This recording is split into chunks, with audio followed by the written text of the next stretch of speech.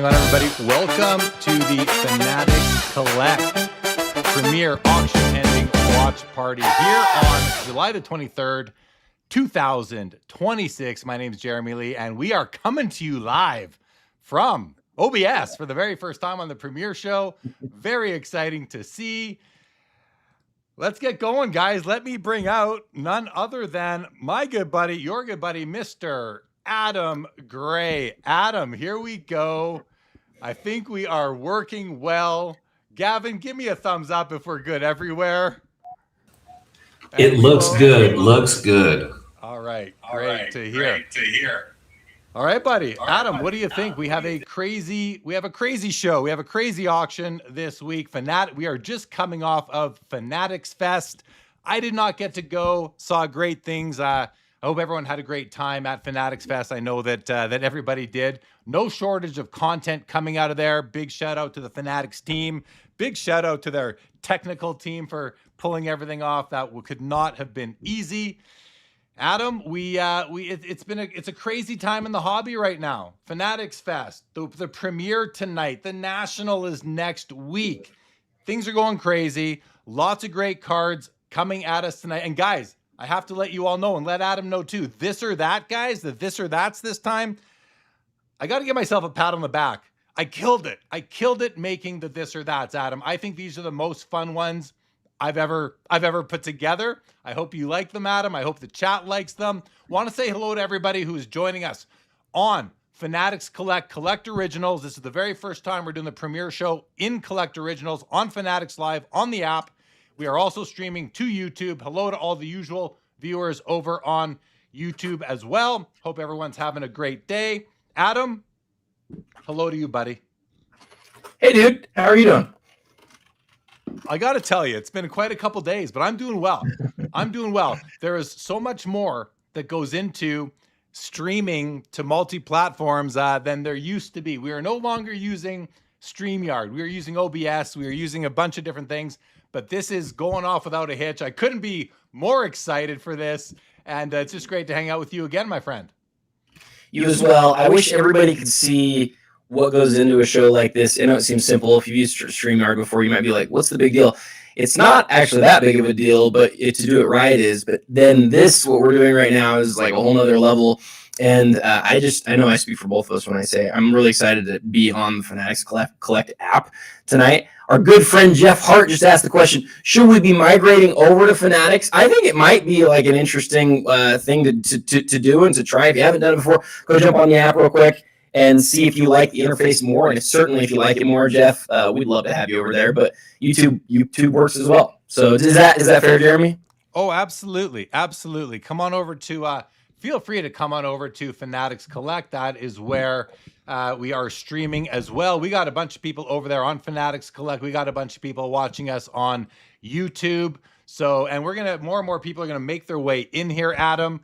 I'm excited. It is a bit different. It's a bit of a different experience, but you know what? That's okay. We're gonna get used to it. We're gonna have a great time here tonight. We got a bunch of people who've already joined us in the chat. We got Axiam with us. What is up, Axiam? Jacob Dahl is here. Adam's in the chat. Oh, Jacob Dahl is checking out the Fanatics Collect. Buy it now. Do it, Jake. Do it. We gave away a card earlier today on the hunt that we bought on, that we actually bought on the Fanatics Buy It Now platform earlier in the week. Jacob Dahl, new collecting PC. It's Boxing Hall of Famers. I love it. Carl is joining us from Oz. What is up, Carl? Good to see you here as always. There's LGJ. We got Axiom. We got Tyson Collects. Khalid. Why is lot 9 so cheap? Well, you know what? Why don't we just share our screen a little bit here? There we go. I hope you guys like the new view because it is definitely different. Adam can't be on 2 platforms without muting one. That is correct. If you guys are hearing echo, let us know. LGJ is saying that he is hearing some echo. And Adam, if that is the case, you just need to maybe mute the YouTube or mute one of them if you can. So let us know, guys. Patriot Sports has joined Fanatics Collect in the app. Not used to this, but we'll need some adjustment time. Nico has just joined us. What's up, Nico? What's up, Terp Enforcer, Collects Rooks? Welcome, everybody, to the show. And, we are actually looking at I gave you guys a preview into my top 10 favorite items in the auction, but here's where we're going to spend most of our time in the Premier Auction itself. We are sorted. We're going to actually sort by lot number, Adam, and go that way. In this way, things won't really move around on us too much. And now we can go see what is lot number 9 that was just mentioned. Oh, it's the LeBron James Chrome Sapphire Papadasha. Oh, there we go. Now it caught up. Right here. This is lot number 9 right here. 260 grand. That seems pretty good to me, but I don't know the comps. Gorilla says, Jay Lee, oh, grab the Alifa Bolliger Pelé to steal at 650K. He's talking about this card right here, everybody. One of the most spectacular cards in the auction in the Premier this week is this Alifa Bolliger Pelé. And you know what? It's not my favorite Pelé, but this is a spectacular copy of the card. It also comes with the NBA Eye Appeal, the gold Eye Appeal sticker, as well as Fanatics Collect exceptional top 15% Eye Appeal. Appreciate that call out, Gorilla. Justin is here. We will see you at the National next week. Can you get your guest to fix his microphone? The echo is not set to off. We're trying, guys. You got to understand, this is our first time doing it here in this platform. And Adam, I don't know if you've been able to make any progress with that, but if you haven't, maybe you can. You can also, Adam, go to the top tab of your YouTube, and there's a little. You can click the little speaker up there if it shows you a little audio. What do you think? I was never recording on YouTube to begin with.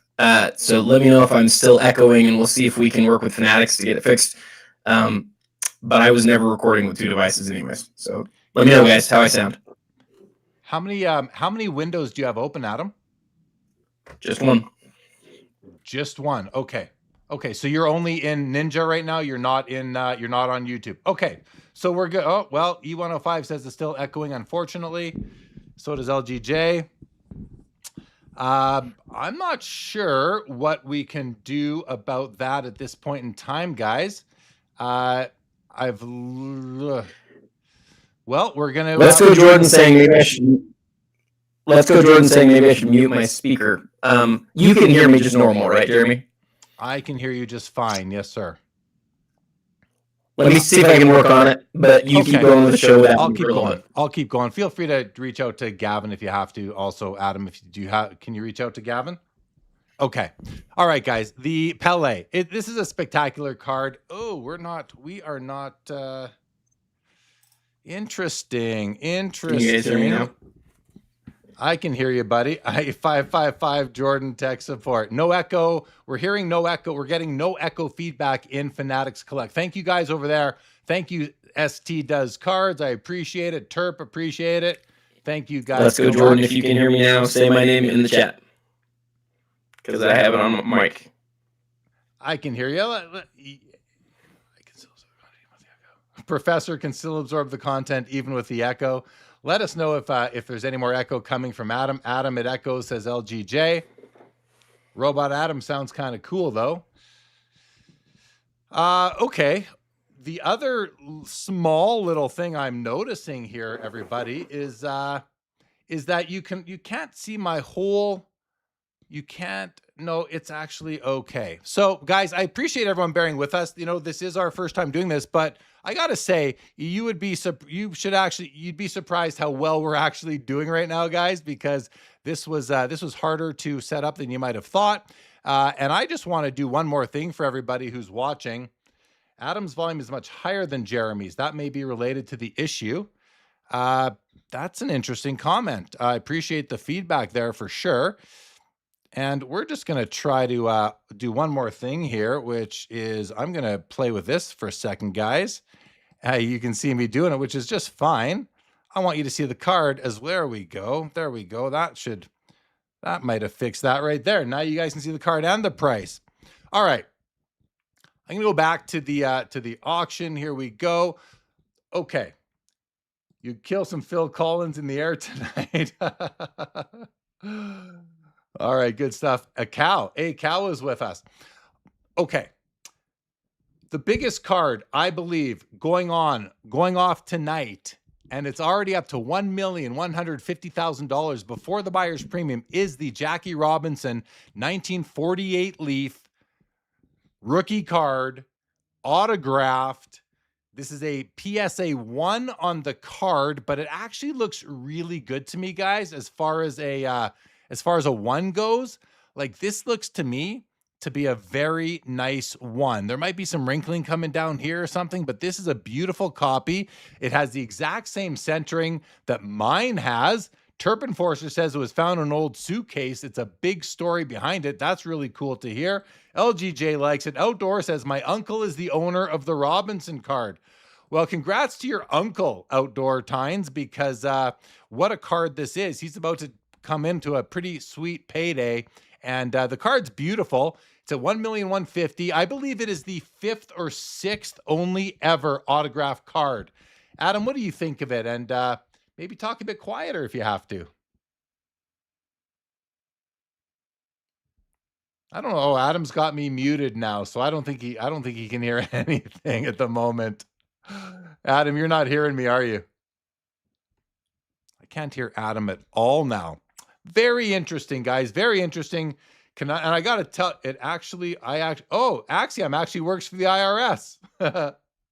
And Jake Dahl wants to know if Tony is actually going to be going for the Jackie. Oh, Adam's on the phone. Thank you, LGJ. I appreciate that. That's good to know. Okay, I won't talk to Adam right now, guys. We will come back to him once he's got it fixed up. Thank you. Oh, thank you, Matt. I appreciate it. Yeah, we'll get him back soon. This is a lot of fun, guys. I get to juggle comments on Fanatics Collect on the Collect Originals. I get to juggle them on YouTube. This is great. Yeah, I thank you guys. I appreciate it. The comments are behind Adam though. Cut off. Whoa. Oh, interesting. Okay, let me another good call out there. Let me see if I can fix that. Guy, we're going to get through this. I promise. We are going to get through this. So I'm going to bring up a comment again. Oh, they're behind Adam on YouTube. We don't have the comments up front. Okay, let me fix that, guys. Listen, you guys are a part of this, and I could not be more grateful for that. So we are going to get that fixed right now with the YouTube comments. I even know how to do that, guys. I can do that. YouTube comments. I am just going to slide those up to there. That should have fixed it. That should have fixed it right now. Let me bring up a comment. There we go. How's that looking? There he is. No. The comment. Oh, you know why? We're delayed on YouTube. That's why. I have a bit of a delay on YouTube, so I got to wait to see the comment come up, and then we will be good to go there. Adam, are you off the phone, my friend? Adam cannot hear me still, but you guys can hear me. We're just going to see if the comment comes up on YouTube, because I would love for that to be the case for everybody. Oh, it didn't seem to. Adam is a little frustrated. Yeah, you know what, guys? Listen, we are grateful. We were questioning whether or not we were even going to be doing the show on Fanatics tonight, just because of the what's involved in this. But I said, no, we can do this, guys. We can do this. And I think that, fixed on the comments. Thank you, LGJ. Thank you, LGJ. I appreciate that very much.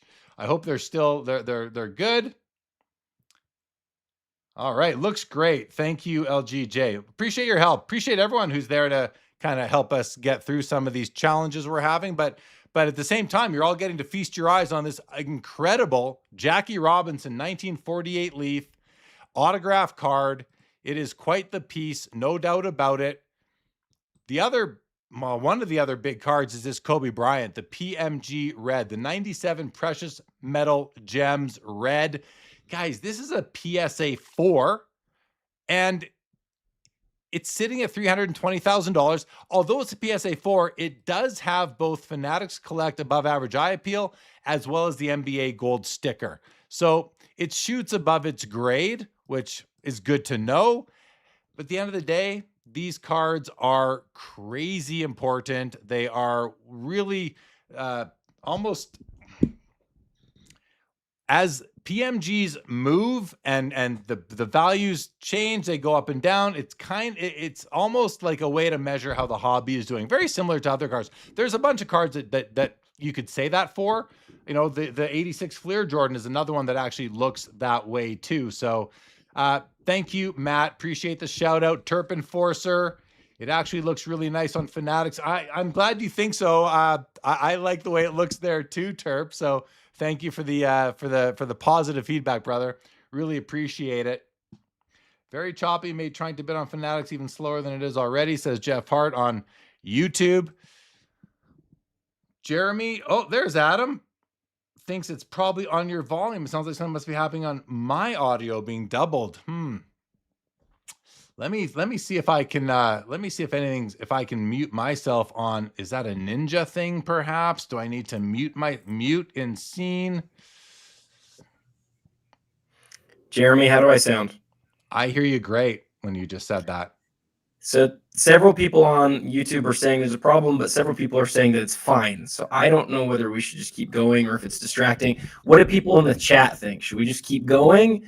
And like if it's I know there's an echo, but is it listenable or is it so bad that you can't listen to it, guys? That's the question. So, and I know I sound like a robot. Let's go, Jordan. But it's not horrible, but still echoing. Okay. So, Jeremy, there's nothing else they can do right now, like, other than you look at your audio and see where it's doubling. It's not probably on my side. So, unfortunately.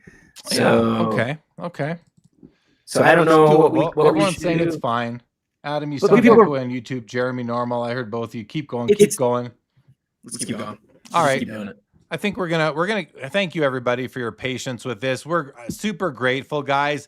And I just, Adam and I want to bring you guys the best possible production that we can. And I'll tell you guys one more time, the work that's gone into getting this ready. But the nice thing is that we're going to make sure it's even better for next time. So we'll work on that, guys. Thanks for bearing with us. Adam, tell us what you think about these first three cards across the top. I've talked about all three of them. Let's get your thoughts on the Pele, the Jackie, and the Kobe, my friend. The Pele, everybody knows this already, but it's probably one of the three most iconic soccer cards of all time. And so seeing it in its highest grade, you wonder how much the NBA label here adds here. And so, I know you guys have already talked about it, so I don't want to hit it for too long. The Kobe, also the NBA label, you sort of wonder how additive that is. I think newer collectors see the 4 and they go, oh, that's not good. A numeric grade on the PMG red is so key. And the reason for that is that it's become really like the modern equivalent to some of these older sets where the PSA registry matters so much. And I know it sounds silly, but it really is. It's like people want to have the highest set, and to get a numeric Kobe is a huge deal. But you know this, Jeremy. I don't know if you saw my reel on it. The Jackie autograph, as soon as I saw it listed, I looked in the Fanatics preview a week before the auction went live, because this is one of those months where they could have gone a week earlier than they did. And I was looking through everything, and I saw that card, and I just, my jaw hit the floor. That is the best Jackie Robinson card that's ever come to auction. It's the best Jackie Robinson card I've ever seen. And I said out loud when I saw it, and I said it to the Fanatics guy who messaged me about it, as that card's going to sell for over $1 million. It's the biggest vintage card I've seen sell since probably the SGC 9.5 mantle, the biggest mantle sell ever. It's one of the biggest vintage baseball cards I've ever seen. Not just because it's like an iconic card, which you and I have talked about a lot. Remember, it finished top 10 on the iconic 100 when I helped conduct that for PWCC. But there are only 5 copies that are autographed in the PSA Pop Report, and Jeremy, it's the only one where he doesn't sign over the dark area in his neck. And so it's aesthetically, for an autographed Leaf Jackie, it's the best one. And I think some people are going to look and they're going to see that one, and they're going to go, oh, I don't, it's too bad it's a 1. Look at the card.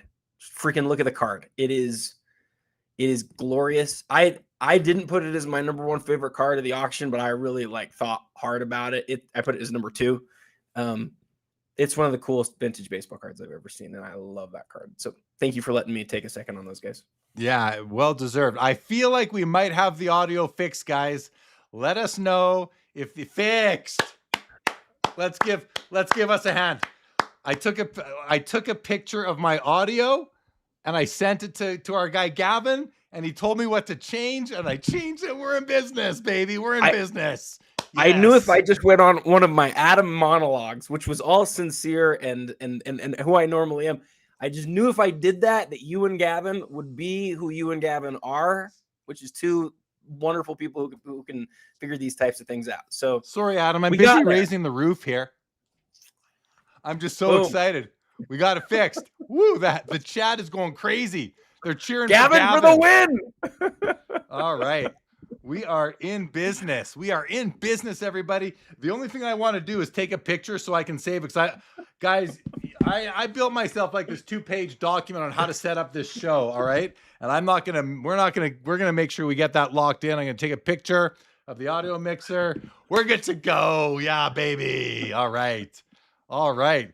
Professor says, raise the roof is part of my chair yoga routine I do with my wife. All right, guys.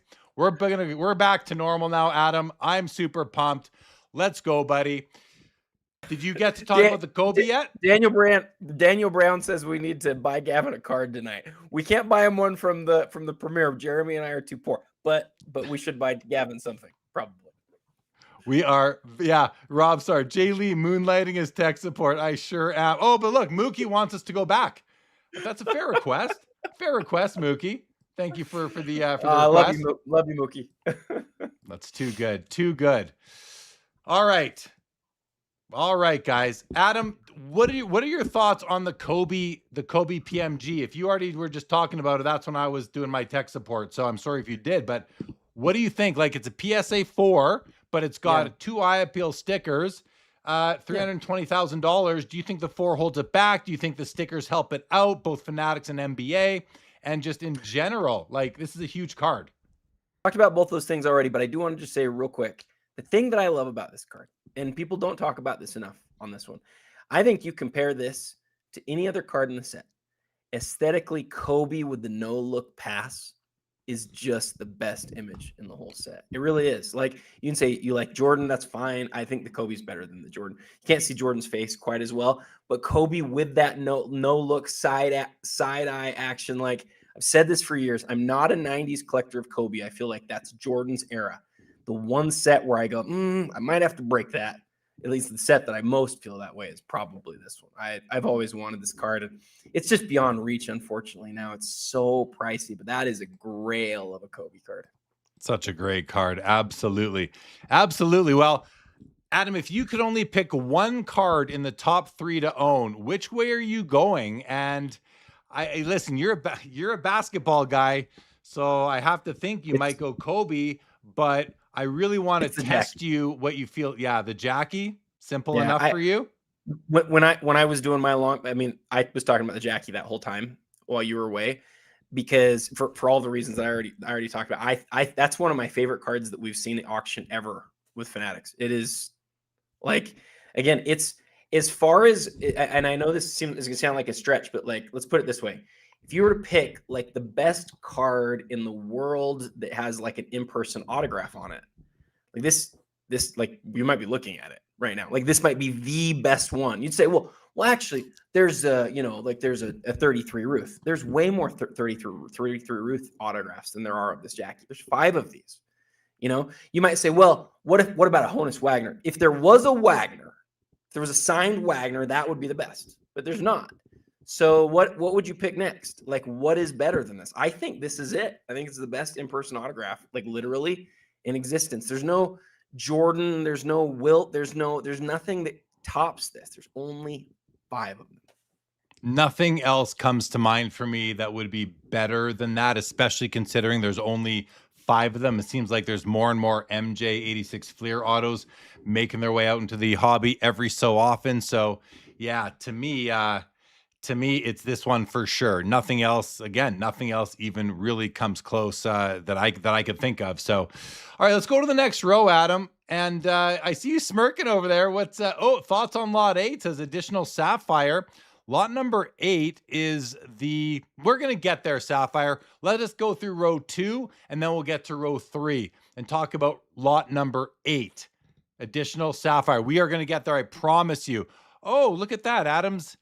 Oh, I see. Okay, there's one more thing I need to fix, Adam. While I'm fixing that, could you please speak to the Michael Jordan jersey auto 1998 at $320,000? Card we're super familiar with and that we've seen a lot in this auction, because as you guys know, the purpose of this auction is to really show the most premier items across the whole hobby. And whenever one of these pops up in any of its variations, it's a huge deal. So the thing that you have to know about this one is that this is the very first time Michael Jordan signed a jersey card where the jersey was a Bulls jersey. The year before this, 1997, is the first time the NBA had a game jersey card, and it's an all-star card. To me, it's one of the great cards ever made, and I love it, and I've wanted an autograph copy for years. I'm never going to get one because it's a multi-million-dollar card, but this is the second one. They made, and somebody in the chat will have to check for me, it's either 6 or 7 versions. That's not a joke. They either made 6 or 7 versions of this across the different Upper Deck products. And so, you know, like you have to say, well, there's not just 23. Well, if there was just 23, this too would be a multi-million-dollar card. The fact that there's 6 or 7 gives, you know, people who are closer to mortal a chance to be able to buy it. Not that much more close, because you can still see how expensive it is. But the real point on this one is look at the autograph and then look at the grade. You just don't see that quality of this Jordan pop up very often. So. And there's the auto right there. It looks really good, actually. Like, the color is still there. Yeah, this auto's very nice. Very nice auto. It's great, and it gets the 10 grade from Beckett as well, so that doesn't surprise me. It's an important card, Adam, and it's nice to see it up there with the Kobe PMG. They're both at $320,000. You can get a couple. The ink is still blue, says Terp. I agree. Absolutely. Yep, Terp. All right. We've got the Tiger Woods Gold SP Authentic, the Authentic Rookie, the Authentic Stars Rookie, numbered out of only 100 copies. This one, look at that. Just beautiful blue. There it is, 79 out of 100. I've always wanted to own this card, Adam. I never have. I hope to one day. Now, I shouldn't say that. This is the gold out of 100. The copy out of 900 is it 900 or 999? You always have to remind me of that. 900. You're good. 900. That one, that's the one I will have a better shot of owning one day. But to me, this is the like quintessential Tiger Woods rookie card. He's got the basic Upper Deck, which, you know, is a dime a dozen, but this is just a beautiful card and a beautiful auto on this one. It's a BGS 10. It's got the 10 auto. Hard to go wrong with this one, Adam. What do you think?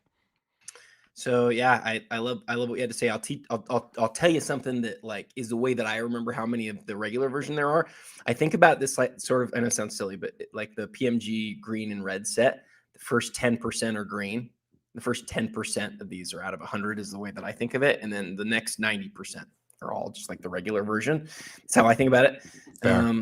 For Tiger though, the story here, I did a reel on this one. Super interesting. This card has been graded. Remember, there's only 100 of them. This card has been graded, I think if I remember right, it's 184 times. It's one of the highest. Yeah, it's one of the highest grade to print run cards in across the entire history of the hobby. And the vast majority of them, like 135 of them, were graded by Beckett. Only 3 have the BGS 10 grade, and none of them have the black label. The last time a BGS 10 was graded was, I think it was 13 or 15 years ago. And the last time one was sold was 13 or 15 years ago. So this is, you know, some people are going to look at this, and I know BGS has lost its luster, so some people won't care. But like, some people are going to look at this just like a normal Tiger autograph rookie to 100, but it is the peak of that. And since it's his best card, it really does have a case for being like literally the best solo Tiger Woods card in existence. So that's why it's as much as it is. I don't know. If you go look at Card Ladder, you might see how when the last time was the Tiger sold for this much. It might be never. And I think this is going to be the most expensive Tiger Woods card ever, or really close to it. $220,000 BGS 1010 Pop 3. Great card. And then we get to what is one of my favorite cards in the auction, if not the whole hobby, 1998 Skybox Essential Credentials, now the Ken Griffey Jr., numbered out of only 10 copies. I've never owned one. I don't think I ever will. You never know, I suppose.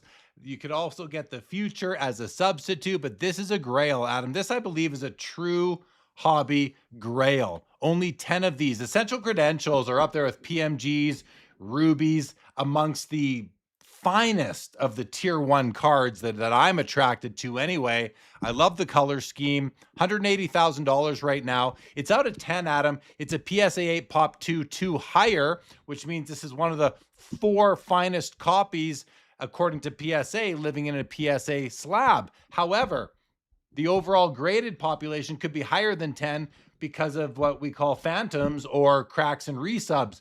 Did you happen to look into that, Adam, where you could shed some light over on that? No? Okay, no worries. I didn't. The one thing I did look at, though, and I just looked at it right now, the 4 priciest Griffies ever were this same card. This card is sold in the past for $280, $280, $216, and $201,000 across its different grades. But as you guys know, we're in a really strong market right now. And so I think the seller here was probably looking at this saying, gosh, does this have a chance to be the highest priced Griffey card ever? And I think that's what people are watching tonight. Is it going to be the highest price? So we have a chance, these 2 cards back to back, we have a real chance that this will be the highest selling the highest selling Griffey and the highest selling Tiger card ever in the same night, in the same auction. Or maybe not. If they don't get there, though, they'll both be really close. Well, what is the number we're striving to reach to beat it? 280. We're at 216 right now, so we could get there. Rob Star calls out an astute observation that it is a new cert. It's a 9-digit cert. It starts with 12. It's probably from some point Q3, Q4 last year. So yeah, thanks for the shout out on that one, Rob. Appreciate you as always. Always good to see Rob in the chat. All right, well, this is one of my favorites. You can see a red heart there beside that card because I did heart my 10 favorite cards in the auction, and that is one of them. It might be my number 1. Okay, now we're at lot number 8, which is the one that we were asked to look at by Additional Sapphire on the Fanatics Live app and Collect Originals here on the show. And Adam, that is this Topps flagship Real Ones autograph foil fractor LeBron James. It's a 1 of 1. Looks to be an on-card auto. Great looking card. I'm not usually a huge fan of autos on cards like this, but this looks great. $85,000, Adam, on this one. My thoughts for Additional Sapphire on Fanatics Live is that it's an absolutely stunning card. The thing that I like the most about it, and it doesn't just, I'm not only speaking to this particular card, I'm speaking to any and all like 1 of 1s and gold refractors. If they're from 2025 Topps or Topps Chrome, it's the first year of Topps or Topps Chrome cards for these players in the new Topps era. And to me, that's important. Adam, what do you think? Yeah, I think you're right. It is important. And for LeBron, we know he's leaving LA. And so you're only going to get 1 year of LA LeBron with Topps. That's it. So the question that I have on this one, and it's something that I asked on my Instagram literally yesterday, was this one in the auction is right next to the Padpa LeBron, which is from Chrome. And those are 2 of the new, the foil fractor and the Padpa are 2, new 1 of 1s to the Topps catalog.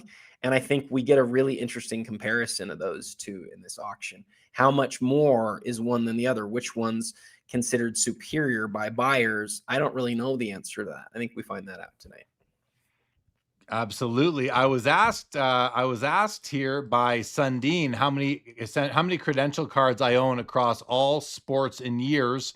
And I think that number is 30. I think I have 30 cards, credential cards altogether. If I look at in hockey, I have the most. I have in hockey 24 essential credentials hockey cards. In football, I think I only have 2. Yep, I have a Jerry Rice and a Peyton Manning, both from 1999. And in basketball, I have two as well. I have the LeBron James rookie, and I have this bad boy right over here. Woo-wee. And there's a copy of this in the auction tonight, so I'm very excited to see what it sells for as we move forward tonight. So thanks for the question, Sundin. I'm a sucker for Topps flagship paper, says Terp. And Outer Limit says flagship LeBron is amazing. I can't believe it's going so low right now. That's a steal. Well, there we go. There's some opinions on that. And I mean, it's hard to argue with some of these comments. Absolutely. So appreciate everyone who is with us. And yeah, Waka Waka is back with us. And I've been seeing Waka Waka on the stream. So thanks for joining us here again on the premiere show. All right, Adam. This Michael Jordan SPX promotion autograph out of 100 PSA 9 Pop 1, none graded higher. It's that none graded higher that I think is going to generate a lot of interest because the hobby loves low pop cards. If it's a Pop That's 1 right. none higher, it's as good as you can get. And for people who love those PSA slabs, it's as good as you can get. How important, Adam, from your level of basketball card knowledge expertise, how important do you figure this Michael Jordan card is? So I always feel like SPX is like a weak spot in my mind. And it shouldn't be because I love it. I love the product so much, but he's got a couple of autographs. And so I get lost a little bit in them. But what I can tell you just by looking at this from the outside, the fact that it's from 1997 really matters. There's only a couple autographs that predate this for Jordan. So I've always thought this is one of the prettiest base sets ever. And so this promotion insert, same thing. It's like one of the prettiest. It's one of the best made, coolest just inserts or designs of all time. What I like about this one too is if you look at the outside of the card, the way that it's die cut is identical to the base set, which was important back then because there was only, was it one or two of these per pack? I think, was it one? It doesn't matter. I think it was one per pack. But it's important because you couldn't feel through the pack that you had something different when you had an insert card. They kind of figured this out in 1997. And so I don't remember if this was redemption or if this was live. Can you check the back real quick and just make sure that the cert language is on there? I'm like 90% sure that it's there. Yeah, it is. And that's critical because remember when you see an SPX autograph, and this is for the people who just don't know this stuff as well. When you see an SPX autograph, many of those are like camp type autographs, aftermarket autographs. This was a pack inserted MJ autograph. One of the first ones, there's only 100 of them, but you highlighted the most important thing already. The fact that it is the highest graded in PSA's Pop with the autograph grade, a 9 with the 10, there's only one of them. That's what people are fighting over tonight. That and how early it is. And it may have, because we've seen this with some of the really rare Jordan autographs, it may have a ways to go. I suspect that it does. We'll see. I love that it's pack pulled, Adam. Waka Waka is asking us, how do you guys feel about Jordan being a legacy partner with Upper Deck? Will he be cranking out a lot more autos? And Waka Waka, first of all, I think it's great. I'm very happy for both parties. They've been together for over 30 years, so it just sort of makes sense. As far as a lot more autos, absolutely not. I don't think that Michael Jordan, I think my understanding is he's very sensitive to his own brand and the value of his autograph. So my answer is no. I don't think he'll be pumping out a lot more autographs. So just my thoughts, Adam. Do you have anything to say about that? I love what you said. I agree with it. I think that what Upper Deck will do is because of the cost, especially, they're going to be very selective when they look at each other and say, okay, when should we do this? We saw recently for Goodwin, the packs, the original 86 packs of signatures. That is one of those rare, and this is really a rare thing within the hobby, universally lauded, cool thing that Upper Deck did. They only had him sign 23 of those, but I know many people who are really excited about those, who are willing to go big time to get those. Those are going to be the rare instances where he signs a bunch. But remember, they don't have an NBA license, so he's not ever going to sign this sort of stuff again that's pack inserted. We won't ever see that. I don't think we'll ever see that again, personally. And that's one of the reasons why they are extremely valuable. You can't get them anymore. So what's out there is it's a finite supply, and that's going a long way. Guys, if you're not yet following or subscribing to Sports Cards Live here in Fanatics live in the Collect Original section. Please go ahead and do that. Also, make sure you're following the Real 27 guy in there as well. Adam goes live with his Ask Adam show on Tuesdays, and Across the Hobby Part 2 goes live on Thursdays, I believe. Isn't that correct, Adam? Exclusive to the Fanatics Live app. That's right. Not broadcast anywhere else. So if you want to get those shows, that's the only place to get them. But like this show, we actually do it live, and that's the only place that I do anything live is that and this. So thank you guys for subscribing there as well. Yeah, absolutely. Yeah, make sure we are. Did it just, Waka Waka says, did it just go up $10,000 live? Waka, that happens a lot to us where we're looking at a card and all of a sudden the prices go up. We see that on the regular. One of one. What's going on? Welcome to the show. Get Jordan to sign a NASCAR card, says Chad. That'd be pretty cool. Absolutely. LGJ says, I love it. MJ is loyal. Well, his name is in your name, so that would make sense that you would appreciate his finer qualities. The pad Hey, Jeremy. Parasha. Yeah, Adam. Jeremy, go to the top of the auction real quick. Just real quick. 1.2 now on the Jackie. It picked up another bid. That's going to be one to watch tonight. For sure. You know, here's the question. I was asked the other day, what did I think the Jackie would sell for? And it was already at $1,020,000 with the buyer's premium. And I said between $1 and $2 million. Do you think it could go past $2 million, Adam? It's right now sitting at $1,440,000. Do you think? I think it could. I think it could go past $2 million. Do you think I'm crazy? Tell you what, go look at what the recent 52 8.5 sold for. Then compare that and its importance to this. It's a heart. It gives me thoughts that crazy things could happen, but I don't know. I don't know the buyers. I just know he has a really good, strong case of being the single best Jackie Robinson autograph in existence. And like I said, the best in-person autograph card, like literally in the whole world. And so something like that could do crazy stuff. If it is, and listen, this is going to be for people to decide on their own, but if you actually feel, and I'd have to think about it a bit more and consider all the alternatives. I think Adam went through a bunch of them really well a few minutes ago. But if it is truly the number one autographed, like in-person vintage autograph card in the whole hobby, $2 million's a bargain compared to what we're seeing happening out there with other cards, right? So, but we'll see. I mean, there's only 5 of them. That's just crazy. But let's keep on rolling. Adam, a few minutes ago, you said the Padpa, I think, as a shortened way of saying the Pad Parasha. Is that right? Did I miss some new lingo? Yeah, I've heard a few other people saying that, and because it's one of those words that just doesn't stick in your mind as well as other things, I sort of think that's where we're going to land as we talk about it. But I could be wrong about that. I'm not trying to be a trendsetter. I'm just following what other people are calling it. I do know that of those 2 cards, I personally think it's kind of a tough call. I like the pink, and I think the autograph is better on this one. But I like that gold, man. I like the foil fractor. I like Topps flagship with autographs. So I don't know, man. I think these two are close, but the price doesn't show that right now. The price right now shows 3x. The auto looks good. It's got, the blue isn't completely consistent, but it's a good solid auto. There's no streak, there's no bubbling. The card is pretty. The pink is growing on me. And when you compare these 2 cards, it's also in a PSA 10 holder versus the encased foil fractor one of one. True. But is that really a $200,000 difference? I don't know. I think we're going to see some catching up by the gold by end of night. Although that PSA 10 could be making up all that difference, Adam. It legit could be, right?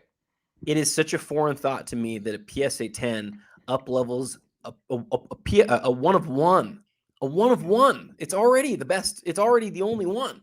But to have a PSA 10 up levels at 3x to me, I'm not saying that that's like, that makes the Padpa a bad buy. I'm saying that like I really like the foil fractor. I like the autograph better. I like the pink better. I like it better.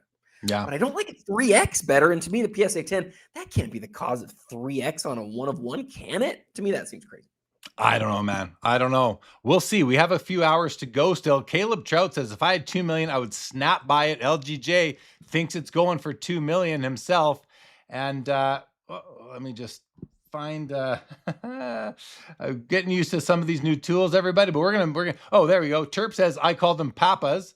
Patriot Sports Cards. Jeff Hart says 52 mantle with a vintage auto and a 61 Wilt PSA 4 auto are on the Mount Rushmore, but I still take Jackie. I mean, same here. I think those are great shout outs by Patriot, but to me, this Jackie is far and away the best. Kinger, good evening to you. Welcome to the show. Deep Value. Brent says, man, some really great cards tonight. A few grails that have sold too many times lately that might present an opportunity for some people. And Terp says, give me the paper. Give me the paper. I think he's talking about the LeBron. So we will see how it goes. Vintage. Padpa. Shorten the name like athletes shorten their names. 2 million. Just let me pull it out, says JRW. All right, Adam. Let's keep on rolling. Next row, we have a PSA 10 Michael Jordan 86 Fleer at $320,000. I want to have a look at this. Let's just assess the centering, which right away I see is not bang on. This card is off center to the left just a little bit. Top to bottom looks really strong though. Everything else about the card I think looks very good.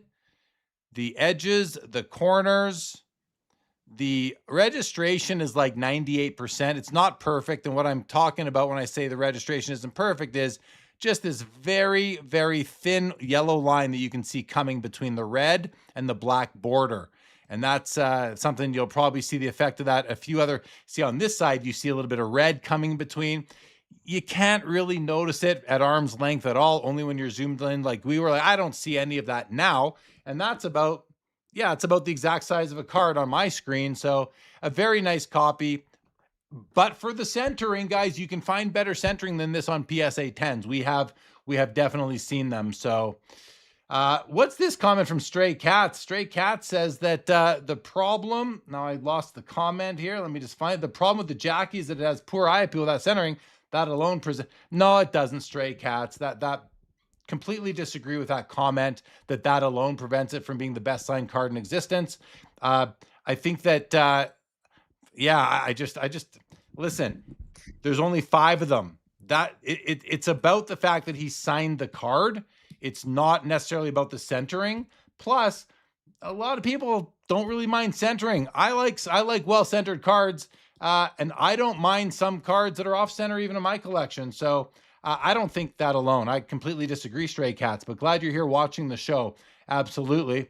He goes on to say there's a dead-centered 52 top signed Jackie that 10x the card. And yeah, listen, go buy that then, right? That's that's what, like when you have a sort of like an opinion like that, all I smell is opportunity for you. Follow your dreams, follow your gut, follow what it makes the most sense for you, and go buy that card because you're definitely going to be happy with it. Absolutely. So do we know, and I'd love somebody in the chat to go find out because I didn't look at this. Do we know how many 52 tops Jackies there are that are in the pop report? I'd be really interested to know that because it's also a pretty rare card. The 52. I know the 48 leaf Jackie. About a year ago, the global population was 2,600 across. To be clear, I'm speaking about the autographed copies. Okay. So I wonder if the 52 tops, how many there are. There's several people who are on here who could find that. I'd love to hear how it compares to the 5 leafs there are, because that is a critical part of this. Somebody mentioned the 52 mantle, and the 52 mantle is a great card to think of as maybe the best in-person autograph in existence. But remember, there are 20 of those. Yeah. And the difference between 20 and 5 is, I mean, it's huge, guys. It's huge. Dan Brown says, I'm so confused on if the Jackie is a 1948 or a 1949. And I'll tell you one thing, there are cards in that set that are like copyright 1948, and there's some that are not copyright 1949. At the end of the day, to me, it's a 1948 card. I know that goes against what a lot of people think, but it doesn't really matter when the card came out.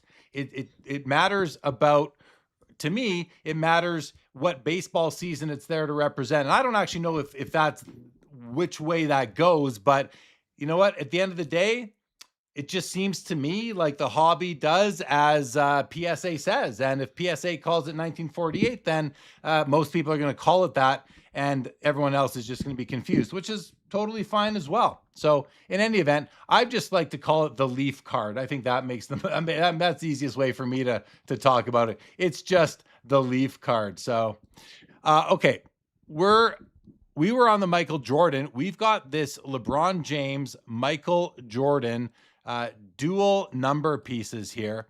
These are extraordinary cards. $130,000 on this one right now. It's out of 23. 2 on-card autos. The Jordan autos, beautiful. A couple of streaky spots, but that's totally okay. LeBron's auto is basically perfect. The card itself only grades a 5.5. The autos grade a 9, which is very strange because, well, it's just strange. Like, anyway, it is what it is. Patches are okay. They're not great. Just an all black patch for Michael Jordan. 2-color patch for LeBron with a bit of gold. That is nice to see. Overall, this is a great card, Adam. I feel like you can fill us in on sort of the global population of dual number pieces with these 2 players on it. Do you have those insights ready to go?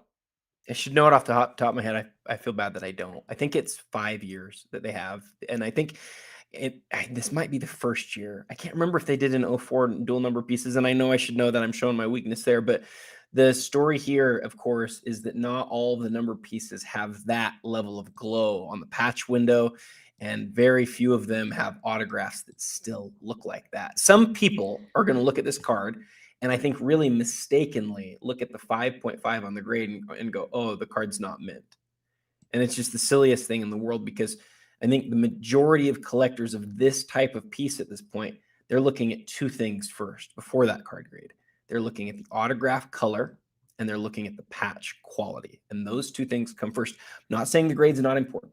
It's still a thing, but it's third out of those 3 things for sure.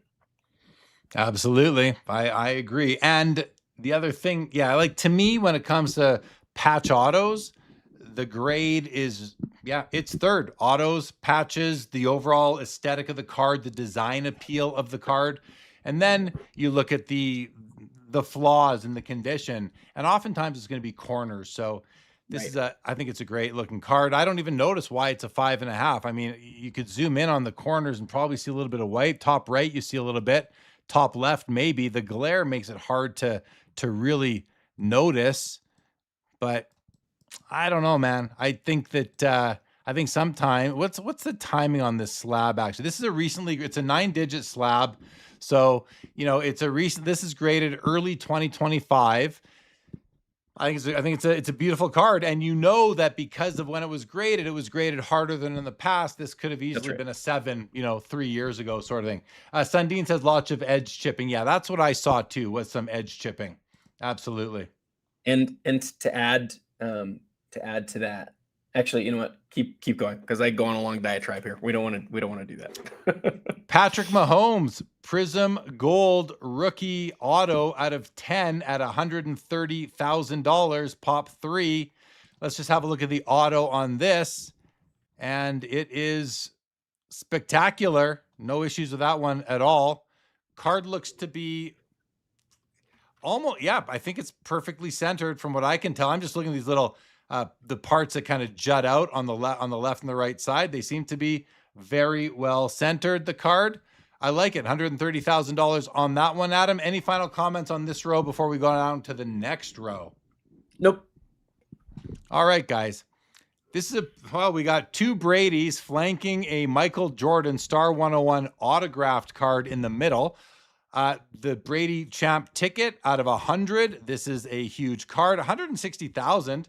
Now, is this it's authentic, altered, authentic autograph, but this is the pack pulled autograph. It's just somewhere this card's been altered, but look at the autograph. It looks really good. You always got to make sure you're not confusing the autograph with the stripes on his socks. It can get confusing. But the autograph looks great. The card is beautiful. I wonder what's wrong with it. The autograph got a 9. Number 86 of 100. The autograph gets a 9, and I don't know why. Why a 9, Adam? What? There was a time with these Beckett holders that had sort of this design to them where I felt like everything was 1 or 2 less than you'd think. I submitted a couple during this era where I was like, what are you talking about? Like, That looks as nice as any Brady autograph that you're going to find. Let's Go Jordan asks the question, though. Where is it altered? And that I can tell you for sure on this card that PSA will not grade many of them these days because they're cut short. The question is, are they cut short or are they trimmed? And sometimes you can't tell. Sometimes PSA can't tell. And in those cases, they put them in an authentic holder. And that's just where they say, sorry, we can't put a numeric grade on this. But Beckett doesn't usually do that. Beckett's saying altered here. So I believe it probably, I believe it is altered, but I don't know where. So if anyone has any thoughts on that are sort of conclusive, that would be good to know.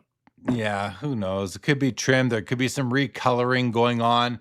It's tough to say. Good evening to you, Lauren Anderson. Welcome to the show. Good to see you, buddy. Thank you for joining. Oh, I get it. I can't scroll. Oh, interesting. I'm just trying I'm managing the YouTube comments a way I've never done it before, guys. It's a new way to do it, and it's a little bit finicky for me. So we'll try to get to as many of them as we can, though, tonight. Really like Brent's comment here. This Brady is your cheapest way to get into the nicest neighborhood. It's a simple way to think about it. It's the right way to think about it because this is the card for many, many people. And, we've recently seen this card sell for over $1 million and close to $1 million as well. And so you're getting it for way less. There is a copy, actually, Brent, that's like creased, like straight creased, and in an authentic holder that might be less than this. But it's one of the ways to get into this card the cheapest. There's no question about that. Let's take a look at the Star 101 Michael Jordan in a Beckett 6.5 holder with Beckett Authentication Services, authenticating the autograph itself. The auto's great. It's solid. The auto grades a 10. The card grades a 6.5. This card is great. And it's exactly what you want. Look, Adam, the vertical centering is very strong on this. We've seen so many where the image is situated a lot lower on the canvas. Here, it's well centered. It does have some counterclockwise tilt happening, but it's a great copy of the card, and the autograph is amazing on this one. You can actually see it really well. The autograph looks better on this card than they do on the 86 Fleer. I've yet to see an 86 Fleer Jordan autograph that I'm like, wow, that's a beautiful specimen, because it's so hard to see it on that card, on the image. What do you think of this one, Adam? Is there anything super special going on here? I like that it's black, just like you're talking about. I just think in general, I want a blue autograph. The 86 Fleer, you lose it no matter what color it is, but you like to see it get into the border so your eyes are drawn to it. This card, your eyes are almost immediately drawn to the autograph. The black works really well here. I actually think it looks great in the case that it's in. I think this is a good quality card, a good example of the card. Does the back have the subgrades? Let's have a look. It does. It does. The weak is the centering is the 5.5. Everything else is 8.5. Corners, That's 8 interesting. edges, 8 surface. Yeah. It's interesting because that's a really nice card. The fact that you're calling that centering a 5.5 feels, I get it. It's way off centered. And like you said, it's got some tilt, but it feels fairly punitive. It feels fairly punitive, and the rest of the card's really nice. It's a great example of that card, both in terms, it's awesome autograph, which by the way is that same design that I referred to a few minutes ago, having really Beckett gives really tough grades on the autograph. This autograph is just pure perfect. And again, I'm glad that it gets into the border, glad that it gets into the Bulls logo just a little bit, draws your eyes to it a little bit more.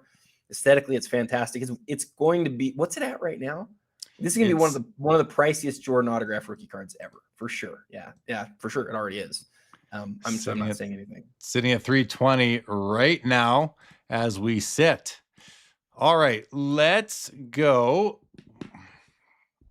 There we go.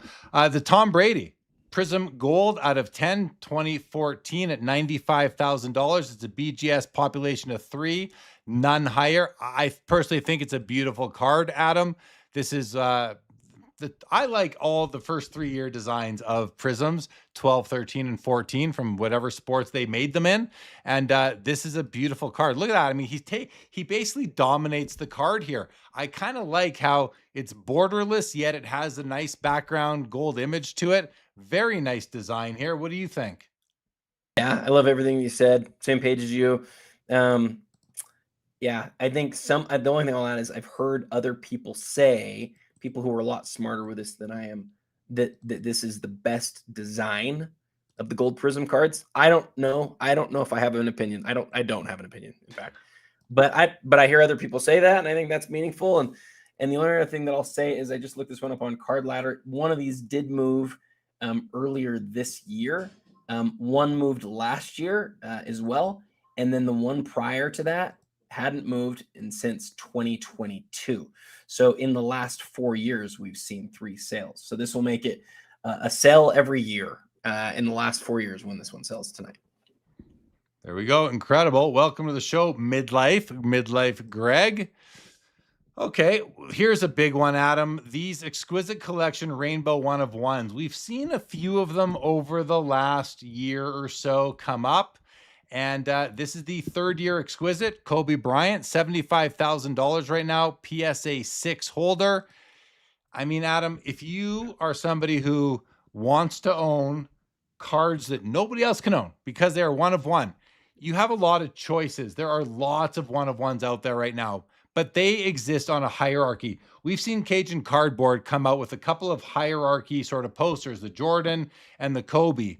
Now, I'm curious if anyone's ever made a one of one hierarchy, which would always be changing as more one of ones come out every year. But to me, I guess what wouldn't be changing are the one of ones that have come out in the last 30 years. And this one here is kind of, to me, the Exquisite one of one base parallel is probably the most important base one of one. You have, of course, Logo Man and Auto Logo Man and all these other things like that have extra bells and whistles. But for a simple card, we've got the superfractors, we've got the vinyls, we've got all these other things. This is right up there to me because it comes from the highest end product, and it's the 1-1 parallel of the base card. Where do you rank this, Adam, as far as overall one of ones go, say for the Kobe era? Gosh, this is a good question. You know, there's a few cards earlier in his career that I would probably put ahead of it just because they're earlier one of ones. But there's very few cards in general that I would put over this one because Exquisite, certainly the product that you think of when you think of like a player's best card. And 05 is the year that people, going back to when everyone, like, there was a huge group of people that was putting together the base sets of Exquisite from 03 to 09 for over a decade. There was a lot of people who were doing it, and most of them agreed that the 05 set was the best looking base set. So this is where I depart very much with how the hobby thinks about things. I think this card, there's another Kobe card in this auction that's amazing, and I already told you how much I like it, the red. I think this card's a lot nicer card than the red. I don't even think it's close. But the way that the hobby has moved over the last 5 years, the red is like this thing that so many people find is like the number one thing that they want. To me, this is just a way better card than that. It's better aesthetically, came out of a better product. There's only one of them. It's arguably his best Exquisite base one of one ever made. It's everything. It's such a nice card. But it moved last year for $126,000. And apparently the person who bought it is like, yeah, it's time to sell it again, maybe because the market's gone up or maybe because he needs cash or whatever the reason. I have no idea. But I really think what's happening here, Jeremy, is that people are obsessed with comps. They're just obsessed, and they see like these other sets that like are constantly growing, whereas the one of one Exquisite sets, there's just one of each of these cards, and so it's like you just hardly ever see them sell. And then when you do see them sell back to back like this, that's not necessarily a good thing. But yeah, this is certainly one of my favorite cards in the auction. If not, this is probably my third favorite card in the auction. Are you in on anything tonight, Adam? I have considered many things in this auction. I am probably a gutless guy tonight. I'm probably not going to do anything. I'm still sort of thinking about things. I love this card. I thought about it last time. I've thought about it again, but I just am in a spot where I can't, like, I have to sell stuff that I really, really like if I'm going to buy something else, and stuff's so expensive right now that's tough for me to do that. So, I mean, if that's the way you roll, are you done buying cards? Like, how are you going to acquire another card if you aren't going to if you're only going to dip into card capital? Do you see yourself putting new money into a card anytime soon? I haven't done it in a really long time, and I'm not going to start anytime soon, but I also don't mind going months, even a year, without buying a card. I'm definitely not done changing my collection. That it will change constantly, but it has to be the right moment for it to happen and the right circumstances. And so that's tough. But if the time comes, when the time comes, I will definitely do it. We have two more Topps Chrome Pad Parashas. We have the 2025 Bowman Chrome Sapphire Selections LeBron. It's a 1/1. It's a PSA 10. It's at $95,000. And to the right of it, we have the Topps Chrome Sapphire Legend Tom Brady Auto 1/1 at $100,000. Authenticated by CGC. Let's have a look at these autographs.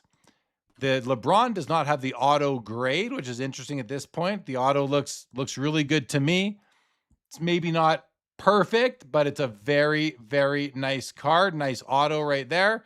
And the Tom Brady, let's take a look at its auto. Looks great. Looks good. Nice blue. I have no issues with either of these autos for myself. I am not bidding on these cards, but they both look good for me. Oh, and then down here's another Tom Brady Topps Chrome Sapphire Selections Pad Parasha Refractor 1/1 auto. Let's take a look at the this is from 2025, and the autograph here is very nice again. Very nice again. That's an interesting card. I actually really like the design of this card. It's got a lot going on. Nice piece right there. And David Chase, I am not thinking I'm bidding on any cards in the auction tonight. We'll see. We'll see what the low end looks like later on. Adam, what do you think about these three Pad Parashas? They're great card. They're great looking cards, obviously. Honestly, the one that stands out to me aesthetically the most is that Top Brady. I just think that's a great looking card of him. And you know, you'd think I'd take the basketball one. The LeBron looks great, but there's something about that Brady right there. Maybe I like Topps Chrome more. I don't know. It's a great looking card. Nice card. All right. We have a huge hockey card here. 2020, Ooh. the Cup Exquisite Collection Tribute Gold Gretzky Patch Auto, 1/1. We have the on-card auto. Auto looks great. Beautiful 1/1 stamp. Now the patch, I want to see the patch. What does it tell us about this? Worn by you have received a trading card with practice worn hockey memorabilia and an autograph. So it's a practice jersey that Upper Deck acquired and put into this card, which I don't know, Adam, like to me, practice jerseys are better than anything that isn't game used. Like if it's game used, that's number one. I'm better with a practice jersey than I am with, a photo shoot or just worn by the player, player worn, all that. It's at least he saw some action, but is it really action? It's practice. I don't know. I guess I'm not actually sure where I fall. I think it's better than just player worn. He did practice in it For sure. So, but how much? Like if you were to come up with like a spectrum, you've got player worn, basically a jersey bought off the rack, cut up, put into cards. You got game used, and game used is game used. We could break that down too into how many games and all that. But let's just say game used. Where on that spectrum does practice used fall? To me, I'm almost right in the middle. I don't think it's closer to game used though. I think it's right in the middle for me. Practice, Jeff. Practice. We talking practice, he says. Can I muddy the waters a little bit? Yeah, please. Would you rather a practice Oilers jersey or a game worn Kings jersey? I'm always taking game worn, Adam. Always taking game worn. Really? Oh, okay. yeah. It doesn't matter the team. It doesn't matter the team. Well, I mean, if I have the option, it does matter the team. It can matter, like it can matter the team. Like Raymond Bourque played 20 years with Boston and 1 year with Colorado. I'd rather Boston for him, but you know, I would still rather have I'd still rather have a Colorado game used jersey of his than a Boston practice jersey. Yeah. So, but you have to think like, and you're probably already thinking ahead to all of this, but for everybody else in the chat, at least, what that also means is you're changing the image of Gretzky on the card, because you don't want the wrong jersey that the jersey that he's wearing to not match the jersey. And so you're really changing the whole card. And it's my understanding that, and maybe I'm wrong because I don't know anything about hockey, literally nothing. You've forgotten far, far more about hockey than I know. I know that. Far more, like 1,000 times more. So easily. You've forgotten 1,000 times. Yeah, I'm saying easily I have. Yeah. So isn't Oilers Gretzky like easily? Isn't that the Gretzky that you want? Well, it is, but if it's not game used, I mean, I don't know, man. This is a tough question. I'm at least making it tough on you. Okay. Yeah, no, I'll take that. I would rather have the game used, the LA Kings game used, than a practice piece. I would, yeah. Okay. Yeah. But what is I get lost once once NBA stuff's done, which, as you know, was 2009. So what is 2020, the Cup? What does that mean? I mean, I obviously know this design, but there's other Gretzky sort of rookie tribute cards than this, right? Like how many are there? Yeah, well, I don't know exactly. I think there's 3 maybe. There's the one that came out in 2009, which is the original. There's this one. There's maybe a couple more. I don't know exactly how many times they've used this design, but they keep on doing it. And this is 2020. This is maybe the 1 of 1 tells us there's 2 1 of 1s. Okay, fair 1 of 1, but how many times have they used this design regardless of the parallels of it, you know? Right. That's the question. That's the question. Like, to me, I have the 09 the 09 version of this card where he is pictured as an Edmonton Oiler, but it's got actual Edmonton game used memorabilia in it. Ooh. It's not a 1 of 1, it's out of 25. I would not trade away my card out of 25 for this card out of 1. I would not make that trade because the actual card, the one that I have, is game worn, and it's Oilers game worn, which is incredibly difficult to get. And it's all, you know, there it is. There's the picture of what I'm talking about. I think it's just a prettier card overall. This is a great card on the screen right now at auction, but it's practice. It's practice. But the story, to push back though, it is a 1 of 1, and for player collectors, your card, which you've exhibited now, all the reasons why it's better. And I would be the same as you. I'd go, I like this more. I particularly like that it's out of a basketball product. That's my favorite part of it. But the thing that we can't argue here is that this is a 1 of 1. And so for player collectors, if there is somebody out there, and I don't know that there is, but if there is somebody who's like, I need all of the Gretzky, rookie, the design cards like this, I need all of them. Well, you got one shot at this one. And that's, we all know that it goes without saying, 1 of 1s matter for that reason. You only have one person who gets to own it. Yeah. I think we'll see what happens here. I think that the way the hobby, and I'm trying to just sort of just think clearly what I'm saying because of the bias that I likely have because I own a copy of the original. It's also 11 years older. So anyway, I think that the hobby values this card quite a bit more, even though it's a 1 of 1, but maybe not. I think it's not going to. There's not going to be a consensus on that, and it gets a bid. We're up to $49,000 on it right now. So, look, it's a great card. I would love to own it, but there's not a single. There are cards I would give up my collection for it, but I would not give up. I would not give up. This one I would not give up for it. Hey, SJS2642 really wants us to talk about the Brady Immaculate. We better go hit that right now. Where are you seeing that? Because I'm having the YouTube comments are not really working for me. I'm not. Oh, I'm I'm seeing them. They're flying in right now. So, Yeah. do you want me to monitor the YouTube comments? I can do that if you want me to. I can't. Well, bring them yeah, up. but you're gonna have to read them and everything. Cause yeah, it's just the pop. It's just not really working. They're not really registering for me very well. But we'll see. Okay. Maybe I can. So, keep going on the YouTube comments, guys. We'll make sure that we keep hitting them. But so just going back a little bit, Southern Collector just pointed out that the Jackie got another bid. It's up to 1.7. Pop Junk is talking about your Gretzky card, and everybody knows how awesome it is, and everybody loves it. Fresh Prince of Sports Cards is here, and he's welcoming us to the chat. What's up, but Steve? SJS2642 wants us to talk about the Brady Immaculate, and we love it when you guys want us to talk about specific cards. We do. So I'd love to go check that one out. I just need to know the lot number on it.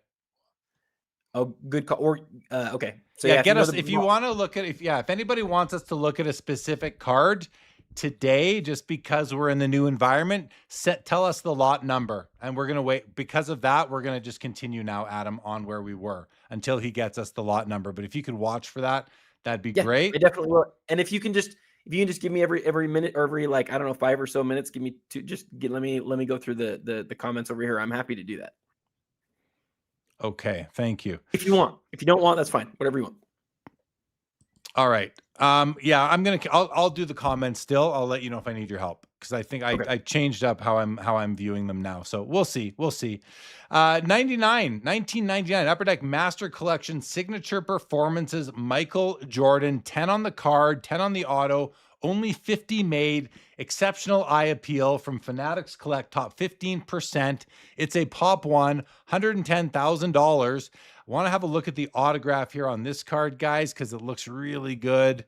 Oh, yeah, just beautiful. Serial number is there. Serial number is interesting. It's got a couple of like pressure points in it where the pen first touched down, but luckily we're not seeing that on the auto. So that's pretty cool. Nice image there of MJ. Adam, what can you tell us about this? I mean, it's a master collection. What do you want to tell us about this card? The thing that I love about it is, like, Upper Deck was really experimenting with like ultra high end. And so this isn't just before Exquisite. This is before Ultimate Collection, right? Like, this is Upper Deck's first foray into several $100s a box stuff. It's the MJ Master Collection. And the first autograph in the set, it's numbered to 50. But the real story here is the 1010, right? Like, you can find this card for a lot less expensive. The reason that this card is going to be well into the 6 figures is because of the 1010. The grade really wins out here. The only other thing I'll tell you here that's really important is on a lot of these older Upper Deck autographs with a really white background, we see just so many faded autographs in all of their different varieties. Most of these don't look like this one does at this point. And what turns out the rarest thing on these is that, fact that it's been as well preserved as it has been. And so I sort of get why they're worth so much more. If it was me, I would probably be after one where the autograph looked like this, but the card was graded like an 8 or a 9, because I just don't see the difference there. With my save a lot of money that way as well. Save a lot of money. But I also understand why this one goes for so much, because people want the best of the best. Yeah. Yeah. $110,000 on that one right now. Hello, Jordan Riker. Welcome. Look forward to seeing you next week. He says he has lot number 238 in tonight's auction. Good luck on the sale of that. And did you see that they said it's lot 305 that they want us to go check out? No, I did not see that. You see that? Yeah, that was probably came in before you got your comments working again. So check out lot 305 when you've got a sec. Lot 305. Well, let's open up. We're gonna do it this way. We're gonna go to 305. Let's see if that gets us there by searching 305 up there. No, that brings us to doesn't even take us to the premiere. Okay, that doesn't really work. You could type in Brady Immaculate if you want to, because that'll get us there. There we go. 2015 Panini Immaculate Collection Brady Patch Auto, numbered out of 10. Grades a 7.5 by Beckett, 10 on the auto. The auto looks good, but I mean, it's a little streaky right there, which just compared to another lower graded auto we saw earlier, it's just so inconsistent autograph grading. Doesn't really make much sense, but it is what it is. 7 is the lowest subgrade, and that is for corners. This reminds me of like a limited logos, a nice big patch on card auto, limited production, only 10 made. Let's look at the back and see what it says about the enclosed game worn material and autograph. So that's exactly what you want to see. $27,500. Yeah, great card. Bruce, the card collector, says the Brady Immaculate is his greatest patch card ever made. Maybe it is, Adam. I need to see the full menu to opine on it for myself, but that's what some people think. That's great. Makes sense to me. It's a beautiful card. I like the 3-color patch. The patch, I mean, listen, there's only 10 of them, so they're all probably very similar, but at least you're getting 3 colors. You're getting angle. You're getting stitching. It's got a lot going for it, Adam. How do you like it? I like the case of it being the best Brady patch auto in existence because I think it has a case for it. That's even before you consider what's being said here in the chat that Panini did a video on it and it's actually from a playoff jersey. Such a huge percentage of NFL games are actually in the playoffs. It's weird to say that, but it's true. There's just not very many NFL games. So it's a cool thing. It's additive. It's positive. It is a good thing. It doesn't change the way that I think about it the way that maybe some other things does. But the real claim here that it's maybe Brady's best autograph patch. I think those people who know this world know it's between this and the flawless. That's it. Those are your 2 contenders. And you might just go with this. You might go with the flawless because it's a vertical card. You might go with this because of the patch size. I don't know which one you're going to go with, but I do think it's one of those 2 cards. I'm going with the flawless because now that you remind, I think they are just a better looking card than this one here. What I don't like about this card is the gold foil. It's just not doing it for me. It almost looks a little tacky. If it was hollow foil, Adam, it'd be a completely different story. But this does not appear to be hollow foil, does it? No, you and I have been hanging out too much because if it was hollow foil to me, it is number 1. But because it's regular foil, I probably also put it number 2. But listen, you're talking about fewer than, I don't know, what is it, 60 total Brady patch autos in existence that are like amongst the very best of the best. And how often do they come to auction, right? Compare that to Jordan, for example, right? Who has like so many of these jumbo patch autos. And again, that's a function of how many jerseys guys in the NBA wore versus how many jerseys guys in the NFL wore. And the card was made while he was an active player. So all that combined with the fact that he just didn't sign patch cards for like the first X number 12 or 14 years or whatever of his career, like it is an elite piece, an absolute elite piece. And thank you, forget your name, but thank you for having us go look at it because it's an awesome card. It's a beauty. It's a beauty for sure. We have the PSA 10 Derek Jeter 93 foil SP at $260,000 with an NBA silver sticker.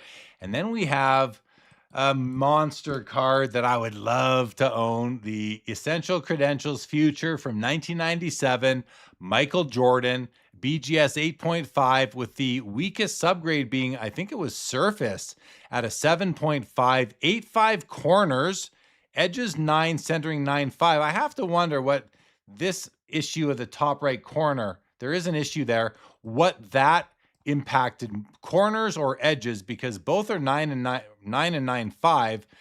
So that's a little awkward to me. Otherwise, doesn't really matter though, because these cards are just so tough, so beautiful. Some of my favorite cards in the hobby are this exact design, this exact Essential Credentials. I love it. Even with that, as Let's Go Jordan says, dog chewed at corner. It's not that bad, LGJ. It's not that bad. I think it's an absolute stunner of a card. $260,000 right now before the buyer's premium. Adam, I feel like 260. Like we're gonna go higher than that tonight. I thought. I don't know. Maybe it depends on the grade, but I feel like this card is flirting with like $400,000. Is that a different grade? Do you know why I'm thinking that? Have you got any recent comps in mind? I just know what's happened with the Jordan market. It's sort of hard to keep up. And so I don't have any idea. I have no estimate. I always really wanted one of these cards. I think it's just one of the nicest sets ever. And so is it going to go for way more? Is it done? I have no idea. We're seeing crazy things. I was listening to Cajun the other day talk about some of the prices that he has heard about on like confirmed on big Jordan parallels. And you sort of just go, okay, like And I just tell you, Jeremy, I've gotten a couple offers on a couple of my cards where you're like, holy crap. Like it's definitely a new world right now. It doesn't shock me what it's at, and it won't shock me if it sells for more. But if I go look at Card Ladder, I won't be surprised if this is the most this card's ever sold for. I kind of suspect that it is. Well, it's at 312 right now out the door. $312,000 USD. We have a 2009 Panini Timeless Material in Kobe Logo Man Tag Auto, 1 of 1 in a PSA 7 holder with an NBA gold sticker on it. The autograph itself, I'm just making sure that is an on-card auto, Adam, which I wasn't necessarily expecting. You've got the Logo Man, top half of the Logo Man right there. This is a pretty cool card. Cards like this are growing on me where there's all sorts of design going on. And it's mostly growing on me because of my newfound, the new collection I built ever since I was at the West Coast Card Show in February of vintage memorabilia cards. This reminds me of a vintage early 2000s memorabilia card. So these have grown on me. I love that the auto is on card. I love you're getting Logo Man. It's in a 7 holder at $95,000. It is the laundry tag Logo Man, but it's still a great design. What do you think of this piece, Adam? Is this something you'd like to own? Oh yeah, I would love to own this. The fact that it's a 1 of 1 really matters here. And people might say, why are you saying that? Of course it's 1 of 1. I have an autographed tag of Kobe, and I wish mine was a 1 of 1. It's out of 3. And so the only thing that I'll add here, because I love everything that you just said, I think it was spot on. The only thing I'll add is this is the first year of Panini. And so you might say, well, I don't care so much about Timeless Treasures. It's not National Treasures. And I think that's honestly, that's a fair thing to say. Timeless Treasures didn't end up being the most important brand. But from that product, to have a tag auto like this, the fact that it's first year, I still think that matters. I do. I do too, man. I agree with those comments completely. Guys, and by the way, we don't always agree on everything. It might sound like we're just here telling each other how right we are about things, but trust me when I tell you, we do not agree on lots, and we'll come to blows a little bit later tonight. It'll happen. By the way, the Jordan is the most expensive that card has ever been by a good deal. The highest ever to date is actually $238 total. So it's way higher than that card's ever sold for. And yeah, look at that Jackie, Jeremy. $1.86 million now on the Jackie, everybody. $1.86 million. I don't think the Pelé has moved. The Kobe seems to, it might have gone from 320 to 330. Look at the Jordan patch auto, though. This one has jumped from 320 to 400, Adam, in just a few minutes. This was at 300. Remember, it was the same price as the Kobe PMG. They're both at 320. Kobe's got one bid. The Jordan jersey patch auto is up to $400,000 for the 98. And the Griffey Essential Credentials has jumped from, I think, 120, 130 up to 200 now. This is now going to be 240,000. It is getting closer to the all-time high on a Ken Griffey Jr. card, happening right here tonight, guys, on Fanatics Collect Premier Auction. Okay, Adam, we're almost at the end of the first page. There's only 11 pages, and they're 48 cards long. So let's keep on rolling here. I want to do a this or that too, because I'm really happy with it this or that this time, Adam. I can't wait for you to see them. Let's just get through this page. Topps Chrome, the Kaiju Superfractor Jackson Dart Rookie 101's at $70,000. $70,000 for the Jackson Dart here, Adam. That's incredible. There's a flood going on in New York City. The taxis that's not even a taxi. That's a boat. There's a Statue of Liberty. Incredible. 70 grand there. We have the Bowman Chrome Refractor Tom Brady rookie card BGS 95s at $160K. And we have the Topps Now King James sets the record with his 23rd season. The Foil Fractor 101 sitting at $130,000. This is a more extravagant sort of auto. Year 23, he wrote. That's pretty cool. There he is, Adam, in all of his glory, arms up in the air. What do you think of the piece? I'm going to sound like a salesman here because Topps and Fanatics are this, they're owned by the same group. I just really like Topps Now, some of their best stuff. I just think it's a fantastic card. I don't like LeBron's autograph. I've talked about that, but this inscription here and on this card with the whole presentation, the way that it is, like, it's a really elite LeBron. Like, if you just let yourself take that thing in real quick, like that's Beautiful. That's a really, really nice card. I agree. $130,000 for the LeBron Topps Now 1/1 Superfractor. We've got a Shohei Ohtani Bowman Chrome Superfractor 1/1 PSA 9 at $97,500. Nice looking card right there. The border is a little bit awkward to me. This right border, it takes away from the Superfractor feel for me a little bit, or if not a lot even. I'm trying to see you can see the circular design in there, but I'm not really seeing it on the far right. It's there, but it's harder to see. I need to see this one in hand to see just to decide if I really like the card or not. We have a Lamine Yamal Topps Chrome UEFA Competitions Red out of 5 rookie card at $77,500. The Jaden Daniels Prism Nebula 1/1 PSA 9 at $75,000 as well. This to me is a beautiful card. These Nebulas I think are just gorgeous. I love the looks of them. $75K there on the Jaden Daniels. And then we get to a row that this SP Game Used Tag Memorabilia Michael Jordan, the Tag Men. This card here, I love it. I love it. You've got the full Bulls logo right there it's a tag. It's incredible. I love cards like this. PSA 7 holder doesn't matter to me. It's all about the memorabilia. Great image of MJ. Upper Deck SP Game Used, $65,000. I love this card, Adam. I feel like we've seen it a couple times lately. I love it. Have we? I don't know. Have we seen it? Maybe not. Maybe just I don't remember maybe I'm seeing it. saying that because no, I feel like I've seen it in one of the group chats I'm in. It's been referred to, a picture's been shared. I feel that goes back, but that could have just been the seller showing it on Instagram and then it making its way into a group chat. So maybe we haven't seen it at auction. That could be. I just looked it up. It actually did sell. This card did. You're right. It's maybe you just have a great memory, Jeremy. Like this card sold. This exact card is it a PSA 7? Mm-hmm. Mm-hmm. It sold in September of last year, so it's been almost a year ago. But I'll tell you what. Yeah.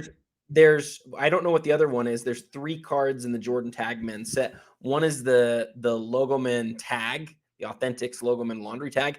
And then there's this one. I have long said this. I like the team tag more. I do. I think the team tag's so much cooler. I think this card's so much cooler than the Logoman tag. Not than the Logoman itself, but if this was a Jordan Logoman, it's like easily a 7-figure card.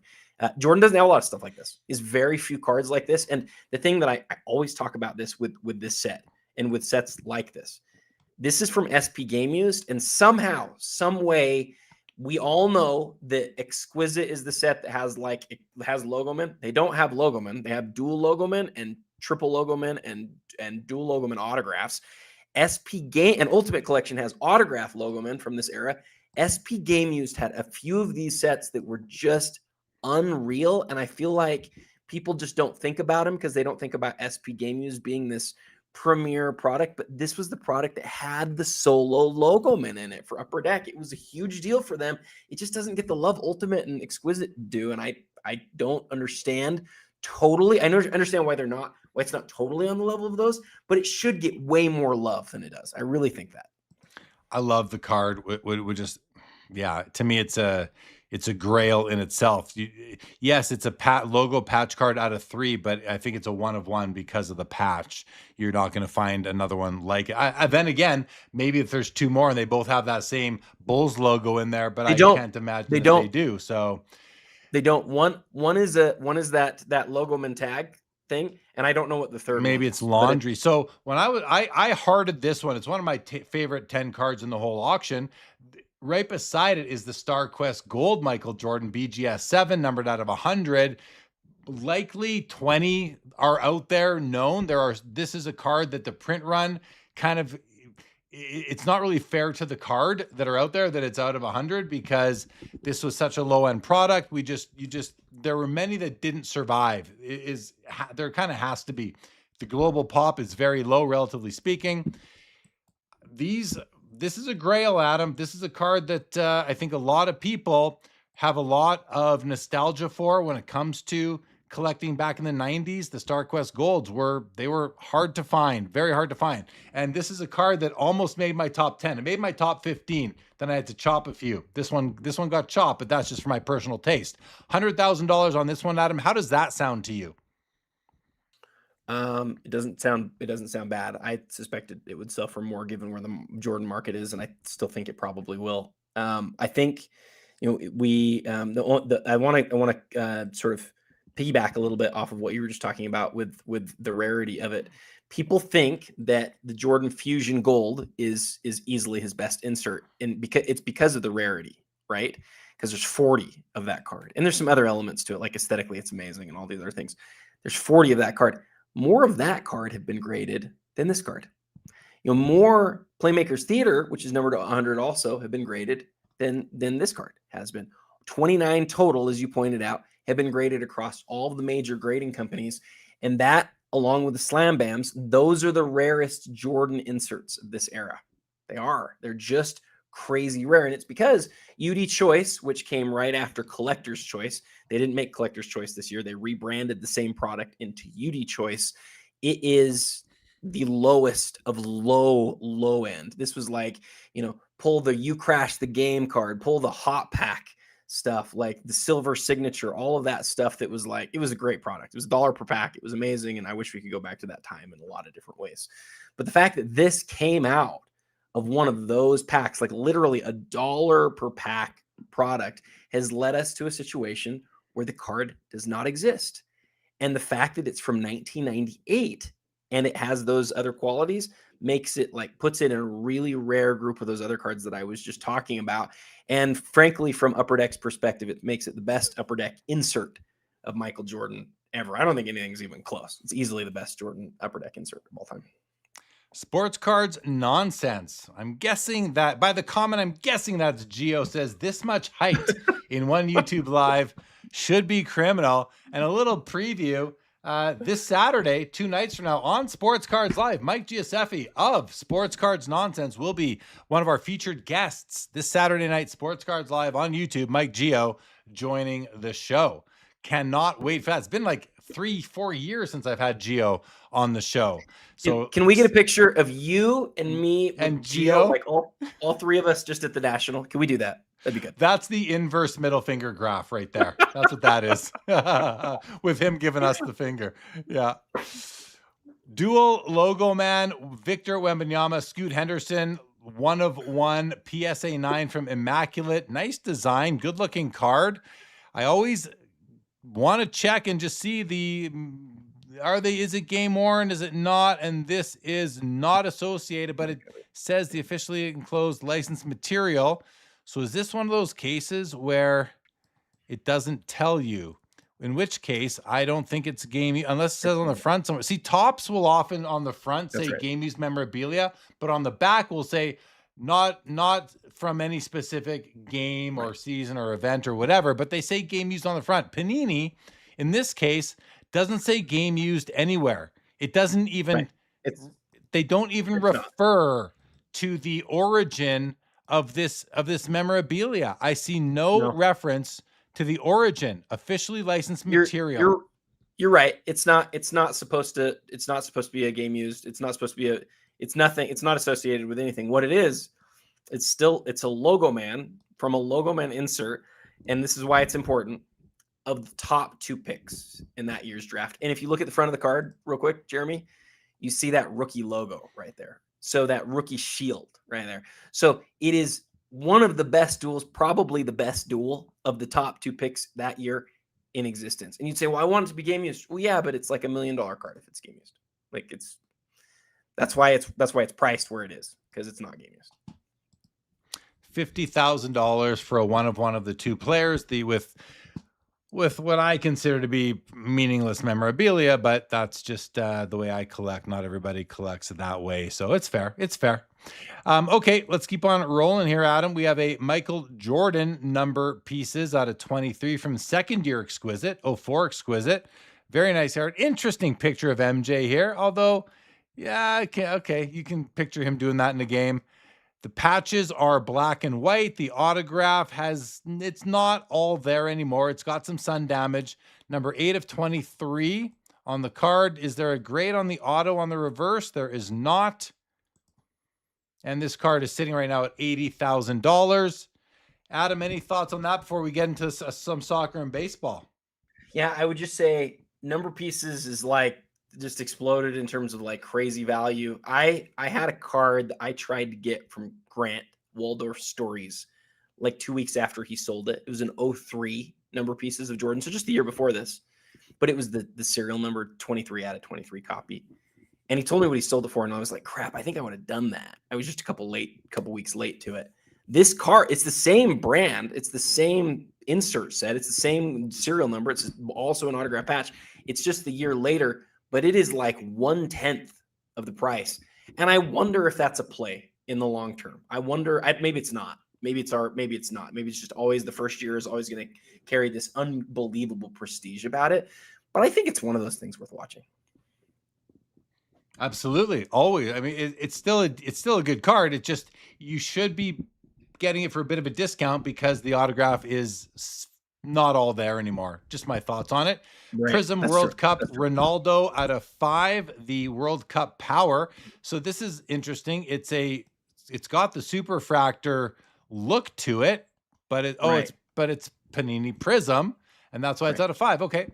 Nice looking card, actually. Beautiful card. 2018 World Cup. I like the looks of it a lot, Adam. 60 grand, pop 2, PSA 10, print run of 5. Nice card. Isn't it weird they call it gold power for soccer, but gold vinyl for everything else? It is.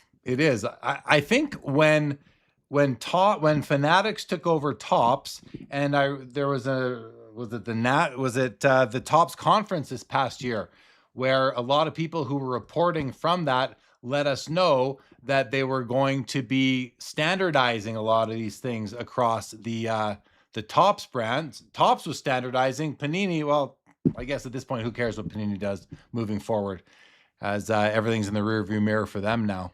So, licensed at least. Bowman Chrome Orange Refractor Aaron Judge out of 25. It's a BGS 9.5. Auto looks really good from afar. Let's zoom in on this one. Auto's very nice. No issues with it on my part. 10 on the auto, 9.5 on the card. Beautiful Aaron Judge card at $67,500. Here we have a Michael Jordan Exquisite Collection Extra Jersey. This is a huge jersey swatch right here. It's awesome. I think it's awesome too. Look at that. It's game used. It's a great autograph. Let's look at the back. Authentic piece of jersey worn by Michael Jordan in an NBA game. Thank you, Upper Deck. The autograph is stunning. The jersey swatch is huge. It's all red, but it's great. 7 on the card, 9 on the auto, 5 copies produced. PSA 7, $90,000, Adam. I love this card. To me, even though I do prefer patches to jersey pieces, this would be more than welcome in my collection. Oh my goodness. I mean, for me, this is like a dream card. I'll just give a little bit of history of the Extra Exquisite set. 2003, we get the first Extra Exquisite set with Exquisite, and you've got jerseys. They're always jumbo jerseys. They're never patches. They're always jumbo jerseys. And they were numbered to, what were they numbered to? I should know this. 75, or I should know this. And then there's one version out of 25. Maybe it's 125. I think it's 125. But then over the next couple of years, they had Jordan has an all-star version of this. I think you remember we had up maybe a year and a half, 2 years ago, the same auction. Amazing card, the all-star teal jersey. And then there's this one. There might be one more, but what I love about this, and I know I'm a broken record on this, but that patch window and that holofoil, the etched holofoil, they're like, it is unreal. It is so pretty, and in-person quality that's just unbelievable. Great piece. Absolutely, Adam. Here's a Timeless Treasures MVP material team logo Kobe tag patch auto, 1 of 1. Let's zoom in on this card because I got to see that tag and the auto. Looky there. Like, that's incredible for a tag patch. The auto, it is not another on-card auto, Adam, right? Check the year. It's also that first year Timeless Treasures. 1 of 1, 2010. I think it's 2000. I think it's 2009, isn't it? I think. Well, the card. Oh, let's just look at the label then. Sorry about that. Let me go look I at I might be mistaken. No, you're right. It's 09. It came out in 010, but it's funny. It's a 2009-10 card that came out in 2010. Jackie's Leaf is 48. It came out in 49, and it's been happening for decades. That whole thing. But 50 grand right there. Card only has one problem with it. The tag is upside down. Oh, yes. So like we saw a couple months ago with Steph Curry, same thing, 1 of 1, tag upside down. Didn't matter to that card. That card exploded. You don't see Kobe team tags with autographs like this ever. I suspect the reason that it's as low as it is right now is because it's upside down, but we'll see. We'll see if it rallies. If it was right side up, it'd be a lot more than this, though. A lot more. 2025 finest superfractor Tom Brady, 1 of 1, $22,500. Listen, I've been watching these new 2025 finest superfractors with these designs in the background. It almost feels a little bit Metal Universe to me in the background. Those circles almost look like planets, but we've got purples and greens together here.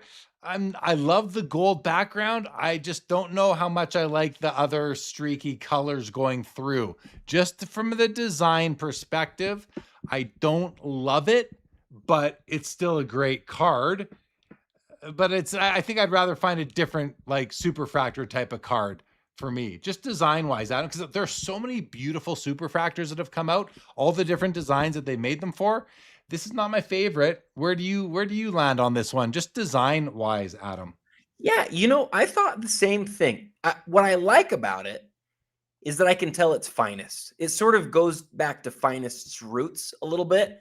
When I think about like 93 finest to 94, it feels like a Topps finest card.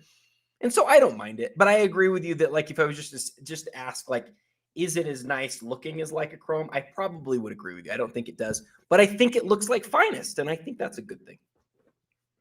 Yeah, absolutely. It does look like, that's a good call out there. It does. You say I think it looks like finest. It does, but then I notice myself looking straight on to the Topps finest logo, and that's part of it, which I love. I love Topps logos, like the Topps finest logo, the Topps chrome logo. These things look great on their cards. So let's do something real quick though. Just scroll out again. Just imagine, just forget that the finest logo's there. Just forget it's there. It looks like a Topps finest card, doesn't it? You wouldn't say that was Topps chrome. You wouldn't say that was Bowman chrome. You would say that was Topps. You'd say that was Topps finest. Yeah. I see what you're saying. 22,500 on the Topps finest superfractor, Tom Brady. We have a couple of Shoheis here, a pitching, we got a batting, and we have a Cooper Flag Rose Gold rookie auto, 1 of 1 at $185,000. The pitching Bowman Chrome Shohei green refractor out of 99 PSA 10 Pop 10 is at $100,000, and the Bowman Chrome blue refractor Shohei auto out of 150 and a BGS 9.5 holder is at $150,000.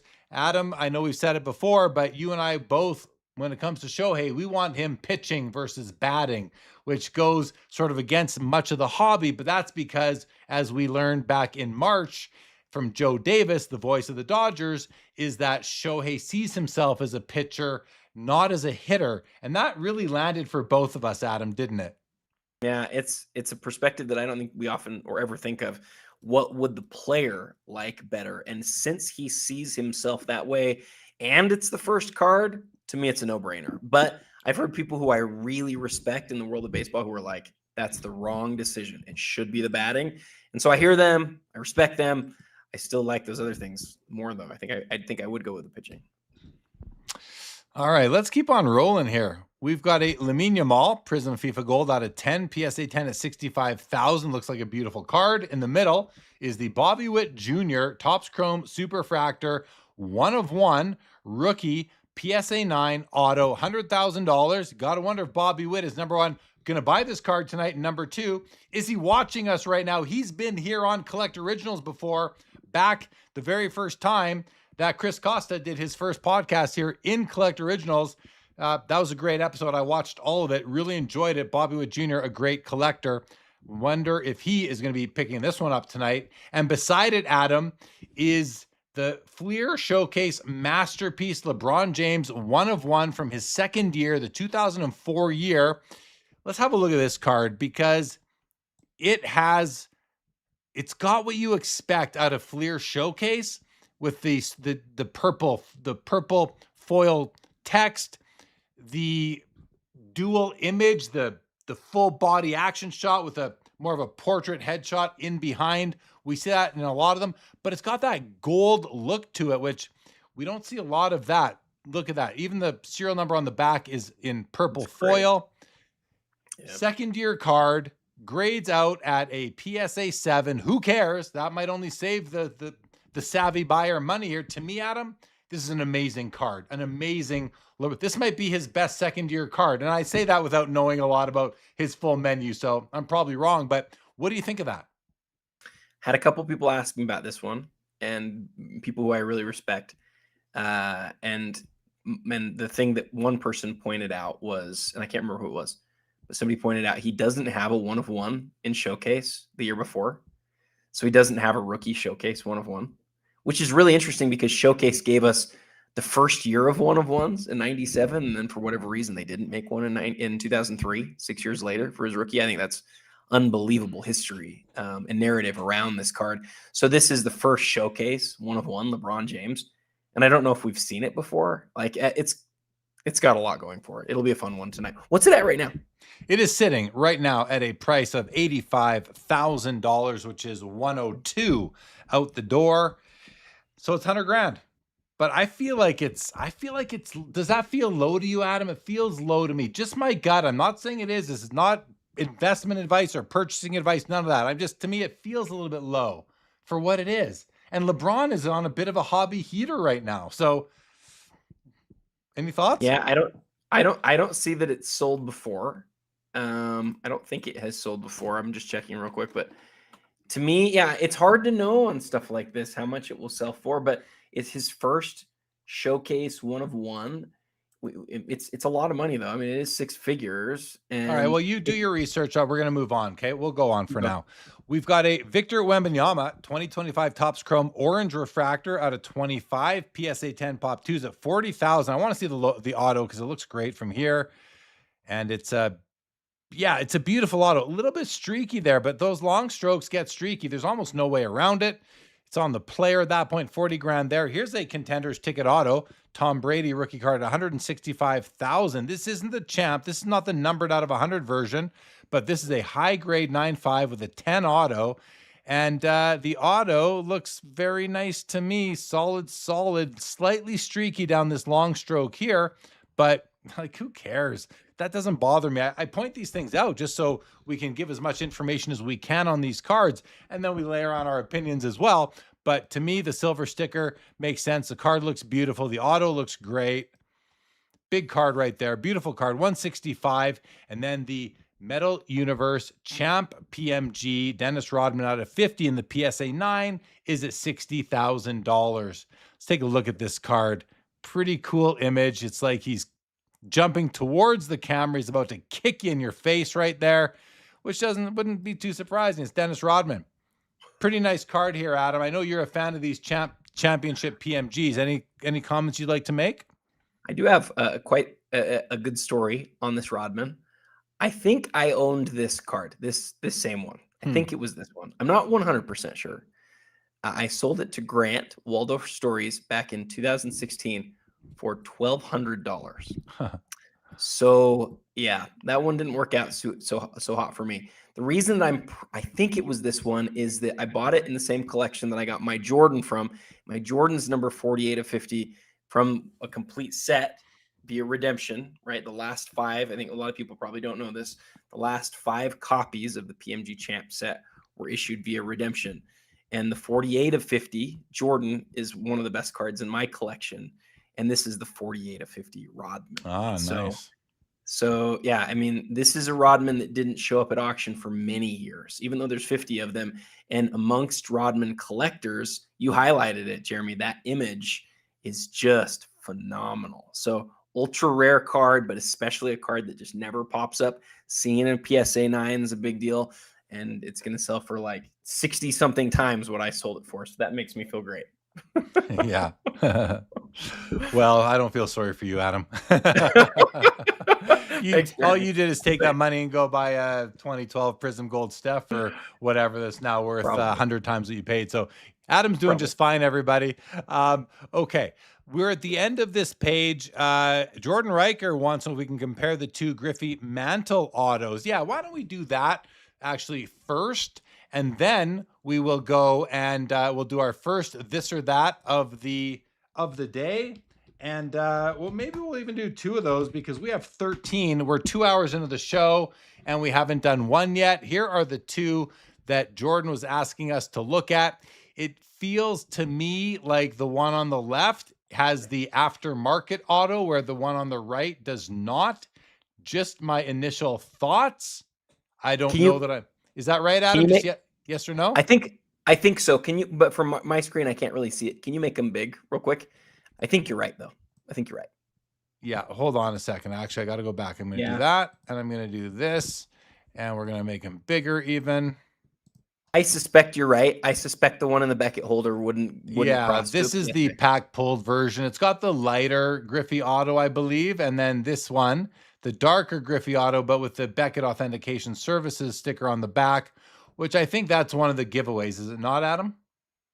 Well, I'm not sure about that, but I think you're right. I think it is after, and I think that I think if you were to try to get this in a PSA holder, I don't think you could, but I don't know that. I could be wrong. Could be wrong. I don't think so, though. I don't think it would. So to Jordan's question, which one do we like better? This card, I would say, presents better because the Griffey auto is darker than this one. This one feels imbalanced to me because the Griffey auto just looks so much different to the Mantle auto. This one grades a 6 on the card.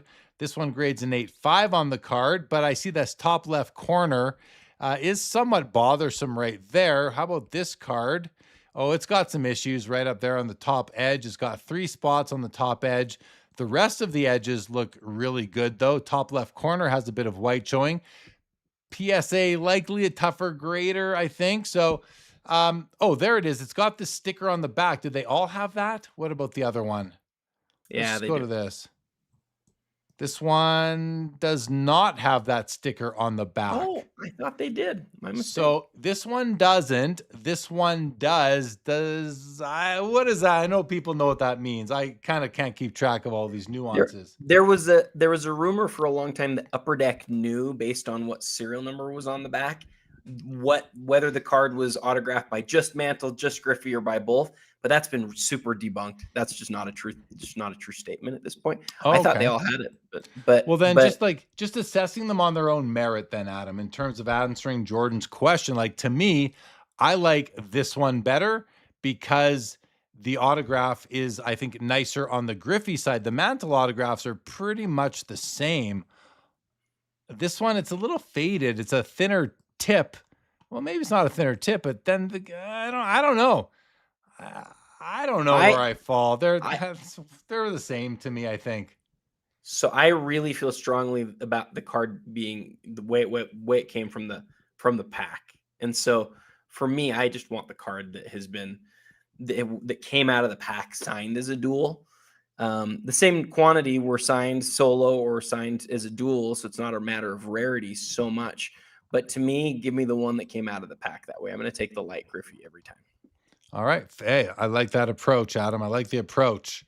All right, back here. Okay, guys, we're going to do our first this or that of the night. We're not going to do a poll or anything like that. We're just going to simply put it on the screen. Let us know in the chat which one you would prefer. And Adam and I are going to start talking about it. So here we go, buddy. And I have to look at YouTube so I can see how this looks in the horizontal orientation. Just going to go up to there. All right, here we go, guys. Oh, wait a second. It's very odd. There's some new awkwardness going on here, but there we go. There is. Oh, it's going to come up on YouTube in a moment. We're on a slight YouTube delay. There we go. This is our first this or that of the night. We haven't seen either of these two cards in the auction yet. One thing I want to let everybody know, when I created these this or that's this month, the cards were very near in price to each other. So in this case, we have the 1965 Topps Joe Namath rookie card going off against the 1934 Gaudy Lou Gehrig. Couple of vintage cards, very nice copies of each. For me, Adam, I'll go first between you and I here. We'll let the chat start letting us in, letting us know. But for me, I'm taking the Lou Gehrig, Adam. I've never owned that card. I can't see it. My bad. I'm sorry. Can you keep going, but you'll have to tell me which two cards they are. What are you looking at right now? Just out of curiosity. I'm looking at the Ninja one because I couldn't keep YouTube open. Oh, you can open it back up now if you want. Okay, I'll open it back up. So this whole time, what have you been? Oh, you've been looking at my.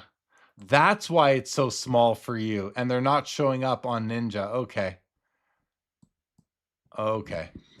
So in the chat, you guys can feel free to let us know which one you would prefer. In Fanatics, Colin Davidson says the Lou Gehrig. He's with me right there. And I got to go find the YouTube comments again. Let's see. Okay, we got lots coming up on YouTube. Fresh Prince is saying the Gaudy. LGJ is saying the Gehrig. Joe is just on time for this or that. Mollico is saying, oh, everyone's saying Gehrig. Mollico, Tony Southern, Terp Collector, Wade Conley. Ken Fickle is saying that. He's taking the Gehrig. So is Laura. What's up, Laura? So is Jacob Dahl. Junk Wax Museum. 90s Auctions, Josh. Larry, get everyone. The Sports Card Professor. Pitcher Boston is taking it as well. Rob Starr.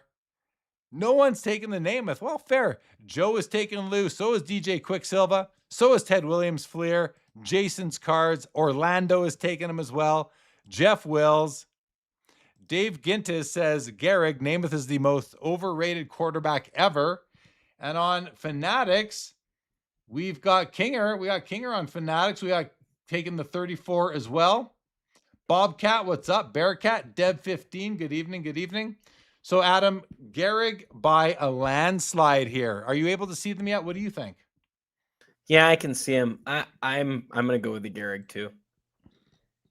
And just for interest's sake, guys, right now, the Gehrig is sitting at $14,000 and the Namath is sitting at $15,500. So they're both very close in price right now. Let's go. Jordan says, marry me, Laura. Oh, Dan Brown is taking Namath. Oh, but then he says, no, it's not NFL licensed, so never mind. Rob Star, yeah, Rob is right. Most unanimous this or that ever. Absolutely. It is. Absolutely it is. Yes, Orlando. David Chase just bought the Lou Gehrig. He bought it at the West Coast Card Show. That's right. All right, guys. Well, thanks for playing our first this or that. Oh, Paul Santos, Lou, and Ryan Tedmus is also taking the Lou Gehrig. All right, guys, let's go to page 2 of the auction. Adam, we're only 2 hours in. We're on page 2. How you doing, buddy? You good? I'm doing good. I'm on delay on the YouTube though, so I think I'm going to stay where I'm at. And then when we do this or that, so I'll just pull it up. By the way, the other thing you could do is open up the show in Fanatics Collect. That's where I'm watching actually on my, that's what I'm watching, and it's perfect timing. Just as an option for you if you'd like. Can you go get it on Fanatics Collect on PC? I thought you could only do it on the app. Oh no, it's totally. You can do it on the PS. Okay, cool. Yep. I should do that. Yeah, that's a good idea. Fanatics.live. Yep. Cool. All right, guys. Yeah, I'm gonna go grab a drink. I'll be right back. Wonder what kind of drink Adam's going to grab right now, guys. A water. A water. Who doesn't come prepared to a live stream with no less than 2 glasses of water? Then again, I got enough experience live streaming, like long live streaming, to know how to do that. So I'll have to have a talk with Adam. All right, guys, we have a couple of Wembies here. We've got 2025 Topps Chrome, the gold refractor right over here, and the sapphire red out of 5 right over here in the middle. The sapphire's at 92.5, and the gold out of 50 is out of is at $115,000. There are 10 times as many golds. Everything else is the same about the card. They're both autographed. The only difference is that the card that has 10 times as many is currently valued 10% higher, 15% higher than the card out of 5. That's very interesting. Is that just the love of gold? They're both PSA 10s. Very interesting. Colin Davidson agrees, and Fanatics, it is. I think it's crazy too, Colin. Very, very interesting. Oh, Jeff Will says the Garrig is cluttered. Cluttered, he says. Jeff, hold on. Let's take one more look at that Garrig. Oh, it's beautiful, Jeff. Come on, buddy. That's a beauty. It's a beauty. Then we have, this is a really neat Shohei Bowman Chrome Sterling Orange Refractor Auto Rookie out of 25 at $160,000. What I like about this is that you get the 2 images of him. You got him pitching and you have him batting. How cool is that? That's the best of both worlds. It's a 10-10 rookie card. Adam, this card's incredible. It's got Shohei batting and pitching. And it's out of 25. It's a rookie on card auto, 10-10, sitting at $160K, which is, I think that's, what's that? 192 right now. Pop 9. That's an incredible card. I really like this one. How about you? Oh yeah, I don't know this card, but it's fantastic, and I think obviously the 10-10 there is doing some heavy lifting as well. Absolutely, yes, Joe Pro. Hydration is important. What's up, TCG? We are. I don't know if we're buying anything tonight, but I'm sure people in the chat are. Speaking of which, what do we got going on in the chat right now? 226 people at the moment. Thank you everybody for joining us. Wow, we are killing it with everybody here. So thank you everybody for joining us. And Terp says Topps Chrome is hard to get a PSA 10 this year in basketball. Good to know. Some intel right there. Okay, Adam. I talked about the 2 Wembies when you were gone, but it's interesting. The 1 out of 5 is priced lower than the card out of 50, and they're both PSA 10s. It's the same card. Wow. Same card. Both 10s. Is gold doing all the lifting there? Yeah, I mean it really is. It's interesting. That's a sign that, to me at least, maybe I'm wrong, but it's a sign to me that collectors want to know the brand of the parallel. They want to feel like when they see it, they know exactly what it is. And when you look at the sapphire red, you probably don't know that as well as you know the gold. It could be a few different things.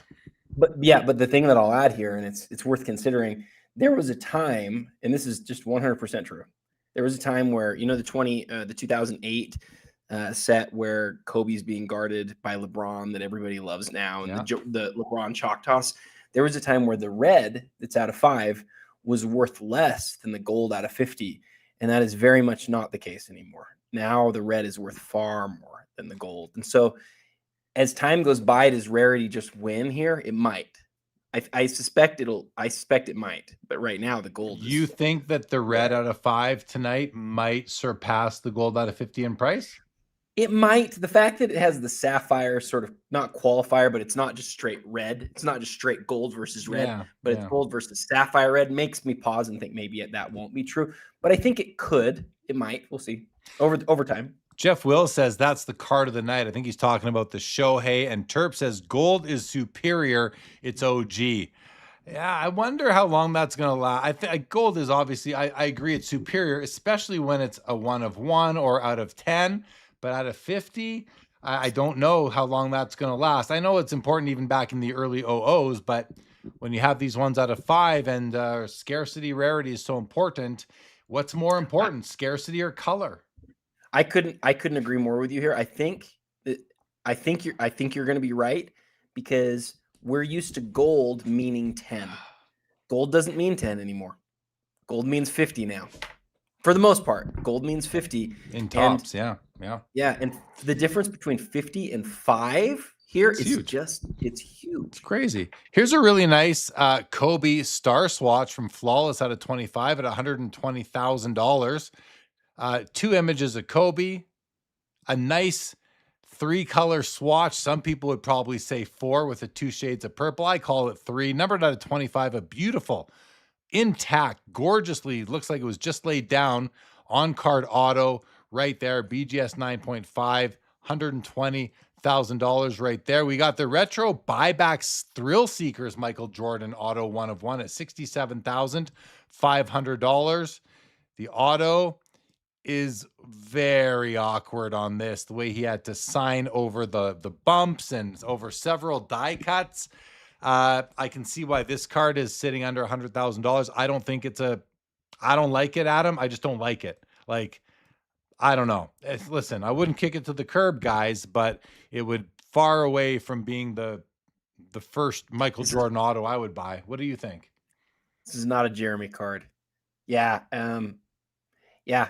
I think your point's just spot on. It's a cool idea. And have we not seen we haven't seen it yet? You know what I'm thinking about? The Scoring Kings. Yeah. No, not yet. Hasn't come up yet. So like, I think comparing those two that are both Fleer buybacks is a very interesting way to sort of teach what matters to collectors. I think it's really interesting. Yeah. So yeah, I think you and I are probably going to be on the same page. Yeah, but I don't like that other one either. Is the only thing. Oh, holy crap! Seriously? Well, I just think the Scoring Kings is a very underwhelming card. There's like Thunder and Lightning's a way nicer card, and it's kind of a very similar design, as a similar theme. Scoring Kings is a very muted, hard to appreciate the. I say beauty. I don't think it has much beauty, but it's hard to really appreciate that the surface of the card. It's just too foily. It's too muted in color. I got you. When we get there, we can talk about it. We might not agree. That's cool, but I love that card a lot.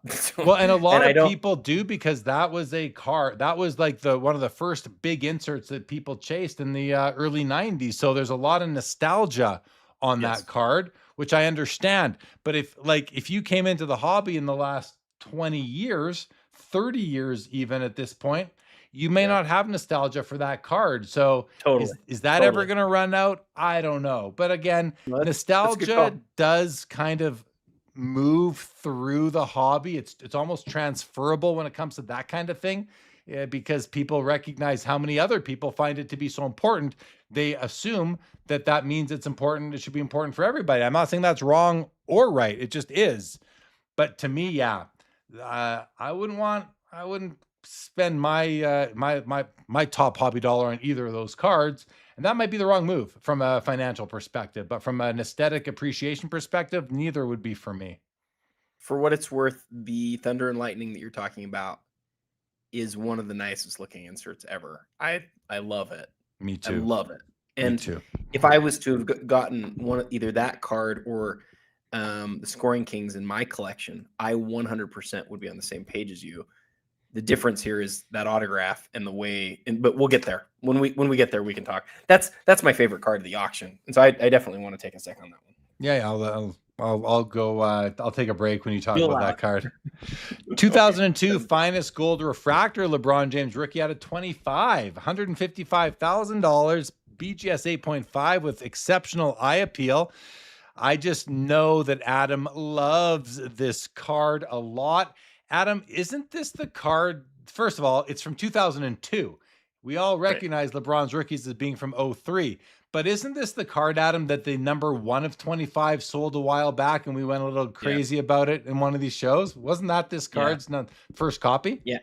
I tried to get the 1 of 25 copy of this card. Good memory. I tried to get it for several years, and then didn't end up being able to get it from the guy before he open auctioned it.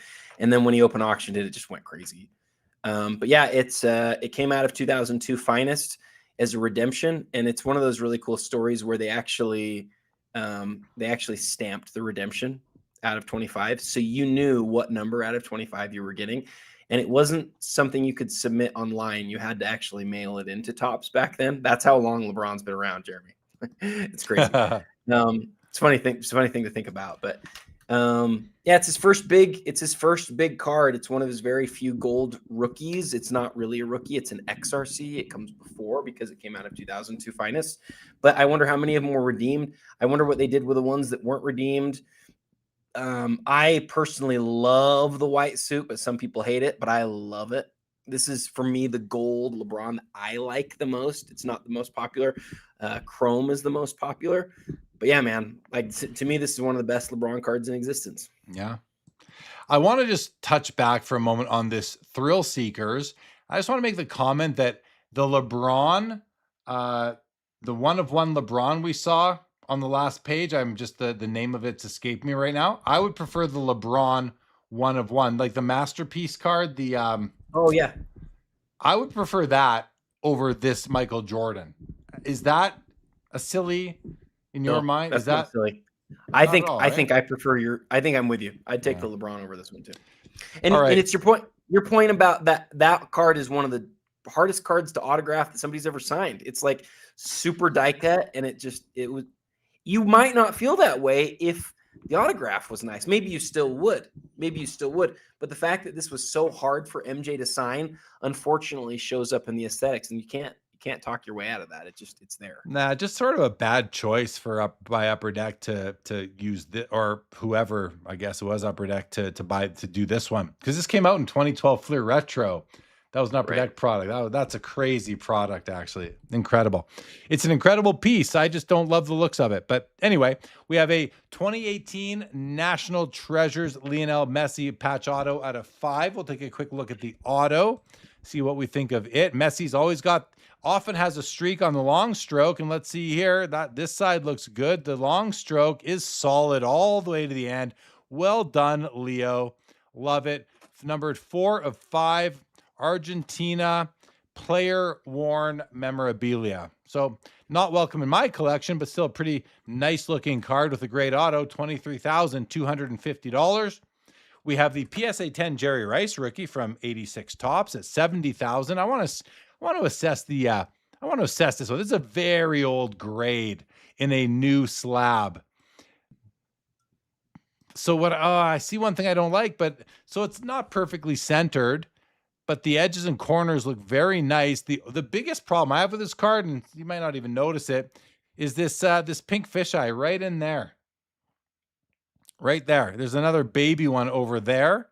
And then you've got a bit of some sort of like just a lower ink quality right here with some yellow coming through the red there. But listen, you can't really even notice that. Well, I noticed it even at this magnification. I notice it even here now. So I don't love that pink fisheye there. And when you're spending this kind of money on a card from the PSA 10 card from the 80s of a GOAT receiver like Jerry Rice, I kind of want it to be as perfect as possible. 70,000 on that one right now with a few hours still to go. And then we have the 2000 Upper Deck Ultimate Collection 99 buyback. So they bought it back a year later, Michael Jordan. And let's just take a peek here, because this is just from base Upper Deck, but it was reinserted into Ultimate Collection. The autograph is just blazing. It's basically perfect. Kind of wish he didn't write over himself there. Nice red jersey swatch. Incredible card here. Grades out an 8.5 by SGC.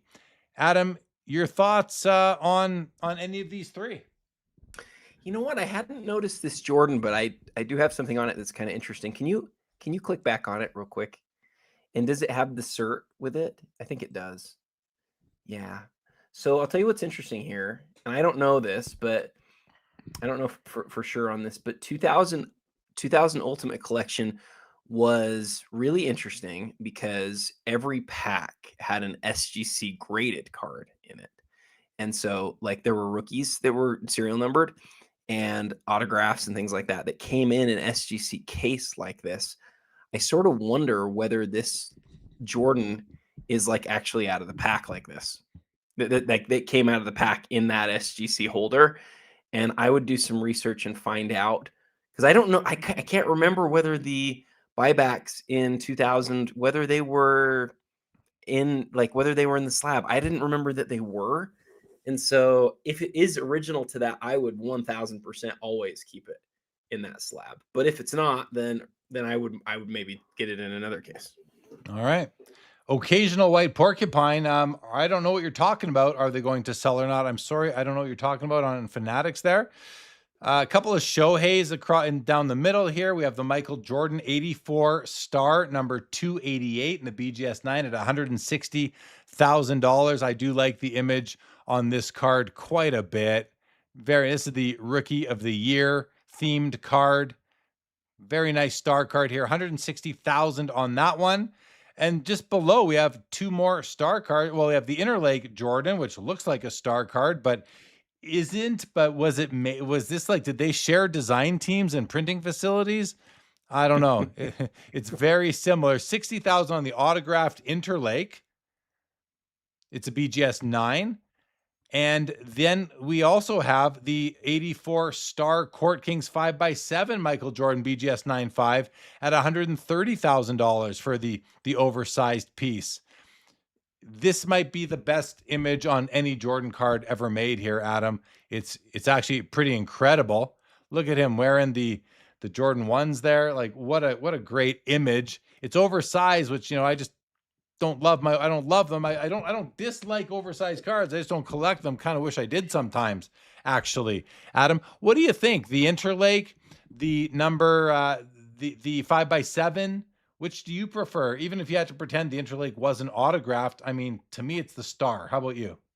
Yeah, it's the Star for sure, because it's really one of his first cards and it has the stuff on the back. The Interlake being a blank back card, I think has always sort of hurt it, but you know, there's still conversation about what came first, this or the 101 on the Court Kings. And your point about its image is fantastic. I would just reference the line above it, though, the Star 288. The fact that that's one of the 6 highest graded ever, and actually of the 6, it's one of the highest graded. You know, that's one of the best examples of that card. Speaking of the 288, yeah, that's one of the best examples of that card in the whole world. You look at the back of the slab. I know there's a story here about where this collection came from. If you look at the back, you can see there that logo, Shinoko or Skinoko or however you say it. And I know I've heard the story. I think I've even told the story, but it's been years ago. Just give us the quick summary on it. No, I don't know it, Jeremy. Oh, okay. I'm saying if you were to look it up, you could learn more about it. But the important thing to know here is it's just comparable to the other ones that have ever been graded. And it's something like 70% of the 101s that have been graded, the 288s have been. And so the fact that this is one of the highest ever it makes me not surprised at all to see what this one's at right now. Well, those back pages says that Star is his first cards, according to Cardboard Gold, who I'm not familiar with. But if Cardboard Gold knows website about Star cards. Well, yeah, okay. Well, I just say websites are run by people. As long as they're right, then great. But yeah, you might want to confirm details like that for yourself as well. We've got a Skybox Z-Force Super Rave MJ out of 50 here. This one is PSA authentic, $32,000 still. The lack of a number grade isn't hurting the card too much, although what does hurt the card is why it's authentic, which I'm now seeing the problem here with this card. And there's a couple problems with it. Right there, you see a crack in it, and it continues up over here and over here. So this card has some serious there's some cracks in it right there in the basketball. So this card basically got like lightly bent in a way that kind of broke the structure of the card and left a couple of cracks in it. And I think that's probably why the submitter decided not to get it numerically graded, which I still think is a mistake, but numbered 16 of 50 doesn't really matter. We're still sitting at $32,000 on this card right now, Adam. Any thoughts on it, considering the condition? No, I thought you did a good job of going through it. I guess the only thing I would add is, like, for this year, there's very few cards that are this rare. I mean, you're talking about this, the PMG Champ, PMG Green, the Essential Credentials now, maybe a few other cards. This is the one that goes for the least, and it's a good learning lesson. It's so similar to the base card. Doesn't stand out as incredibly different. Really, the only difference is in that foil on the side, but you just don't see it pop up very often. All right, let's continue. A couple of Prism Gold Kobe Bryants. We have, this is no, it's not the same card. On the left is the Prism Gold. On the right is the Prism Black Gold. The one on the left's out of 10, it's at 60,000. The one on the right is out of 5, it's at $46,000. So the more limited print card is lower priced than the higher print card. It's also a PSA 10 versus a BGS 9.5. That's, I think, again, we're looking at the power of gold here, Adam, because even the black gold has gold and black. It still looks like a gold card to me. Really interesting stuff there. And it's also a PSA 10 with a silver sticker versus a BGS 9.5 with above average eye appeal from Fanatics Collect. Any thoughts on these two Kobe Prism Golds? The 1 of 10 on the 9.5. I don't know if that makes any difference. I don't know how much people care, but probably worth calling out. And then black gold. I looked this up a long time ago, but I believe that this is true. He only has 2. Right? Black gold is one of those parallels that started a little bit later.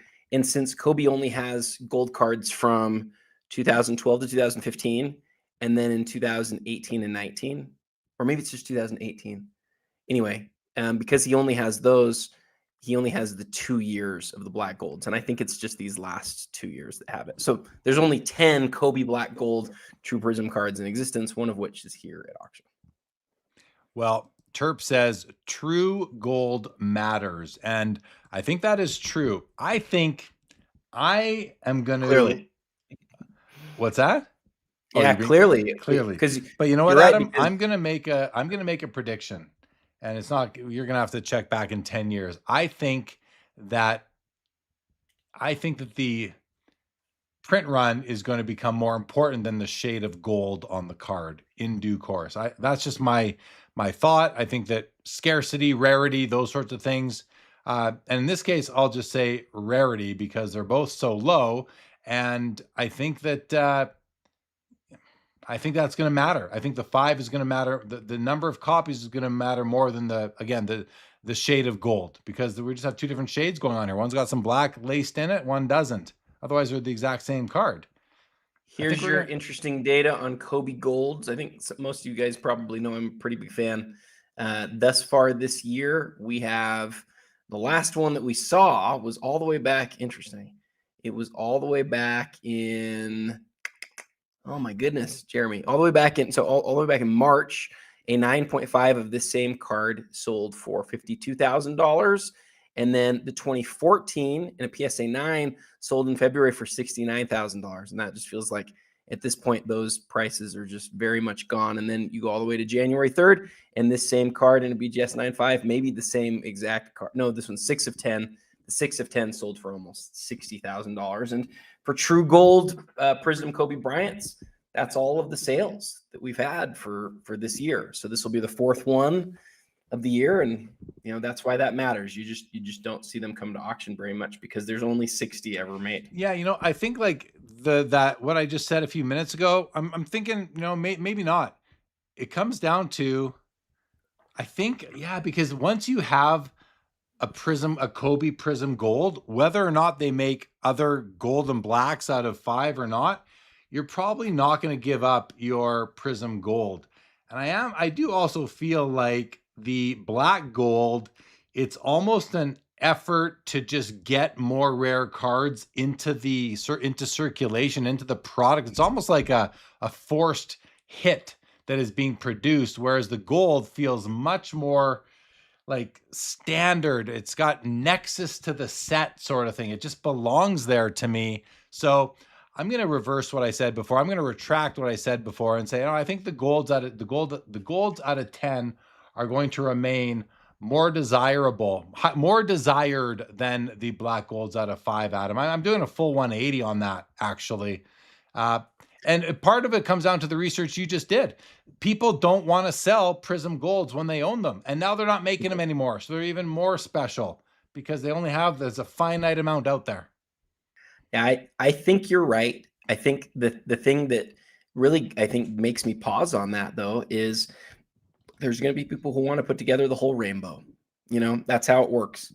And at some point, getting a Prism Black from 2018 Kobe is going to be just next to impossible, especially in a PSA 10. So could I see the time where it ends up being worth more? I could. I don't bet that it'll happen. but I could see it. It could happen. Well, it's funny. I just scrolled down and saw those back pages. Eric's comment. He says the black golds helped stretch the print runs, which is pretty much exactly what I was just saying. I hadn't seen his comment yet, so and it's that sentiment there that changed kind of changed my thoughts on it. So, all right, let's keep on rolling, Adam. There's another Lamine Yamal orange refractor rookie at 72,500. We have the autographed Pelé Aquarella PSA 5 on the card. The auto is a 10. This one to me is so much nicer than the last autographed Pelé Aquarella that we saw, where he basically signed over the whole card. This one, he left his face exposed, which I really, really like about it. What's up, Jesse Craig? Welcome to the show. I really like this copy here. It's a 5. And like $38,000. It's I like this one. I like this one a lot, Adam. How about you? Yeah. We've talked about it a lot. Would you rather have this card unautographed or the Alifa Boulanger? And your feeling's really strong. Aesthetically, this card is far better, and I agree. So then you look at the autograph on it, the fact that it's been graded a 10 here. Check out the pop, and you can see right there, 1 of 2, none graded higher. Now that's just for the blues. If you want to just find out Aquarella, you got to go out in the blacks too. And I don't know if there are any blacks that are higher, but it's worth checking on that. But certainly it's one of the nicest autographed Pelé rookies in existence. Incredible card. Very nice. Very nice. All right. 2019 Panini Flawless Laundry Tag Steph Curry with the Nike swoosh front and center. Very nicely placed. Beautiful on-card auto right there. 1 of 1 stamp right over there. Like, that is a perfectly placed piece of memorabilia. Well done on that one by Panini. Game worn, game used. I mean, it doesn't get much better than that. $44,000 for the Steph Curry 2019 Flawless. And then on the right is a black gold LeBron 2024 Panini Prism at $60,000 for the PSA 9. Adam, if you want to say anything about those two cards, please. So the LeBron is interesting because, we were just talking about a black gold Kobe, but this is actually Prism Black. So the brand is called Prism Black, and the brand here is called Gold. And so that's why it's out of 10. This has really become a set that a lot of people find is one of the more interesting Panini era sets because sometimes I think because of the photography. Here LeBron is sort of like crowning himself, putting the crown on the head. Yeah. And I don't know. I wonder, like, I generally think of these secondary Prism sets like Deca and secondary Prism Parallels as being, not as interesting. But I sort of do feel like this Prism Black set is attempting to sort of buck that trend. I don't know what'll happen, but there are people who think of this in the same vein as like regular Prism, and because of that great image, maybe even above regular Prism across many years. And I don't know. It'll be interesting over time to see if that holds as like a real fan favorite or a cult favorite over the years. And I just don't know. Couple of fun comments here. Mollico says, LeBron crowning himself? No way. Terp says LeBron is a chase card because of the crowning. And Travis with a very nice compliment. Thank you, Travis. Appreciate you joining us as well. All right. Let's roll, Adam. I say that a lot. We don't do much rolling on this show. Next row here, we've got the SP Signature Incredible Inscriptions LeBron Rookie out of 25 PSA 10, $130,000. It's got NBA sticker as well. The auto is simply authenticated. Auto looks good. Inscription looks good.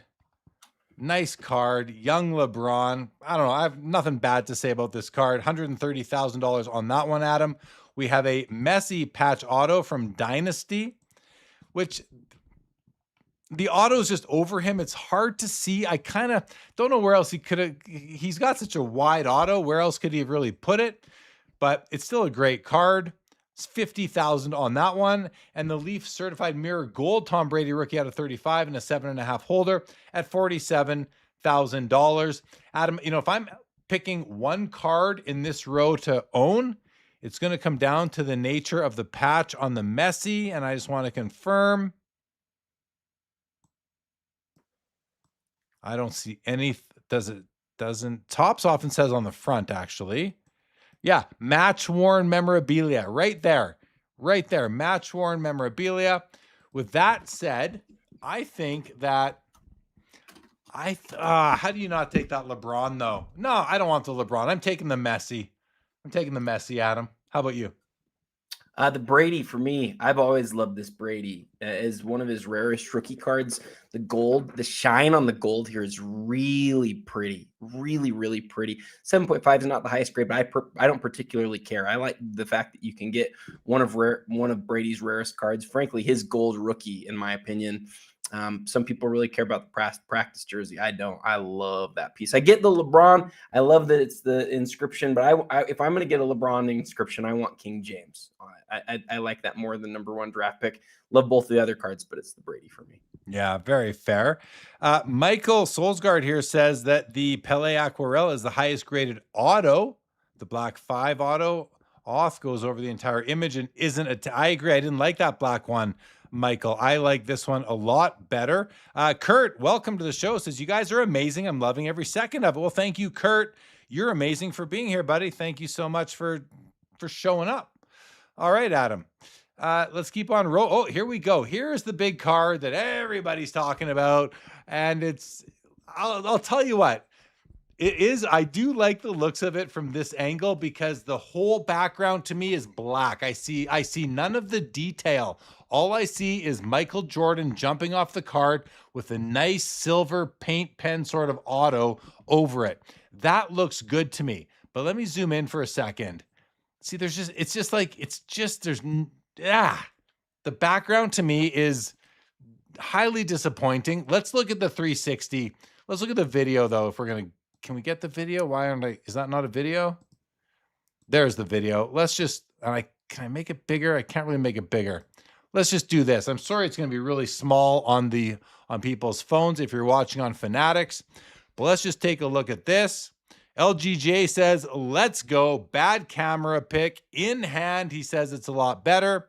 It better be, LGJ. It just better be. We're at 350,000. It's actually 420,000. Give me a view here where I'm like, oh, that's nice.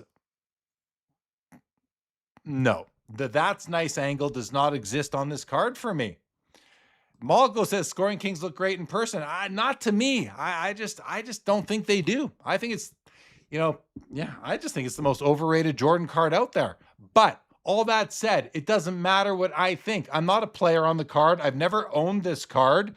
I don't have nostalgia for this card. I'm speaking as a newbie towards the card. I've only really known about it. I've only known a lot about it for the last 6 years. Before that, this card wasn't even on my radar. So it doesn't matter what I think. Anyway, it's a big card. It's a 1 of 1. I will tell you though, the autograph is incredible. The autograph is very nice. Look at that. And the picture of Jordan is nice here too. So Adam, I know this is a big card. I think a lot of people are interested in this one. What can you tell us? So in 1992, the very first big inserts ever came out, and that was Beam Team. And Beam Team was a 1 per box Stadium Club insert. And I think of that as like the early 90s greatest of all insert cards. But that is not how a lot of other people sort of saw it at the time. And it sort of depended on where you lived. 1993, Scoring Kings came out, and for some locations, this was like the all-timer Jordan insert at that point. I thought it was Beam Team. I never thought it was Scoring Kings. I thought it was Beam Team.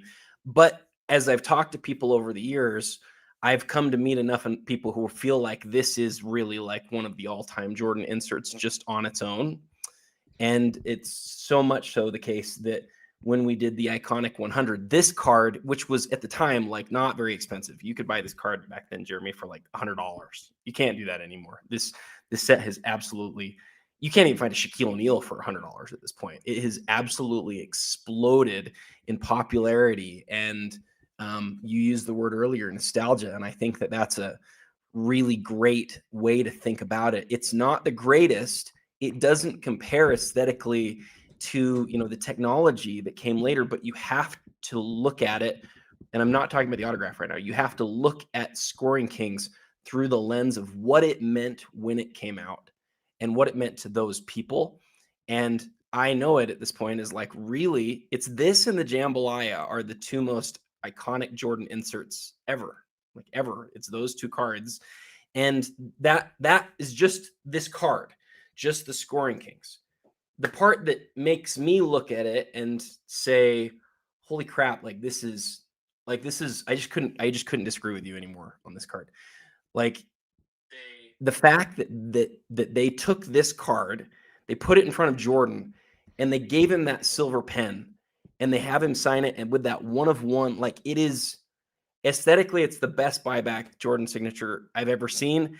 I don't even think it's close, other than one other card that I actually owned back when this set came out, and it was the Duncan Go Nuts. This and the Duncan Go Nuts are the best 2 autographs out of that whole set to me. And last month we saw, do you remember last month we saw the linchpins that we both just marveled about? Love the linchpins. The linchpins. Now, this is really interesting. Linchpins insert, I would take over Scoring Kings by many, many, many, many miles. But this card autographed, like I think this is a perfect card, dude. I think like you and we could not be more different. Like this is one of the nicest Jordan autographs I've ever seen. And as soon as I saw it, I was like I'm going to do everything I can to get this, but it's so much money, right? Like it's so much more than any buyback Jordan autograph has been, like by so much. And I knew that it would be. I knew it would be when I saw it, because like I said, other than that Duncan Go Nuts that I owned that I sold for $3,100, like a complete idiot, you know, going back almost 20 years ago now. Like other than that card, this is easily the best one ever. And I might even take this over that Duncan Go Nuts. It's that nice. See, guys, that's what happens when me and Adam disagree. We come to blows. What you just witnessed was about as aggressive as a Jeremy Adam fight gets right there. So, Adam, I forgive you. It's okay. I hear what you're saying about like the fact you don't like that it's not aesthetically as good as some of the later stuff, and I hear you. But like in '93, like this was so amazing. Yeah, I know. No, I just put personal aesthetics ahead of some other things. That's it. And listen, I'm not hating on the card. I'm just not into. I just don't. It's just not for me. But like, that's it. But what about this last point? Okay, like when a card is autographed, it becomes like a collaborative piece of art, right? There's the designer, and then there's the signer and the pen, and all that comes together. Like, don't you look at this and go like, holy crap, they nailed that. Like they nailed that execution in the end. Don't you feel that way? Or do you? Well, I said that. The auto's beautiful. Yeah, the auto's beautiful. But it's not just a beautiful autograph. It's a beautiful autograph it's the perfect autograph for the card. Do you not feel that way? Do you feel like, no. Nice autograph? Yeah, I mean, they used the right color for sure, and he signed it in a great place. You can see every bit of that autograph, which you cannot say about many Jordan autos, especially on his '86 Fleer. So, no, listen, I appreciate the card. I think it's worth every bit of $420,000. I think it's an incredible card, absolutely. So, yeah, I just wouldn't want it for myself, but that's it. I just don't like it. I don't know. It's hard to explain, I guess, Adam, but you know what? At the end of the day, Let's Go Jordan's wife married him because he had this card. So that's the power of this card. I don't need to. Is there a comment I missed? There must be a comment I missed. That's all I saw. I don't know. That's all I saw. But Silver Raccoon makes a good comment in Fanatics. He says, think of the card at like MJ's chalkboard. And then I think to myself, okay, I would just get him a prettier chalkboard. Let's just move on. I just don't love the Scoring Kings card. It's really as simple as that. Just as simple as that. And you know what? What's funny, Jeremy? I don't either. I've never loved it. I love this card though, dude. Like I thought about doing crazy things to get this card. I'm not going to, but I did consider it. Hello, Jeremy Filippelli. Coming through on YouTube, Richard Tejada says, I got that card, but it's not signed. All you need is $500,000. You can buy it. It says Skeppy at 420K. Bob Schobert's going to take 2 of them. And yes, Richard, it is at 420,000 for the one on the screen right now. I mean, this is one of the highlight cards of the auction, and it deserves a lot of attention. And listen, guys, none of us collect the exact same thing. So it's okay that we don't all like the same cards. We don't all have to like and want the exact same cards. That would be extremely boring. And that's just how it goes. That's just how it goes. Not much more to it than that, Adam, I don't think. Where were we here? True. Oh, there we are. Okay. What else we got here? All this talk, and we also have a Mahomes Shield in the same row, a Immaculate Collection Mahomes Shield auto patch 1 of 1. What do you think about this piece, Adam? First of all, I do think it's a beautiful card. Autograph is a little questionable there. Not the authenticity, just the strength of the color. The enclosed player material is player worn, so it's not game used, but it's a Mahomes Shield, and that's going to do well. 40,000 right now. If that was game used, I mean, we're talking a lot more. I believe we once saw a $4 million sale on a Mahomes, but that would have been the 2017, I believe. That's right. So different card altogether. In the middle is a Shohei Topps Update Golden Mirror Auto PSA 8 at $43,000. Celebrating the World Series championship right there. He's wearing the goggles, keep the beer out of his eyes. Cool card there. Topps Update, 43K. You ready for the next row, Adam? Or you want to say anything about those cards? No, I guess one quick thing on the Mahomes. I think it's interesting it's not game worn because usually once you get past the rookie year, they get better at that. And so I was expecting this one. It's player worn, which is the exact same as like almost all of his rookie cards. There's a shield later in this one that's a rookie shield, and that one's also player worn. But yeah, I wonder if it was game worn, how people would think about it. But it's still a Mahomes Shield autograph, so it is a huge deal card. Well, LGJ, I'm disappointed. It was just a joke that's why your wife married you. I thought it was because you had the card. I mean, these cards, a lot of people marry people because of the cars they drive or the houses they have or maybe even the watches they wear. Are people are they not now starting to marry people because of the cards they have? I mean, it's only logical. Let me ask you this. If you were to just ask, I almost said your wife's name. I'm not going to say her name because I don't think you usually do that. If you asked your wife right now to name cards from your collection, how many individual cards could she name in your collection right now? She could name a couple of players. Like my wife knows sports. Like she's a sports fan, but she could not name a single. She probably knows about Topps and Upper Deck. She probably she probably never heard of Panini. She'll ask me, where do we get the sandwich? Like, what about your Cracker Jack card? She doesn't know. She wouldn't be able to say that one. I doubt really? It. Yeah. I don't know if my wife could name one either. So that's why I was so confused by Let's Go Jordan's comment. But, I don't think my wife could name a single one of my cards either. Two Messi Mega Crack 04 rookies. The one on the right is autographed. The one on the left isn't. The one on the right is at $29,250. The one on the left is at $70,000 because it's in a PSA 9 holder, where the autograph one is in a PSA 6 holder. And to the left of both of those is the 84 Star 101 Michael Jordan. In my opinion, is one and only true rookie card at $70,000 in the PSA 6 holder. And looks good to me. Looks good to me. It's exact centering that you want on the card. Slight counterclockwise tilt. A little bit low. I wouldn't mind seeing it a bit higher, but still very strong. Nice copy of the card. 70K on that one, Adam. Any thoughts on that row, or should we go to the next? I guess I would just say about the Messi, it's the flattest pop report of a modern card in existence. It's crazy. It's like 6, I think, is the most common grade. And for a card from 2004, it's just awesome. I actually really like the Messi Mega Cracks profile and how rare the card is, how important collectors see it because of how recognizable Messi is. And then I just love that flat pop report. I think it's awesome. Absolutely. SJS is asking, what Cracker Jack does Jeremy have? I have the 1914 Cracker Jack Joe Jackson, SJS. And Skeppy says, I bet she knows the name Babe Ruth or Jackie Robinson and probably Michael Jordan. And my wife worked for Nike for 7 years. She had a pretty good position there. And so she knows all about Michael Jordan. All we wear in our house are Nikes and Jordans because of that. But the best part of all that is we have a lifelong employee discount at all Nike stores, which comes in very handy whenever we're traveling. We load up on. Can we borrow that while we're at the National? No, I don't think so.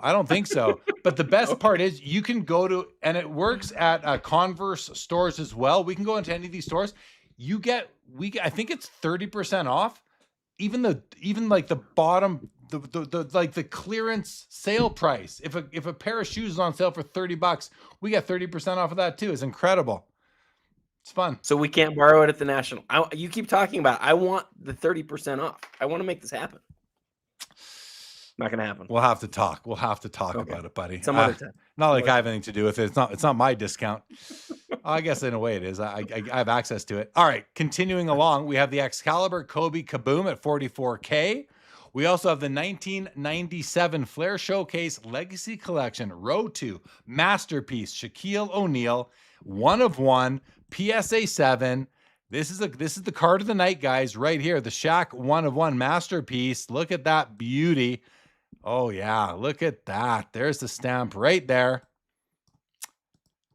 I got to talk to Fanatics and see if the fact that my wife worked at Nike gets me a 30% off with Fanatics on things. Wouldn't that be nice? Wouldn't that be cool? Give me a bit of an advantage. 67.5 on the Shaq right now, Adam. And then we have an autographed Jordan rookie sticker at $55K. Perhaps the best card to have his autograph because it's so light where he signs it. Very nice. Great auto. Nice copy of the card. A little bit high. Authentic on the card. 10 on the auto, Adam. You want to opine, share some thoughts on the Kobe, the Shaq, or the MJ? The Shaq looked familiar to me, so I just went to Card Ladder. The Shaq sold almost exactly a year ago, June 14th, 2025, for $36,600. And so, here it is, over double that. And I think that's a sign of people will just point to the market, but one of ones, specifically notable one of ones, and this is very notable. It's one of his first one of ones in that 97 was, and this is so crucial, 97 was the first year of one of one cards. So Shaq has 5 one of one cards from 97, and this is one of them. Incredible. So I'm not shocked to see it where it's at. I'm not shocked to see it over double in a year. I won't be shocked if it goes up quite a bit from where it is, honestly, right now, because there's a lot of people who have started looking past even like PMG green type stuff to which are the one of ones that matter most. And so, yeah, that's a big deal card. Eric, those back pages, says that would be the first time Adam bought anything at the National.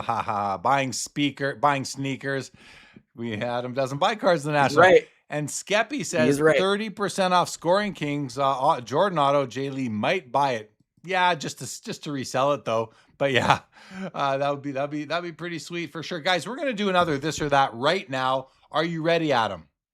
Yes, let's do it. Boom. Oh, there we go. This is interesting. We have the Tagman Michael Jordan with a Bulls tag, 1 of 1, facing off against the 97 PMG Red rookie card of Tim Duncan in a PSA 7.5, it looks like. Now, we do need to know what the prices are of these right now. So the value right now, the bid on the Duncan PMG is currently sitting at $49,000. And the Jordan Tagman is sitting at $65,000. They were closer the other day. Guys, I know what I'm taking here, Adam. I know what I'm taking. Should I say it? I'm interested to hear what you'll say. I don't know what you're going to say. I'm taking the Jordan. It's easy. Duncan is not on my list of like 97 PMGs that I'd want to own. I would take it. Don't get me wrong, but he's not It's like Shaq, Kobe, MJ, maybe Iverson. Duncan is. I mean, I know it's a great card, but not really there for me. I love the Tagman Jordan. I just love that card. It would fit so well in my collection. If anybody wants to buy it and then sell it to me for 30% of the price, we could talk. Yeah, I love the Tagman. The Tagman is definitely one of my favorite cards of the night, and for me, for sure, it's the Jordan. Yeah, same here. Do we have poll capabilities like we used to, or are poll capabilities gone? I don't know. I don't think we do. Probably because we're on both places. They're probably gone. Yeah, I think we could do one in Fanatics maybe, but I can't even find I can't see where to do it right now. So no, I think the answer is no. But that's okay. We'll just read them out. So maybe we give people more chance to vote next time, because usually we've got 50 responses. This time we've got like 10. Yeah, it might be because we are on delay on YouTube. Yeah. There's a slight delay, but so far we have some. First of all, Gennady is asking if I'm going to stop by his booth. Gennady, of course I'm going to stop by your booth. I can't wait to see you. And when you see me, make sure you shout me down, because I'm going to be head on a swivel. But definitely, yeah, I can't wait to see you and check out your merchandise. Okay, let's go. Jordan is going for the MJ. So is Laura. So is the Professor. So is D74. Larry Gitlin and Skeppy are going for the Tim Duncan. Fickle says this. Jason's card says Jordan, but love the Duncan. E. Young says it's close, but I'm going to go MJ. Luke says Duncan, no doubt. Simple, limited. Doesn't get much more. I mean, the Duncan's out of 90, Luke, and the Jordan's out of 3. So what do you mean by limit? Just curious what you mean. Not so certain there what you're getting at. And that's all we have so far. I got to see how many people are with us right now, Adam. 1 second. Let me go check. 222 people with us at the moment. So that's pretty good. It's a good number. Right now, we have over 20 on Fanatics as well. Silver Raccoon says, I like the value on the Tim. MJ is a top. Some of this new language, man, I don't know. I like the value on Tim. I don't know what that means. Do you think it's cheap right now? And MJ is a top. What does that mean? MJ is a top. He is the top. MJ is the pinnacle of the hobby. MJ is number 1, right? So he is not a top. He is the top, Silver Raccoon, if I'm picking up what you're putting down. And I don't know that I am. Yeah. Okay, Paul Santos, Duncan. Michael Sogard, Duncan. EC Hoop, Jordan. Gennady asking questions. It is a rookie. Yes, Gennady. Kurt says MJ. SJS, Duncan is playing days. Playing days wins here. AO Rhino says, what's up, guys? Hey, Io, good to see you. TCG is taking the Duncan, and the Luca Show wishes the tag was 4 times bigger. I don't need it any bigger personally, but of course I'd like it bigger, but I'm good with it as it is. Yeah, to me, the playing days doesn't matter to me at all, really, in this case. It's about the memorabilia. The memorabilia is playing days. David Chase says Duncan. He's taking the Duncan. Oh, more comments just rolled in all at once. Rhino says, who's your favorite insert so far from the new Topps era, or what is? E. Young says, top means top of the price market. That's what I was maybe thinking. Stacked is taking the Jordan. And Dave Gintis says, Duncan is criminally undervalued. Could be the greatest power forward ever. 5 rings. I came up with another substitute for the word undervalued or overvalued or underappreciated. Like, nothing is undervalued or overvalued. That is the value here today on Fanatics Collect. These are the values, guys. Is it undervalued? No. If it was undervalued, someone would be paying more. In a market like this, especially a market where there's a lot of eyeballs on this platform, it is what it is. So the new term I've come up with, Adam, is underpopular. The player is the card is either underpopular or overpopular. I guess you could use the same argument against that as I just used for value. So I guess I got to rethink that one, Adam, a little bit. What's up, Mama Breaks? Hey, Mama Breaks in Fanatics Collect joining us. It's so great to see you both, Adam, in case you're not watching. Hello, Stephanie. It's great to see you too. We'll see you next week in Chicago. Yes, Colin Davidson says, yep, he agrees. All right. Thank you for playing This or That number 2. I think we should do This or That number 3 right now because we were doing This or That number 3, guys. Are you ready? Adam, are you ready? You know it. Boom. Oh, hockey versus hockey. We talked about the exquisite Gretzky, 1 of 1, practice worn jersey piece with the on-card auto. We have it going up against a 1951 Parker's Gordie Howe, his one and only true rookie card, and it's a PSA 8. That's a big card right there, you guys, in the PSA 8 for the Gordie Howe. Right now, though, I'm going to tell you guys where we're at price-wise on these cards. Let me just go to this will be easy. I will just sort to the 8 hockey cards in the auction, and it will tell me where we're at. So, okay, the Gretzky is at $77,500. Good number. Keep on going. It's good for my card. Keep on bidding on that one, guys. But the Gordie Howe's only at $48,000. So a huge price advantage on the Gretzky, Adam. Doesn't surprise me. Doesn't surprise me because it's hockey. Doesn't get a lot of vintage love, especially sort of south of the border. South of the border. In the United States, I'll say. I am coming to you north of the border. And the Gretzky is a nice, modern, exquisite card. So I'm not surprised. I think, Adam, for me, this is going to surprise you.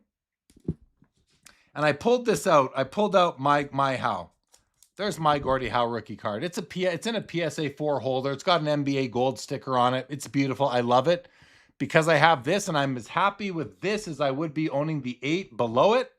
I'll just put this one sort of on top of the 8 right there.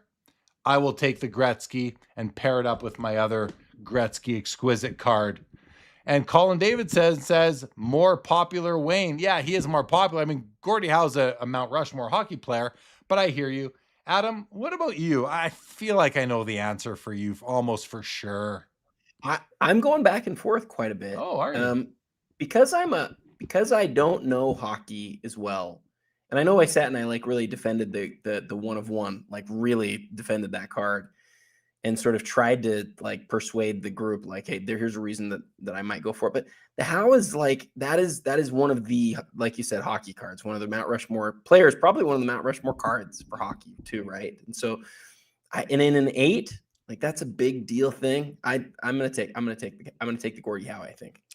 I love that, Adam. I did not think that would be your direction, and I must say I'm proud of you, Adam. I'm proud of you. Very Thanks, Jeremy. No, I am. I love that pick. I love that you're picking the Gordie. I love that you're picking the Gordie. I know you said already. What is your Gordie graded? Gorgeous. Graded gorgeous. It's a beautiful, beautiful copy. It's in a PSA 4 holder.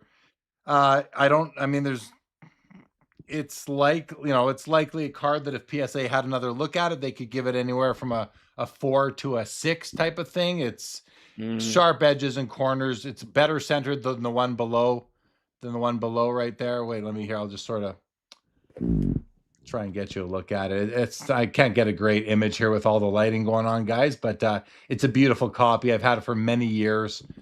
I love it. Absolutely love it.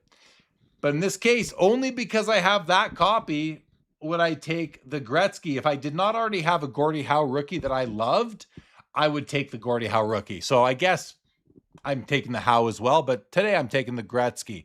Let's see what the chat said, Adam. We've got, oh, wow, we got lots of comments here now. Legit tag, see you next week. Okay, Duncan. Oh, I must have scrolled. Holy moly. Hold on, guys. Let me catch up here. Okay. Gordie all day, says Michael Sogard. Gretzky for Let's Go Jordan. Gretzky for Joe Perot. Mr. Hockey, that's Gordie Howe for Ken Fickle. Same with Terp Enforcer. Gretzky for Eric. Gretzky for the Professor. Howe for Hockey Cardboard. Practice jersey, says leave it alone. Michael says Howe for Larry Gitlin. Wayne Gretzky should be $99K. I mean, he's getting up there, right? 77.5. He's in the 90s already with the buyer's premium, sitting at 77.5 pre right now. David Chase is taking the Gordie Howe. Of course, I'm not surprised. Laura's taking the Gordie Howe in all 3 periods. Eric says the Howe probably had a wash and trim. I wonder. I don't know about it. I don't think it's been trimmed, Eric, the Gordy. The reason I say that is because of the size of the borders. And these cards did not all come out the same size. This is a full-bodied Gordie Howe rookie card. So I don't think it's been trimmed. I can't speak to a wash. I don't know. The good David would say Gretzky, says Pleasure Point. More hockey cards. Give me the Howe all day. Howe for Jason's cards. Julia May says Howe all day long, every day of the week. Kinger is taking the Gretzky. Larry loves his vintage hockey. Well, the only Gretzky I care about is early exquisite or the rookie card, says SJS. Gretzky for Cass. Gordy for Collar. The great one, Gretzky for Heck Tech. The house should be graded a 4 today, says Duxbury. Joe says, look at Leaf Jackie. Oh, wait, let's go look at Leaf Jackie. Hold on. Hold on. Oh. Don't tell me. Don't tell me. I want to be surprised. Well, we saw it. Yeah, it's been there for a while, Joe. It's been there for a while. Michael Sogard says, how? So does Paul Santos. So does Peeps. E. Young says he watched Gretzky, and Gretzky. All right. Thank you, everybody, for playing. Now, Adam. And to everyone watching on Fanatics Collect, by the way, when we do this, just put your choice in the chat so we can shout you out. But Silver Raccoon is taking the Gordie Howe 100%. Clambino says almost 8 decades old. I absolutely love vintage cards. I'm taking the Howe all day. Attaboy, Clambino. Stick to what you love if that's what you love. And congrats on being almost 80 decades old. And happy 8th decade birthday soon. All right, Adam. What do we have here? Oh, where are we here? Where did I go here? Okay. We've done. We did. We were lower down. Okay. Here we are, right? We did these 3. I don't think we've done these 3 yet. Adam, I'm going to stop here on these 6 cards and ask you, what do you want? Which of these 6 cards would you like to oh, hold on. Let me get rid of that. What would you like to talk about right here, buddy? Some really interesting cards here in this group. Did research on one of them. One that I want to talk to you. Like, there's lots here, but let's just start with the Mahomes 2017 National Treasures. If you go to the Beckett database, you type in Patrick Mahomes 2017 National Treasures Shield, you get 19 different Shield Mahomes rookies from National Treasures. And when I see that, I was like, I'm trying to tell the story, right? And as usual, I'm trying to tell the story in a way that's going to appeal to a collector. And I read that and I was like, gosh, that's a big number. The interesting part, though, is when you dive into that group, it's actually more than 19 because the main RPA shield makes an even 20. When you really dive in, what you find is almost 14 of them are duels, laundry tag cards, and hat cards. So there's only actually 6 Shield Mahomes rookie cards from National Treasures, which made me feel a lot better. That's actually less than a lot of players. Steph Curry has like 11 out of National Treasures that are like legit logo men cards. So when I saw that it was only 6, I was like, oh, that is interesting. And then what I thought was really interesting is 5 of the 6 are autographed. So this is actually the only non-autographed shield out of National Treasures, like legit jersey shield for Patrick Mahomes. I thought that was kind of cool. And obviously you'd rather have the autograph one, right? Like you would rather have an autograph, even though there's 5 of those. But if you're into like rookie shields and you want like a legit one from the biggest product, this is actually the only Mahomes you can get that's not autographed. So I thought it was pretty cool. Not autographed, not game worn, but a beautiful shield card nonetheless. Player worn though. Player worn though. And for rookies, that's par for the course. Like every National Treasures RPA ever is not game worn. So, like his main RPA is not game worn either. His $4.2 million card is not a game worn card either. Yeah, no, so, I love the money that goes into those things. It leaves that money, keeps that money away from the game worn stuff, which is where I like to focus. So it's good for my collecting. So yeah, I love it. I love how you love the second year stuff with the game worn stuff. Love it. Love second year game worn. The Jordan next to it has always been one of my favorite autographs. This is sitting. I mean, to me, this seems like it's sitting incredibly low. In that, this is like one of the original. Look at the auto. Yeah, the autograph is definitely light here. There's no question about it. I'm just glad it's still blue, right? A lot of these have faded dark. Why this one is blue and not dark. I'm not sure. It's interesting. But yeah, it is interesting. But this is one of the, like people say, the OG. This is one of the OG Jordan autographs. Legends is one of these sets. I love the set. Wilt is also in the set. Wilt is only in 2 sets with MJ. This and the retro. This set, you got 1 autograph per box, and I remember it like it was yesterday. I pulled 2 out of 2 packs. Walked in a House of Cards in Salt Lake, bought 2 packs, got a gold signature and a regular signature out of 2 packs. It was the luckiest pulls I ever got. Elvin Hayes and George Gervin were the 2 cards. Nice. I wish it was Jordan and Jordan Wilt, but one of my favorite autograph sets ever. And I know the Jordan autograph is light blue, but it doesn't bug me probably as much as it bothers you. I think that autograph looks nicer than all of them that have darkened personally, but I don't know if this is one of the nicest, you know, subpar autos I've seen. I'll give it that. You know, it is. It's not, doesn't look like it's been baked in the sun. It just looks light. Yeah. So you wonder what's done that. I would compare it to other ones from the same set, but yeah, I love that one. And then what else? Remind me, there was another really card quick. I just want to shout out Clambino in the chat who says, "I'm not 8 decades old. I'm only 3 decades old. I meant the card, but I can see how that read differently." Clambino, that's hilarious. Well, happy 30th, I guess. Okay, back to the what else we have. Okay, well, we're good on the top there. I guess we do have the Kobe Gold Refractor from 03 out of 99. That's a $17,000. And then below, I mean, Adam, I know this SP Authentic Profiles, the hand numbered card is a pretty important piece that a lot of people love. These hand numbered serial numbers. This upper deck piece here. Anything you want to say about that? Yeah, it's an interesting card because if you're somebody who believes there's a real difference between 97 and 98 for Jordan, I think this card really has a case for being pretty high on the importance scale because Jordan doesn't have numbered inserts from 97. He just doesn't, right? He has numbered parallels, but all the numbered inserts you think of, you know, Playmakers Theater and the Fusion and stuff like that, those cards are all from 98.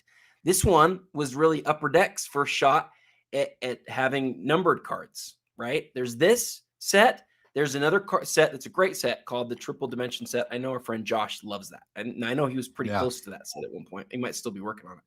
And then there's also the grand finale out of SPX.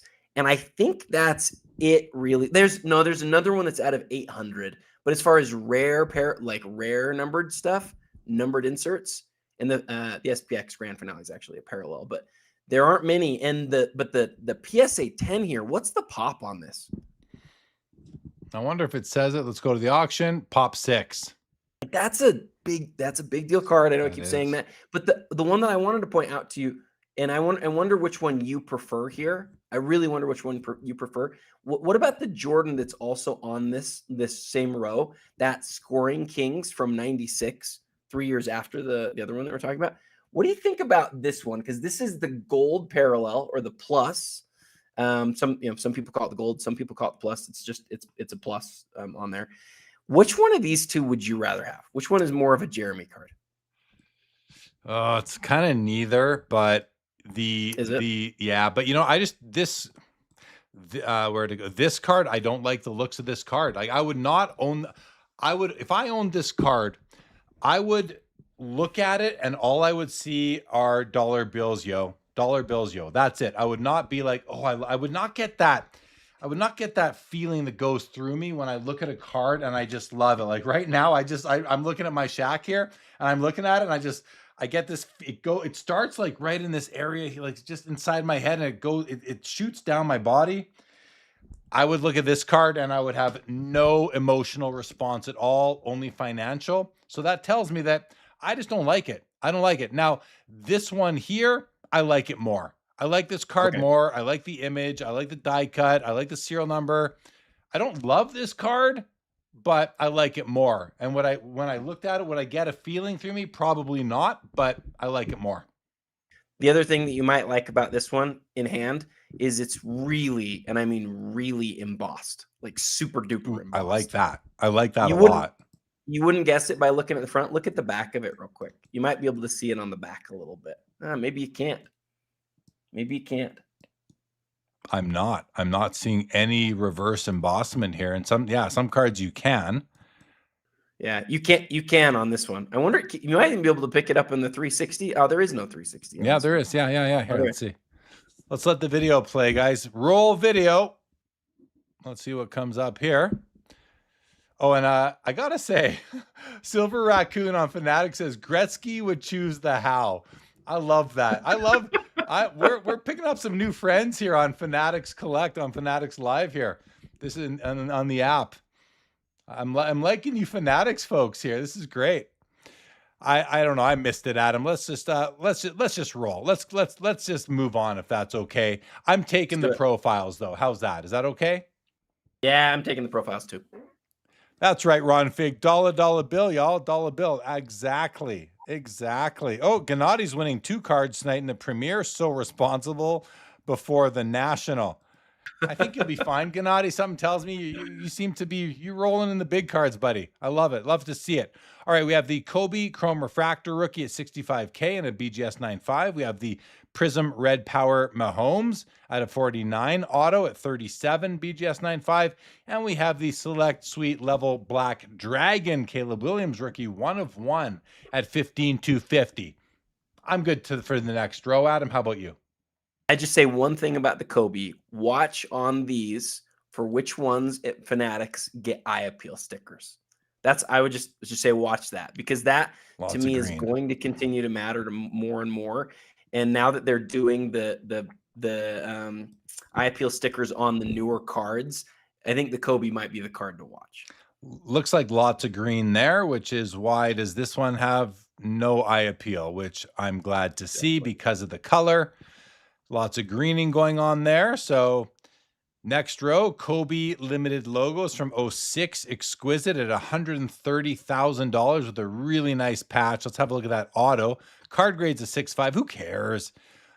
Auto's good, but it's not perfect. The auto's it's had some light, I would say, but it's still pretty good. I would just say keep it out of the light from here on in. 130 on that. And then we have a couple of these Topps Chrome Super Fractors, the Jackson Dart Cosmic First Flight 14.5, and the Cooper Flag Rookie 101 Finest Super Fractor with that same design we saw before at $39,000. This is a row where I think we're all, well, I won't speak for anybody except me and you, Adam. I think we're both taking the Kobe, aren't we? For sure taking the Kobe. There's no question about that. But I do have a question about the Cooper Flag, because if this is the base superfractor of Cooper Flag, like, that's a huge card. Yes. So I wonder, like, is Finest sort of the new Select where there's like multiple versions? Because if there's only one version of Cooper Flag's Finest superfractor rookie, like, you know what I mean? Like, if he's only in the base set once and this is the superfractor of that, then this is a really big card, like a really big card, because, you know, you'd obviously rather have the Chrome.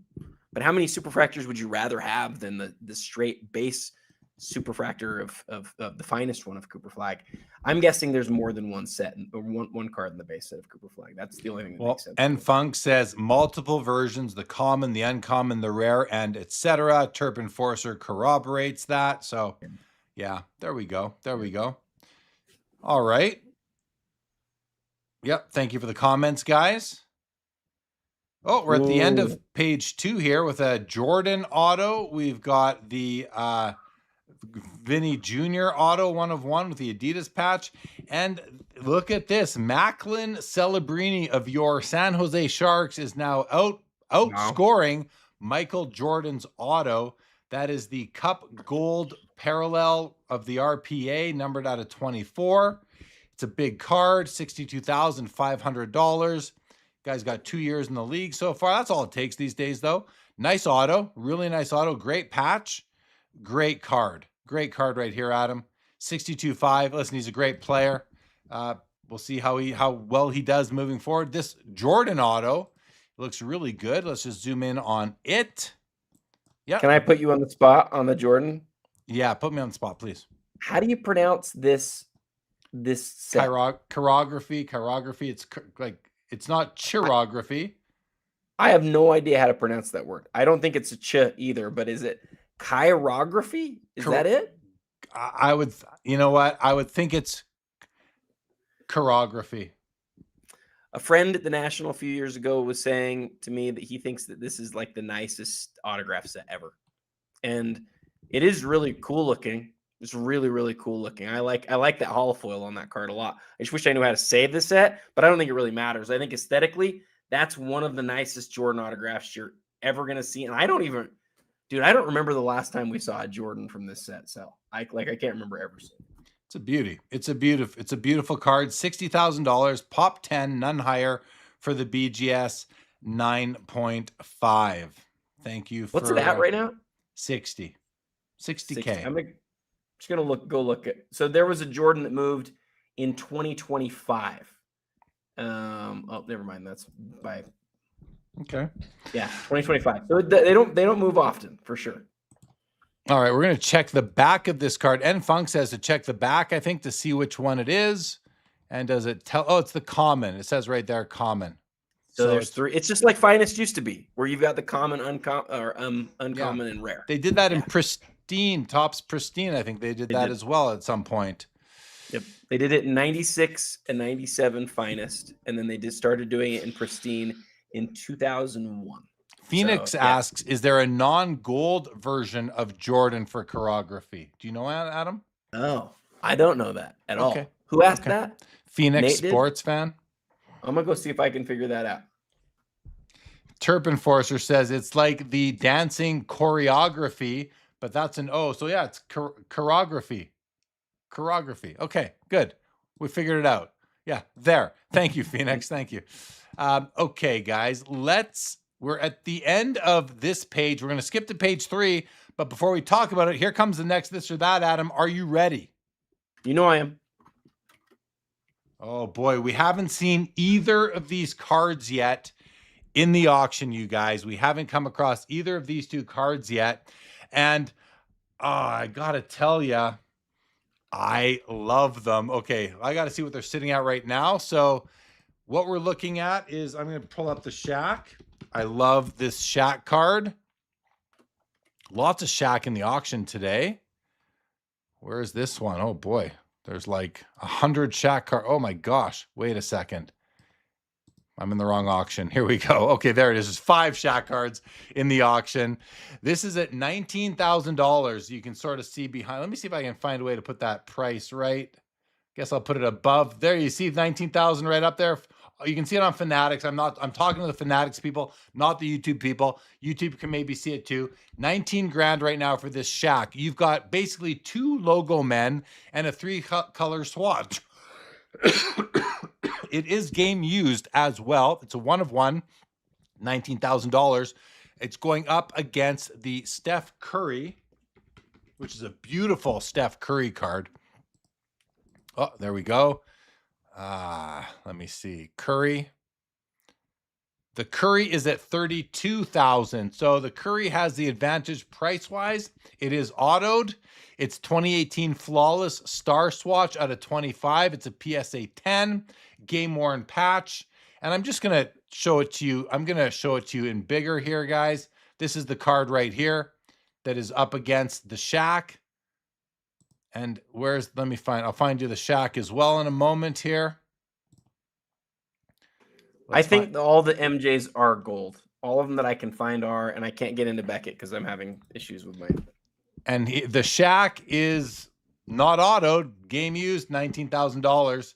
So as far as the this or that goes, this is tough because I think I'm going to take the Shaq in this case. I really love this Shaq card, Adam. And in the chat, Grant says there's not a non-gold version. Thank you, Grant. N-Funk says the Shaq is killer. He's Ron Figg's taking the Shaq. The Professor is taking the Steph Curry. Yeah, Doug, the Shaq is nice. I love it. Joe says, do I actually need to vote? Curry all day. Not surprising. Shaq. Paul Santos is taking the Shaq. So is Tampa. Terp says, I'll take the Curry. The Shaq logo men are laundry. Fair. Larry Gitlin is taking the Curry. Fickle's taking the Shaq. Shallow End is taking the Curry. Says it's playing days. Yeah, but the memorabilia on the Shaq is playing days. Keep in mind that not all players had, I know Shaq did, but the memorabilia itself is playing days. And to me, that's a huge, huge part of the story. Yair says, what's up, fellas? You know, we're chilling here on a Thursday night. Yair, good to see you. Thank you for joining. Adam, I'm taking the Shaq. Hey, Hunter at Fanatics Live. What's up, Hunter? Good to see you, buddy. Yes, we are back on here. We are rolling tonight. And Colin on Fanatics is taking the Curry. Adam, how about you? Man, it's tough. I love how much you love Shaq, and I really like the Shaq aesthetically too. But man, I would take the Shaq aesthetically, but I would take the Star Swatch signatures of Curry. I really like that card. It's a great Curry card. Absolutely. I agree. Great Curry card. What's up, MC New Jersey Thrift on Fanatics? I don't know, I made up the New Jersey part, but welcome to the stream. All right. Let's roll, Adam, and go here. We're going to clean up these tabs a little bit. We're going to close a bunch of these off. And we are on page 3. And we start with the Shaq PMG out of 50. The 1998. It's at $52,500, Adam. It's a PSA 6. It's a pretty nice card. Beside it is the Messi Superfractor from 2022 at $70K auto. And beside it, we have a Cap Anson 1888 Goodwin. It's an SGC 7.5 with eye appeal, $60,000. Adam, I'm taking the Shaq here. For me, that's pretty easy. How about you? Me too. Yeah, me too. And I think it looks great. His Lakers stuff is where I would want his if I was going to have a big Shaq card. And fortunately, if he was Laker during this best era, it's definitely my least favorite of the original PMGs, but it's still an original PMG Shaq, and he's only got 200 of those total across all 3 years. 200. Hey, 150 and 50. Quick math. That's 200. Yeah, very. Yeah, I like this card. Has grown on me. Not all players. I think I like the purple and the yellow jumping off the gold background. So I do like this card. You love Shaq too, though. Like you were a real Shaq guy, I think, at this point. Is that fair to say? Yeah. I mean, my days of being a basketball fan started in like 1986 and, kind of started to wane at the, the mid 90s, late 90s kind of is when it just wasn't as much. So yeah. And then, Shaq with the Lakers and it was renewed interest again. Like, yeah, I love Shaq on the Lakers. I love, and I just think he's hilarious. Like Shaq is a guy that is just fun to be a collector of. And I don't have a ton of Shaq cards. I maybe have like, I don't know, 8. I don't have a lot, but that's enough for me. I got some nice ones, so I'm good. There's a collector recently who was able to visit Shaq in his home, and he talked about what it was like meeting him. And he said Shaq's everything you'd hope that he'd be in person. And that made me go, well, that's really cool. Good for Shaq that he's this guy. Because I know during his playing days, he could be pretty rough around the edges with people. But from what I've heard recently, he's just a riot and a great guy to be around. I've heard this. I have a family member who's tight. He's, I don't say I don't know how tight they are, but they definitely spend time together, know each other, and he says the same thing about Shaq. So that's corroborated for me. We have a couple late votes on the last one. Pod Bruin is taking the Shaq. Kurt says it's breathtaking. Lucas Show loves the Star Swatch. That makes sense to me. And Thomas would take the Shaq. So would Terp, one of the best humans alive. His heart is bigger than him. Isn't that nice to hear? Ron met him at the UFC event and said he was super cool. Isn't that nice to hear, guys? I love hearing stories about like that. All right, so we're taking the Shaq.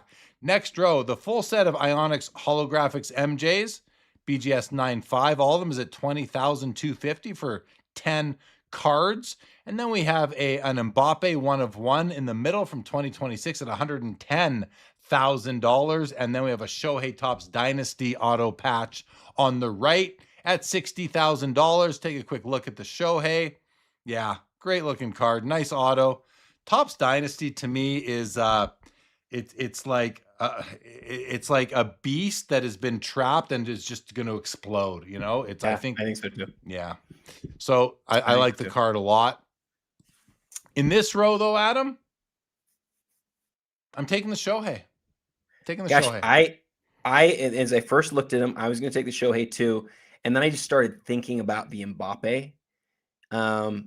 First year of Prism for soccer for World Cup was 2014, and then we only get it every 4 years, right? Like, so we don't see it very often. No, it's the fourth issue. Yeah, and the fact that this is, it's the Mbappe black, it's not shocking to see this as high as it is. And you guys, what Prism Black stuff has done recently. Remember the Luca? It wasn't even a rookie card. It was like I think it was like a third or fourth year card, sold for just crazy money. And there have been a lot of those. The original Prism Blacks, you're seeing the tough stars sell for a lot. And for soccer, it doesn't get that much bigger than Mbappe. It's basic. He's just down from that Messi level. Yeah. So I thought this might go for a little bit more than it's at. We'll see what happens tonight, but I think I'm going to take that one. Yeah, fair. Well, good pick. I like the pick. Weekend Update says Mbappe won the Golden Boot this year too, and didn't he just surpass Messi for most goals in the World Cup history? Like, that's crazy. Pretty serious right there. That's serious. That's a serious claim. I love this pair of Messis right here from Topps Dynasty. 90K for the one on the left and 85 for the one on the right. They're both out of 5. They both have autos and they both have memorabilia. We have a Subio rookie over here, PSA 8 at 62.5. Continuing along, we have the Joe Burrow Topps Chrome Superfractor 101 from 2025 at 19,250. We have a Wemby Gold Sparkle rookie out of 24 from Prism, PSA 9 at $55,000. And we have a Flawless Messi Auto 1 of 1 at $85,000. But this next row is more Messi. Messi, Pad Parasha, Mbappe. Lots of soccer here. I like this Icons Messi card here at $45,000. Although that's just a design element. It's a design element. It still looks nice. I don't mind the looks of this at all. It's a proof. Don't know what that means in this context. Nor do I. All right, continuing. He's got a few 101 autographs out of that first year Flawless, though, and it confuses me. I need to try to understand that more, because there's I think something like 20 Messi 1 of 1 autographs out of that first year Flawless. Well, the good thing about you, Adam, is that you will come to understand it, and then you will educate the hobby on it, guys. If you're not following the Real 27 guy yet on Instagram and Twitter and YouTube, are you even in the hobby? Are you breathing? Somebody check their pulse. Check their pulse.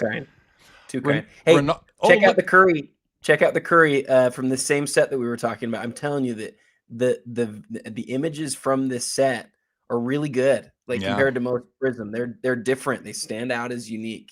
And somebody else said it in the chat. I didn't realize this was in this auction, but yeah. Do you think the imagery of a secondary Prism set can make it cooler than the primary Prism set? That's what I would ask.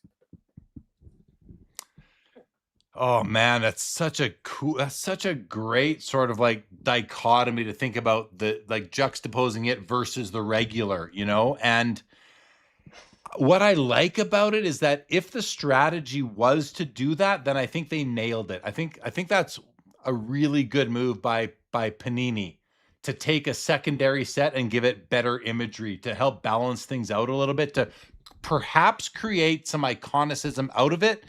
The imagery could do it. The problem for me becomes, is the image just used too much in product? Yes, the Nighty Night, but is he? How many cards show him with it?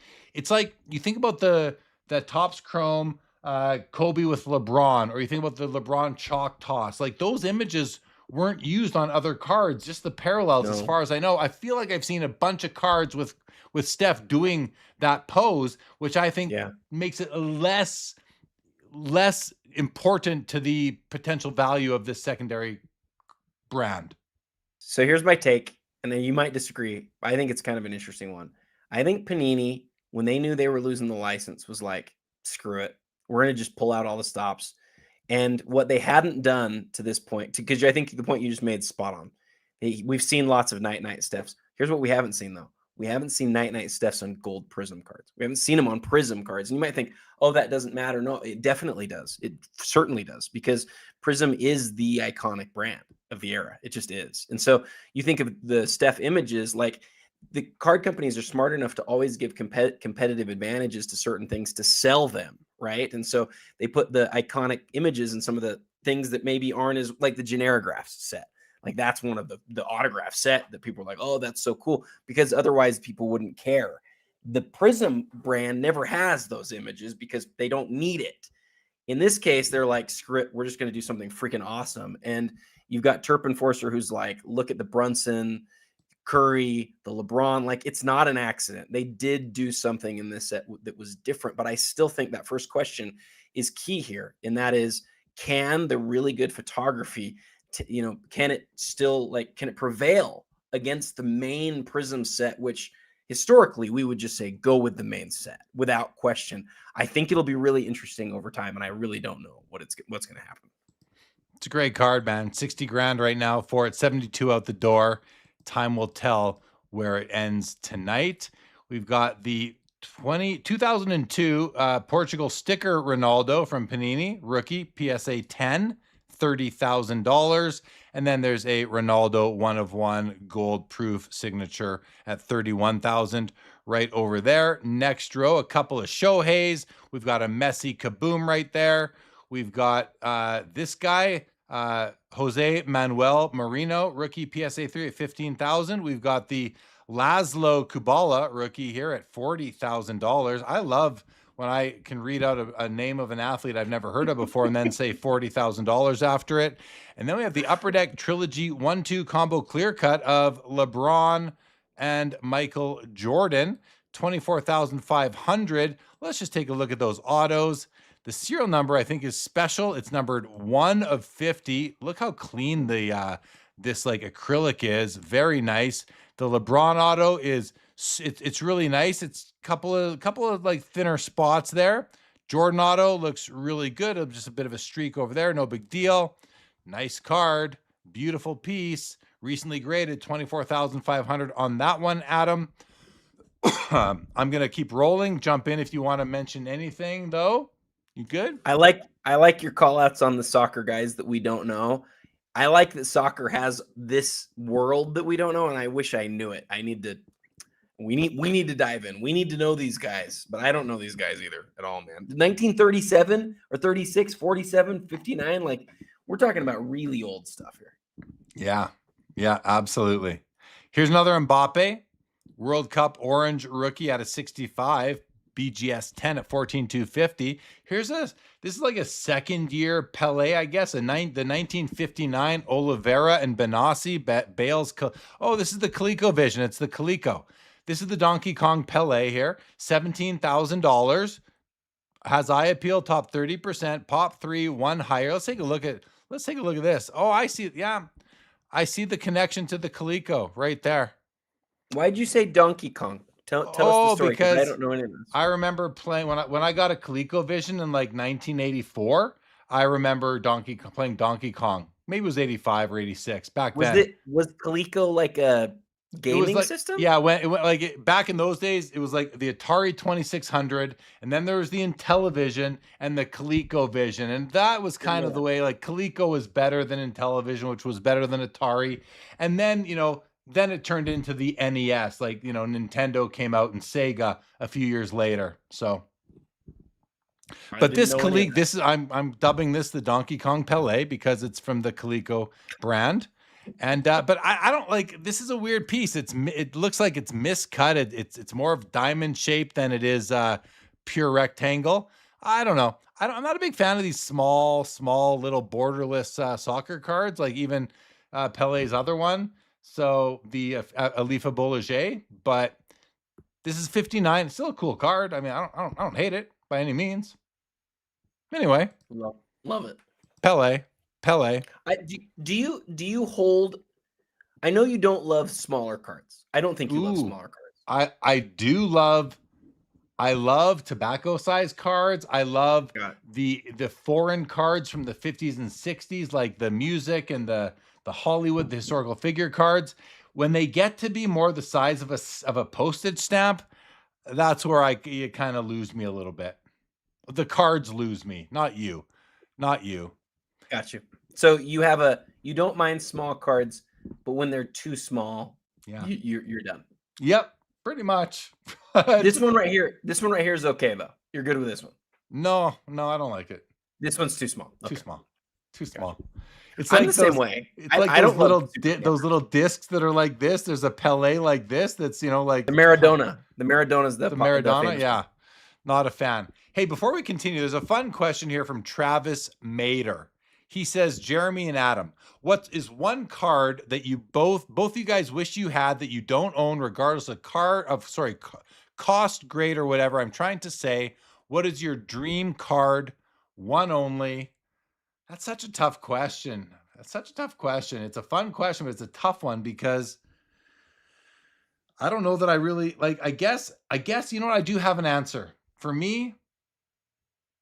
Yeah, it's the Bronco Nagurski National Chickle. That would be my dream card right now. I'm not going to say a T206 Wagner. I'm not going to say a T206 Ty Cobb. I'll eventually get one of those. I'm not going to say the Mikan. I'd rather have the Bronco. There's no hockey card I don't have that I want right now. So I guess, I mean, listen, I'm not going to say the PMG green Michael Jordan. I'm just not going to say that one. But, I mean, it's too easy, Too easy. I don't know. Like, it's not going to be some obscure one of one buyback or something like that. So I think it's that. But, I reserve the right to change my mind at any time and at many times, Travis. Adam, does something come to mind for you right away? The Jordan 97 game jersey autograph, the 23, with a really nice piece. I think I told you this. I had a chance at one that was white like a year and a half ago, but I would have had to trade a couple cards that I just wasn't willing to trade. And the card was like a plain jersey, but even a plain jersey of that card to me is like the ultimate. To have one with a really nice piece of jersey, that would be the best.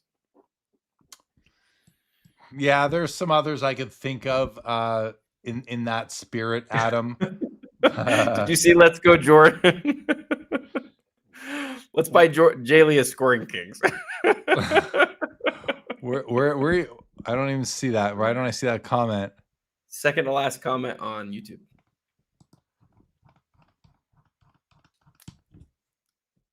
You're not seeing it. Oh, there it is. Let's buy JL scoring. Hey, I'll take it. If you're buying it, I'll take it. I'll never sell it. Congratulations, TC. Landed himself a Grail at a red refractor out of 5. Terp says his dream card is an 86 Fleer Michael Jordan PSA 10, newly graded.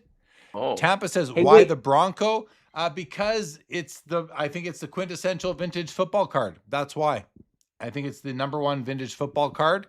I think it's beautiful. I love the looks of it. It's a card I've wanted for many years. I want to know what player TCG just added in that set. That's a huge card, no matter who it is. But I'd like to know which player it is. Fair question. These guys are still laughing about my Donkey Kong comments. Terp and LGJ. Oh, LGJ says in rocked. Says we love T206. He also says that I'm 6'6". I don't like anything small. I don't know. Sports cards are small. Figures are small. I have all the old miniature arcade games here. They're small. I like some small things. But here's the Scoring Kings, the PSA 10 MJ Scoring Kings, $50,000 right there. Oh, Gennady, your friend S3 Nagurski is very jealous. Nick Augusta says the 48 Leaf in high grade. Well, he calls it 49. That is a lot. That's a lot of people do these days. Like here again, this is like what? This is the least attractive, most valuable Michael Jordan card right here. To me, I won't say that with absoluteness. Just to me. All right, Adam, here's a cool MJ right here. Is this a sticker? It is a sticker auto, but this is a nice looking card. I think it's really cool. Even with a sticker auto. I just love the design, the colors, lots going on. I don't know, it's a cool card. Sometimes I don't like lots going on. It's a 1-of-1, 27,000. What can you tell us about that card, Adam? About the autograph? About the card. Sorry, I was looking over at the comments for a second, but you're talking about the hard court, right? It's like there was a set that they made. I don't know how many cards are in the set. It's like 90 or something like that, but there's a bunch of 1-of-1s.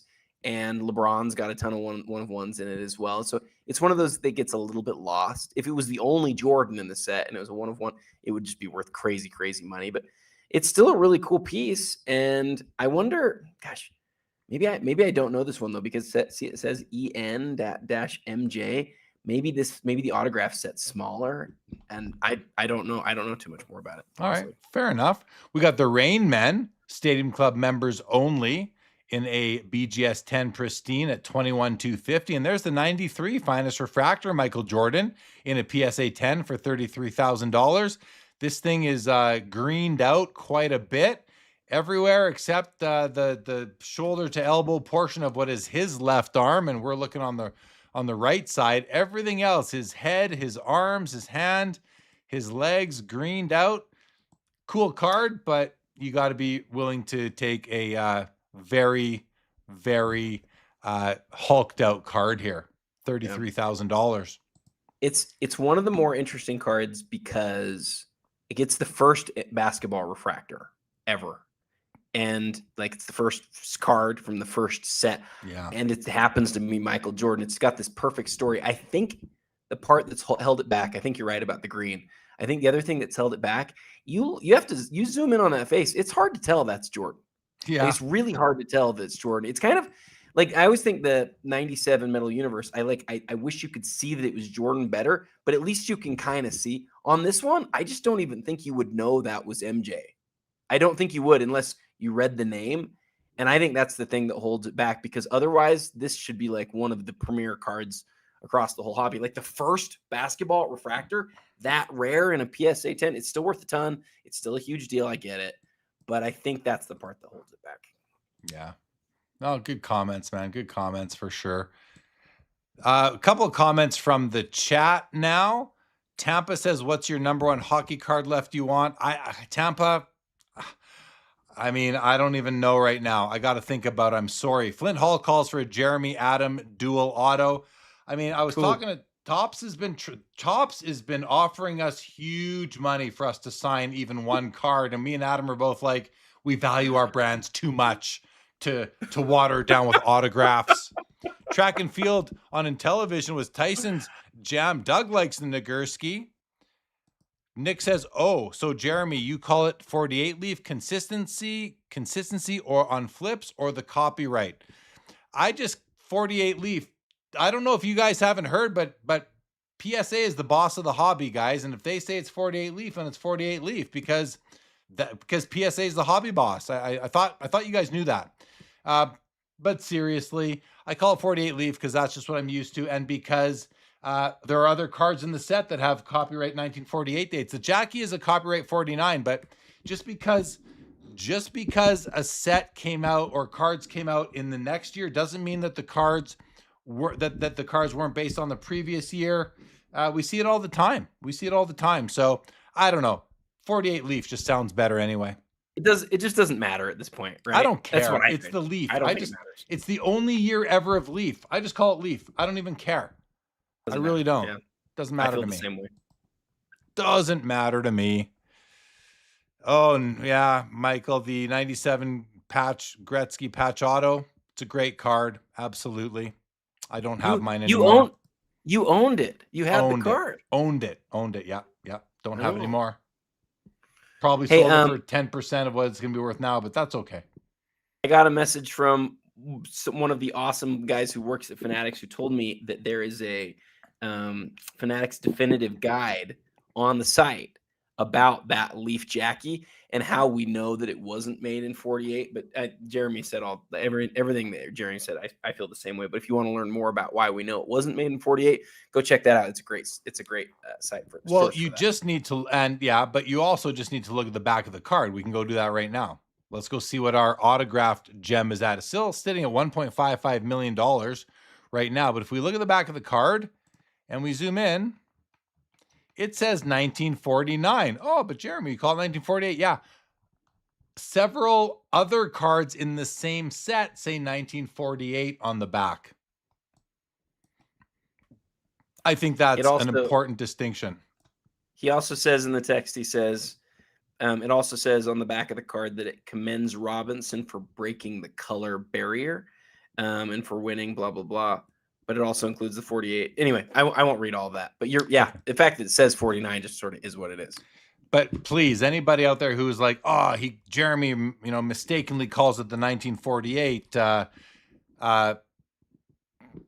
I mean, I just know that I don't really care. And I only say that because you want me to say 49, I'll say 49, or I'll try to, but I'll probably revert back to 48 just out of muscle memory. But call it whatever you want. Doesn't bother me.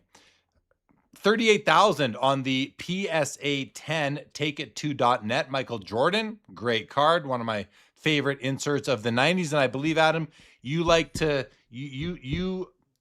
well, you like to say, but you do often mention that this is one of, I think, 3 serial numbered 90s Michael Jordan inserts. Is that right? Yeah, one of 3 that are not parallels. That are not parallels. I love the nuance there, Adam. I love the nuance. Great looking card. It's a beauty. It's at 38,000. Here's a Michael Jordan Upper Deck Trilogy patch auto. That is a patch. I just want to see what it says about the origin of the patch on the reverse here. It's an all-star game. That, for me, that's good enough. I'm good with I love all-star game patches. That's an all-star right there. I love it. I love that it's an all-star game piece. The auto looks a little weird. It's almost like the ink is bleeding a little bit. That's interesting. And I don't know why it's not on a sticker. It might just be the surface, but I still love the card. I would love to own it. It's a 7 on the card, 8 on the auto. The auto looks good to me, even though it's bleeding a little bit. 41,000, pop 1, none higher by PSA. I really do like the card. And then we've got the Bowman's Best Honor Roll Atomic Refractor Michael Jordan. I love the looks of the front of this card. I don't know, Adam, what about you? I just wish Olajuwon wasn't on the back. I wish I had a normal card back. I just want my Jordans to be Jordans. What do you think of that? Yeah, I mean, that totally makes sense, especially because it's like, why would you put Hakeem and MJ on there? They never played each other in the finals. I guess they had been the most recent champions or something like that. But when I look at it, I think about, because I collected cards in this era, I remember the set and I automatically think who's on the other side, just because I just remember it being that way.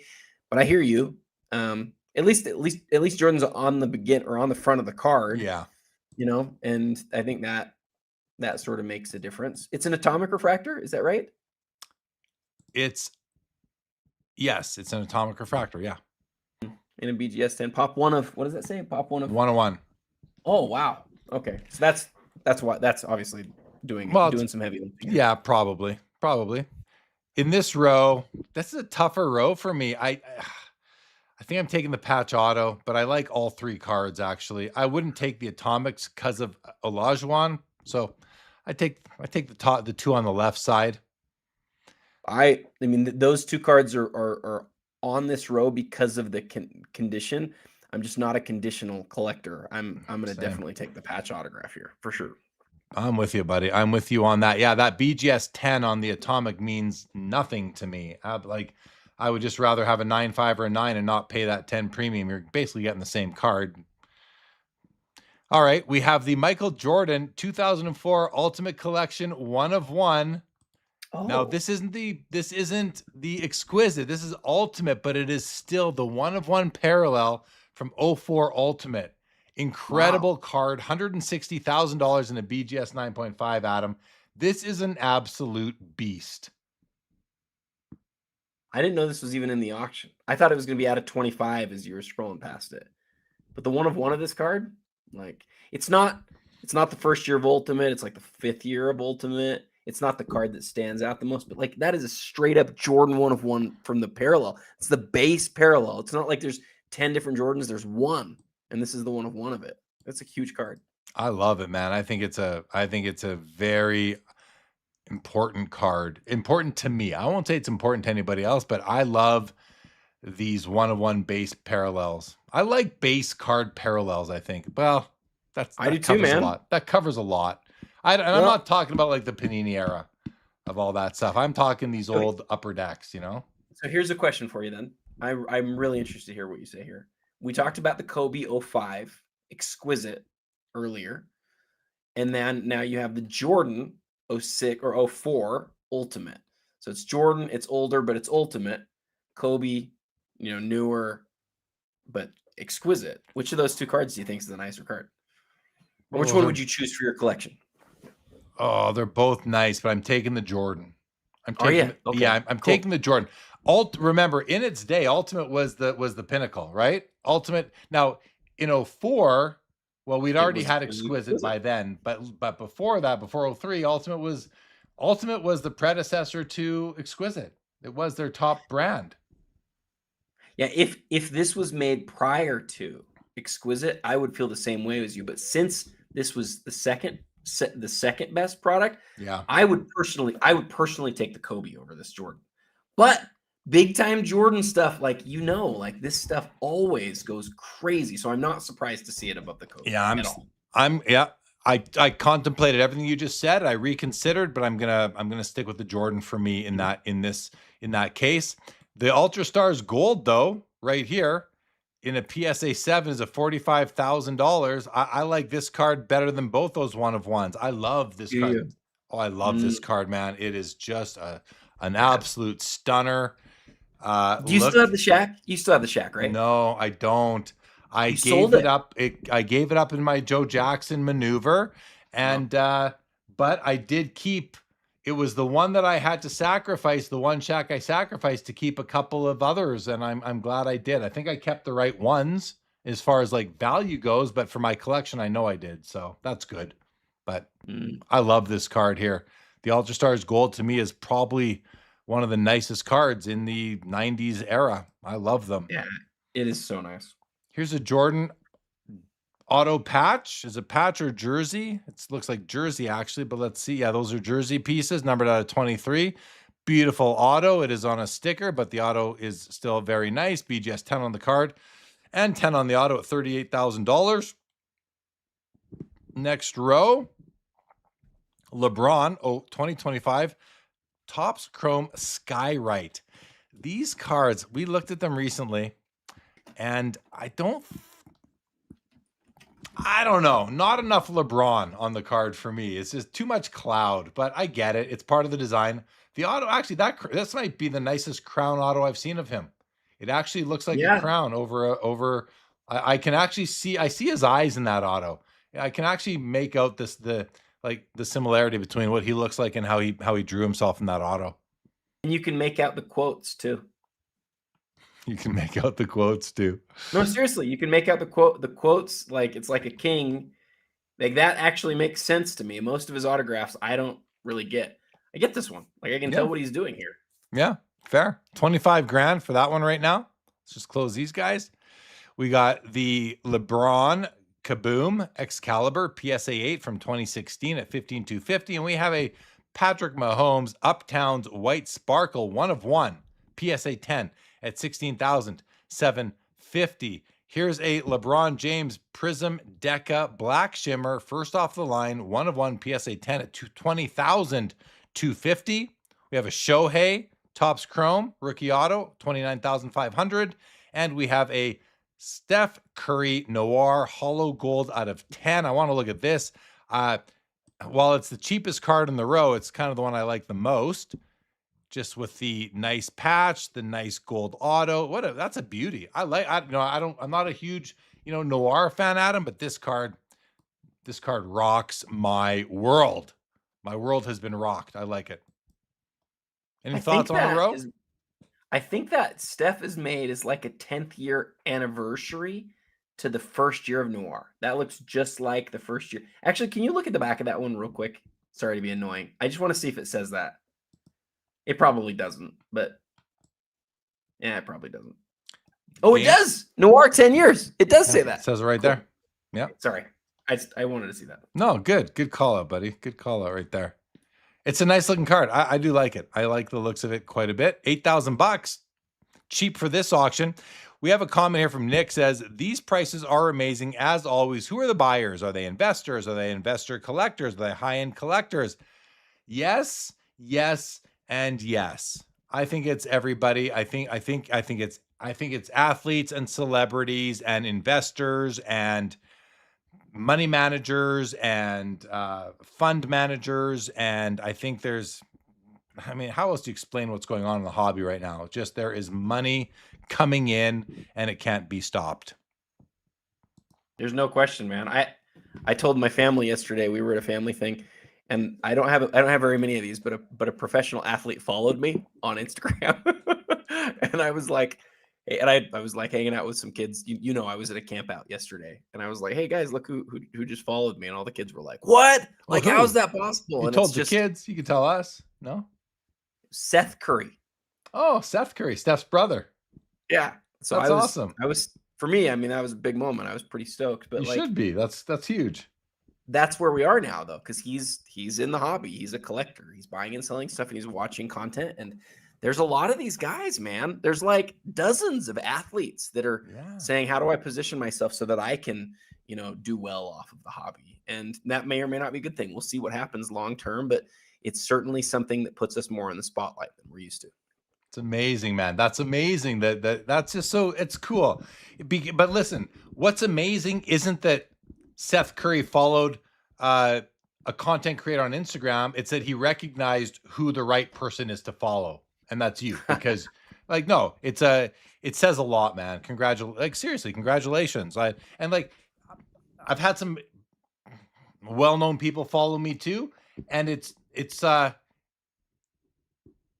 not like that though. It's that what you just like. I think that's amazing, dude. Seriously, congratulate. Like you can have a well-known person follow you. Don't congratulate me on it. It's like it's no big deal. They're not following me for the same reasons, I guess. You're being followed in that case, I believe, purely because of the stories you're telling. So right. Well, that's kind of you. It's also important to remember, even if you totally look up to somebody, you look at some of the people you're following, who they follow, and it's like, okay, so maybe it's not actually a very big deal. But my point really was like we really do have a situation right now where it's athletes, it's like really famous people. You saw Fanatics Fest. Like, it's crazy. You're seeing people who you've watched on TV for decades who are like some of the best known people out there. And they're just like walking amongst collectors. And it's like, why are you here? What do you collect? And they have real answers to that because they like collecting cards. It didn't used to be cool. It is cool for a lot of people now. It really is. And that you see that in some of the people who are actually interested in it. Sophia says, I follow you too, Adam, but the kids won't care. You saw that. Oh, LGJ agrees with Seth. Yair says, two of the most genuine guys in the space, Adam and Seth Curry. I agree. Yair, I agree. Collector25 on Fanatics says it's because he knows you own those huge MJ grails, the Fusion Titanium and the 97 PMG. He knows who the GOAT. He knows who the GOAT, he writes on Fanatics. Nice comment. All right, let's keep on rolling. We have a Topps Chrome Refractor LeBron James PSA 10 at $75K. Ultra, Fleer Ultra, Platinum Medallion Kobe, PSA 9 rookie at $38K. And the Aaron Rodgers Exquisite Super Auto Patch Jersey out of 15 at $9,125. I don't have much to say on this row, Adam. How about you? I would just say that if there's one card that has made me feel like maybe we're like headed back into this strange pandemic era again, it's the LeBron 2005, 75 grand on that card to me. And maybe I'm just crazy. No, it's exploded, man. It's exploded lately. It's insane. Do you know how many of those have been graded? Like, I'm just checking gem rate real quick. Jeremy, 2,200 copies of that card have been graded. Now, yeah, I get it. Only 181 are gems. But Jeremy, 181 gems? 181, and it's a $90,000 card. Like, but having said that, I don't want to sort of say, this is how I collect, so this is what you should collect. I get it. That's one of the most iconic basketball cards of the 2000s. I get it. It's one of the most recognizable LeBrons, and there are only 181. But man, that feels like a lot of money for that card to me. It does to me. You were saying there's 200 and something. What'd you say? 100 and something PSA 10s? 181. Right, and there's like 340 PSA 10 86 Fleer Jordans, and they sell for quadruple that. Just to add a little bit of perspective. It's true. You know? You're right. So, but it's like it's a single parallel of the card, and it's like he's got so many other rookie cards. Well, so does Jordan. He's got 6 cards from all the 84, 85, and 86 stars are all rookie cards according to a lot of people. And he's got the Jewel and he's got the Interlake. So Jordan's got his share of rookie cards too. All right, let's keep on rolling here. We got the Diego Maradona, we got the Paolo Maldini, and we've got the Yoshinobu Yamamoto rookie auto out of PSA 8. Okay, we're going to the next page, Adam. But before we start, we're going to do the next this or that. And I don't know if we did this one yet. Let me see. We did not do this one yet, and we haven't seen either of these cards yet. And Adam, I think you're going to be interested, guys. What we have here going off against each other is the 1979 Topps Wayne Gretzky rookie card, autographed. The auto gets a 10. The card, I believe, gets an 8. Going off against the 97 SPX Grand Finale Wayne Gretzky, I believe, known to be out of 50. Now, before we get into this any further, I just want to go bring up these cards. It'll be easy. I'm going to open up the Gretzky there, and the other Gretzky I'm going to open up right over here. Okay, so the Grand Finale is sitting at $16,250, and the autograph rookie is sitting at $52,500. Okay, when I made this, these were like neck and neck, and now the autograph has really left the Grand Finale in the dust. Adam, so it's maybe not a fair this or that, but I think there's more signed Gretzky's than there are Grand Finales. And this one is at $52,000, the rookie, partially because of the grade of the card itself as an 8. But that doesn't sell me on it so much. Non-autoed, I'm more interested in the condition. The auto's nice. It's got a big black auto on there. But I think, I have an autographed Gretzky rookie, so I don't need another one. I think I'm taking the Grand Finale. I didn't know you had one of those. I do. Huh. Yeah. I don't know. I mean, I think, yeah, like Yair says, the Grand Finale for sure. And listen, I agree. Part of it isn't just because of the value. It's not like which card is worth more. It's like, I think there's more value in the Grand Finale at that price than there is in the Gretzky auto at that price, rookie auto sort of thing. What do you think, Adam? The Grand Finale is not numbered, correct? It's not numbered, no. But it's got to be out of 50 like the other Grand Finales from the era. I think, but just unnumbered. But I could be way off. I don't know for sure. I just looked up the pop report, and I know you don't care about this. 241 total Topps Gretzky's have been signed, but there's only one copy that's been graded higher than this one. There's 3 8s and there's 1 9. So it's a top 4 copy of this card. I'm taking the autograph, but I trust you, and I trust you two a lot more than myself on this. So I probably just go, okay, Yair says this, you say this, I'm going to just do that. But if you wouldn't have said anything, I would have taken the Topps. Yeah. And you know what? A lot of people would. They want the autographed rookie. I don't blame them. A lot of people don't even know what the Grand Finale is, especially in hockey. It wasn't as big of a deal. It's one of those, if you knew, you knew, but not everybody knew. So, all right. Fun this or that. Let's see what the crowd says. Although I don't know, we don't have a lot of comments on this one, guys. We want to see how many people we have. Are we under 200 now on YouTube? We are. We're down to 180 right now. We're getting late. We are getting late. And we're down to like only 12 people on Fanatics. So we've lost half our Fanatics crowd as well, as we are getting late into the night, guys. But yeah, I'm not really seeing anyone voting on this one. Professor says the Gretzky auto. Flint Hall says Gretzky is overrated. He doesn't even have the most goals. That's ridiculous. Terp says Jeremy probably owns one of the best copies of the Gretzky auto. I do. I believe I do own one of the best copies. But I can tell you about that another time. I talked about that recently. All right. Well, that was fun. Let's do one more of this or that right now. Oh boy, Adam, look at this one. Look at this one. What do you think? Why don't you take the lead talking about this? But before you do, I'm going to go to what they're not what they're worth, what the bids are at right now. Let me just do that, guys, really quick and get the current prices. So the Shack Essential Credentials is currently, did I misspell Shaquille? I misspelled Shaquille. There we go. I'll do this one. All right. Why isn't it coming up? Oh, I have hockey checked off. That's why.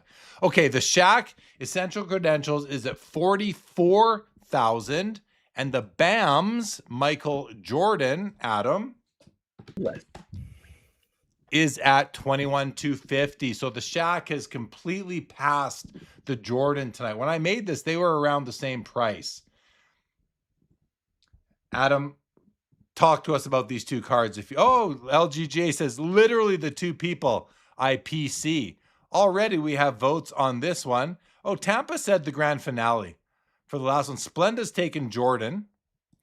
Chirp says it's not easy to come across the BAMs, which I know Adam can talk about. Tampa says Shaq. Ron Fig says Shaq. So does the professor. What does Adam Gray say? The Shaq. Yeah. I know the BAMS is a tough card. I don't love the looks of it, Adam, and I know that's just me. I love the Shack as well. I love it so much. Wait, I'm gonna get one. Oh, uh-oh.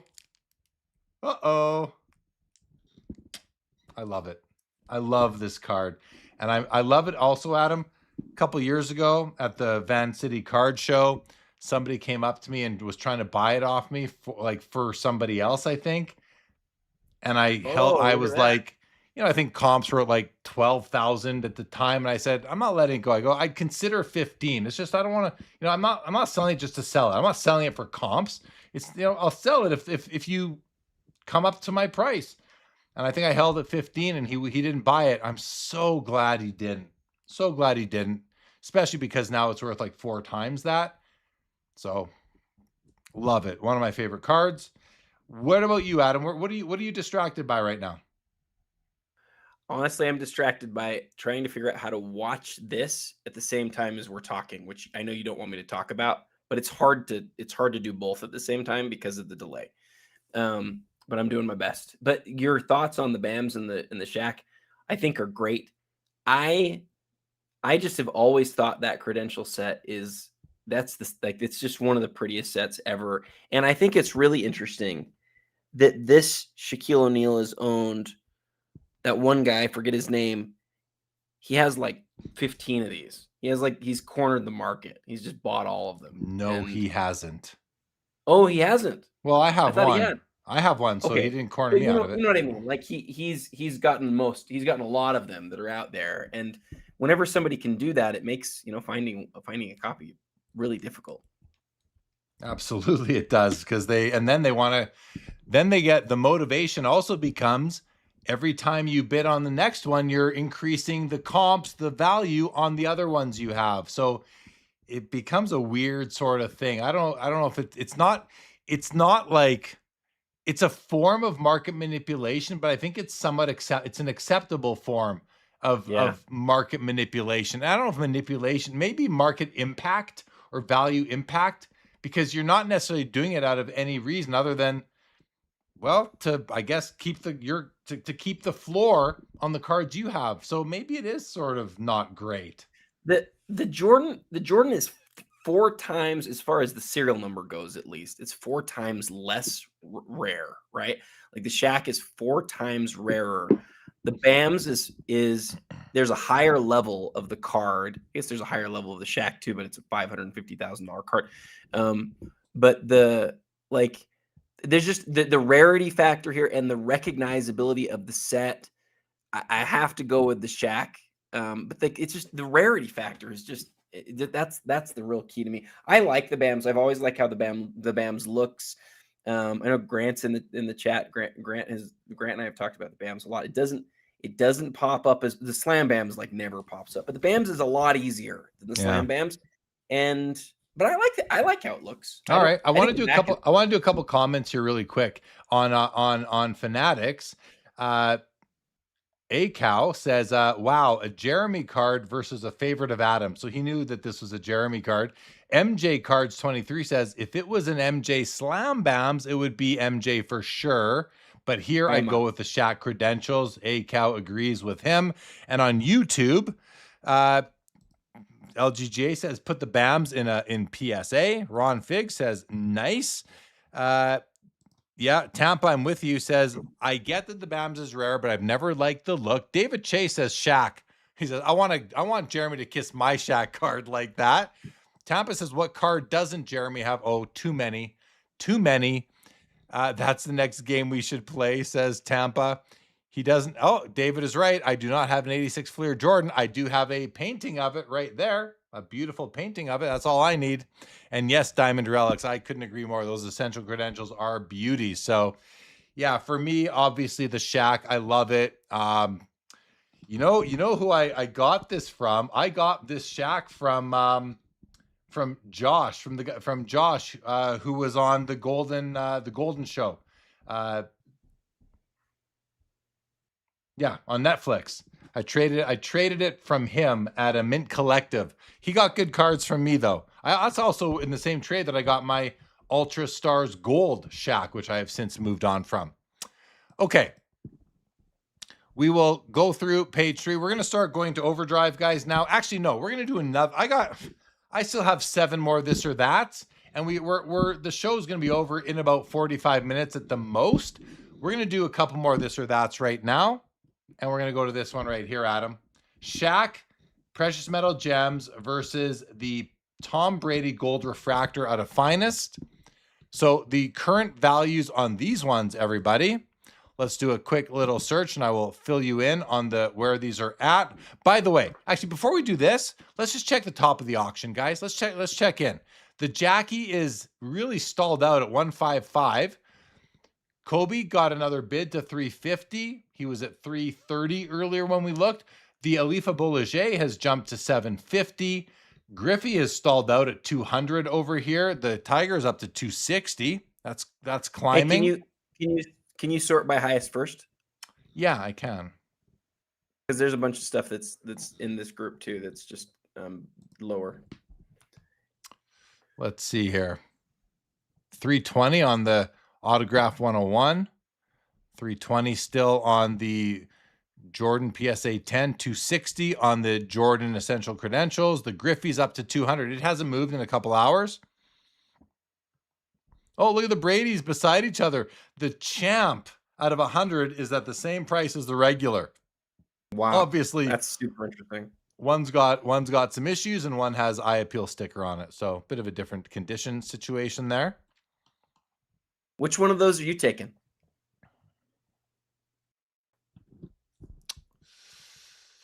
What's the issue with the Champ again? Is it altered or something? Authentic altered. I mean, look, there's only 100 of these. Is my only way in to get an authentic altered during a this or that on the show? I might have to take that one. Have a good rest of your day at work, Steve Splenda. Thanks for being here, buddy. Adam, I don't know. That's tough. That's tough because I don't want the altered card in my collection, but it's also out of 100. I don't know, man. That's tough. What about you? I'm gonna take the ticket. I just think it's so much of a nicer looking card. Me too. I'll take the altered ticket too. I'll take the altered Champ as well.